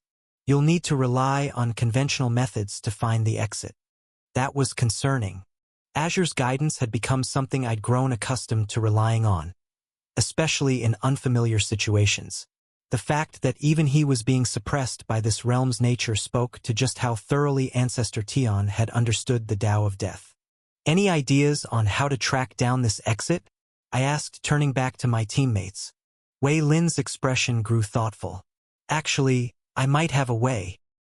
He extended his right hand, palm up, and I watched with fascination as thin wisps of dark energy began to drift toward his skin. The death essence that saturated the very air of this realm was being drawn to him like iron filings to a magnet. "Interesting," I murmured, watching the process. "Your marketplace can absorb death essence too?" "I haven't come across an essence that it hasn't been able to absorb," Wei Lin replied. His brow furrowed in concentration as he carefully controlled the flow of energy. "While I don't have a death stall yet, if I can gather enough death essence, I might be able to establish one as my 10th stall. Once that's done, I should be able to sense the natural flow of death energy throughout the realm." Lin Mei's eyes lit up with understanding. "And if there's an exit, it would create a disturbance in that flow, wouldn't it? Like a drain in a bathtub." "Exactly," Wei Lin confirmed. "The exit has to be somehow connected to the outside world, which means it's the one place where death essence would be flowing outward rather than circulating within the realm." I found myself impressed as I watched Wei Lin work. The merchant's path was proving to be remarkably adaptable. As powerful and otherworldly as the World Tree Sutra was, literally otherworldly, given its abilities, I couldn't help but wonder sometimes what it would be like to have a cultivation method that could absorb different essences so easily. Don't get me wrong, I had access to different types of energies through my red and blue suns, but I didn't have the same flexibility that Wei Lin displayed. I couldn't just decide I wanted to manipulate fire chi one moment and death essence the next. My method was powerful but more specialized, while his was powerful and more versatile. For Wei Lin, elemental affinity seemed almost irrelevant. His spiritual marketplace operated on principles of exchange and conversion rather than natural resonance. He could absorb whatever energy he wanted, process it through his various stalls, and convert it into something useful for his cultivation or combat needs. It was like watching a master trader who could turn anything into profit, regardless of what they started with. "How much death essence do you need?" I asked, noting that the wisps of dark energy were flowing toward him in a steady stream now. "Hard to say," Wei Lin admitted. "I've never tried to establish a stall for something this exotic. Death essence is fundamentally different from the elemental energies I'm used to working with. Even void essence isn't like it. This is going to require more careful handling." Lin Mei nodded toward the bone-white trees visible in the distance.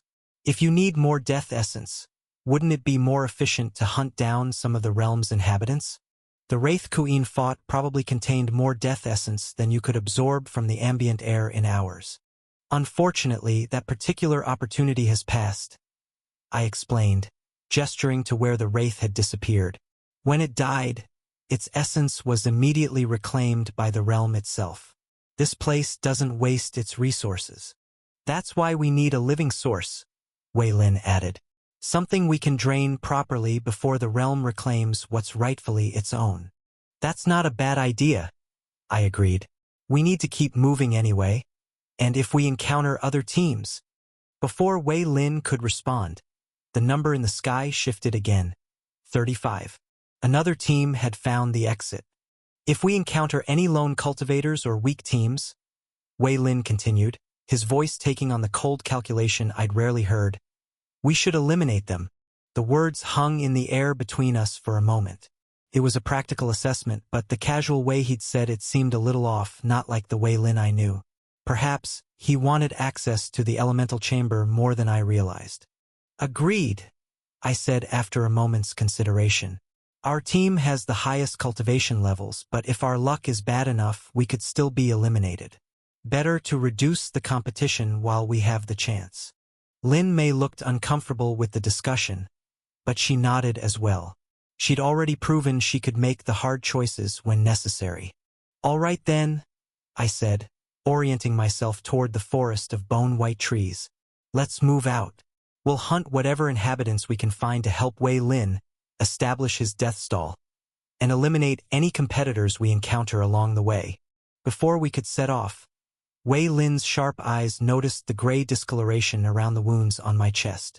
That death essence is still spreading, he said with concern, stepping closer.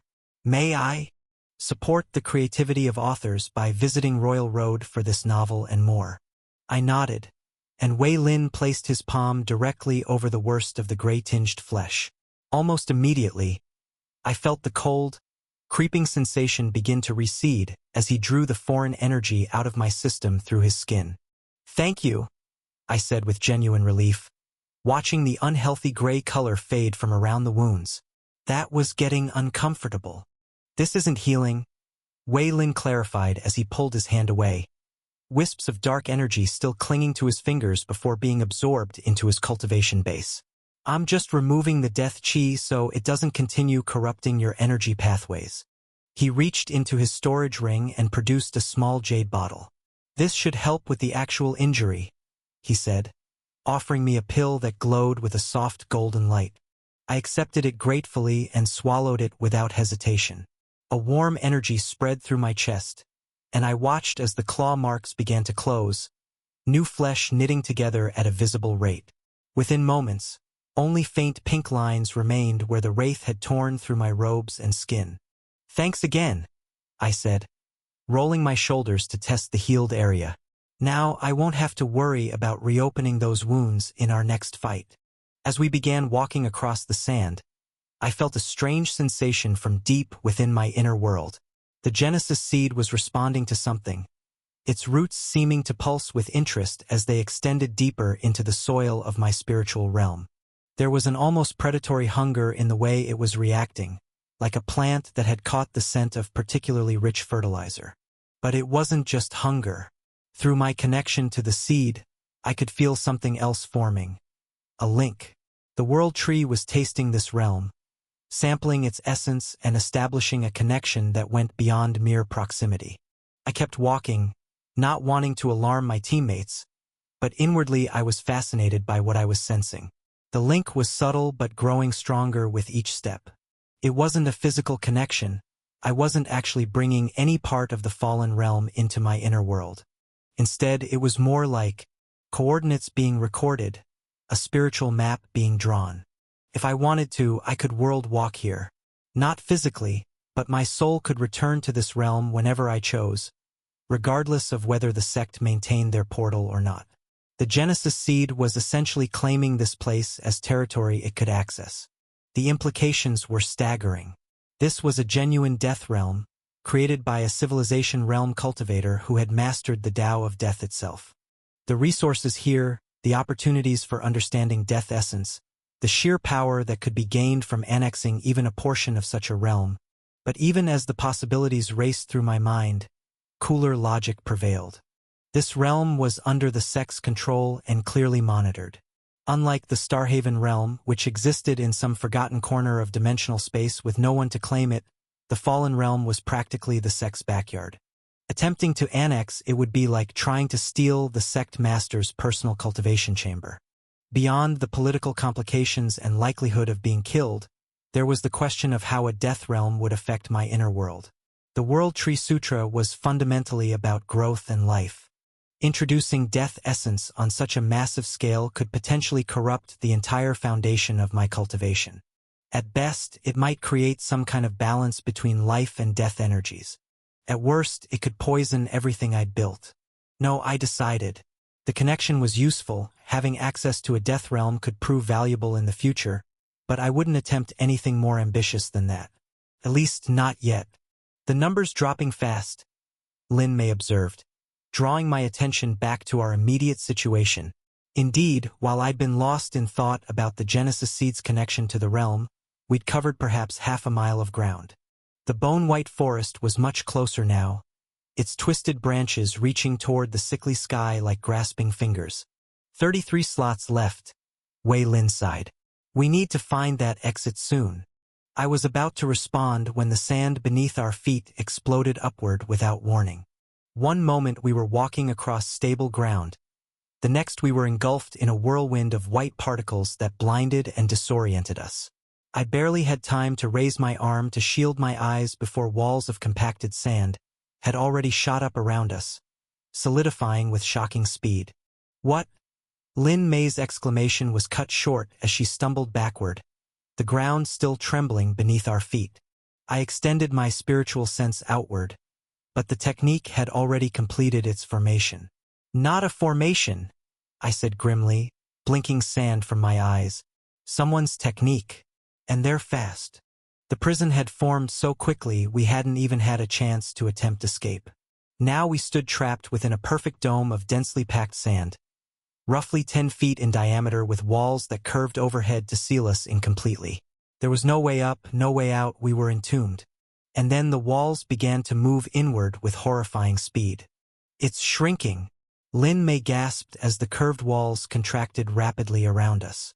The space that had been 10 feet across was now 8, then 7. Through the sand dome, I could sense the distinctive aura of whatever had created this trap. Heavy, oppressive death chi that made the air around us feel thick and cold. The presence lingered just outside our prison, savoring our predicament. Peak 9th stage chi condensation, but not a cultivator. Another inhabitant of the fallen realm. 5 feet across now. The walls were closing so fast I could feel the displaced air rushing past my face. Wei Lin's elbow pressed against my ribs. Lin Mei's breathing was sharp and panicked beside us. 4.5 feet. Well? I murmured, frantically channeling chi into my palms as I prepared to break us out before we were crushed like insects. Looks like we didn't need to hunt for death essence after all. It found us. For feet. The walls showed no signs of slowing.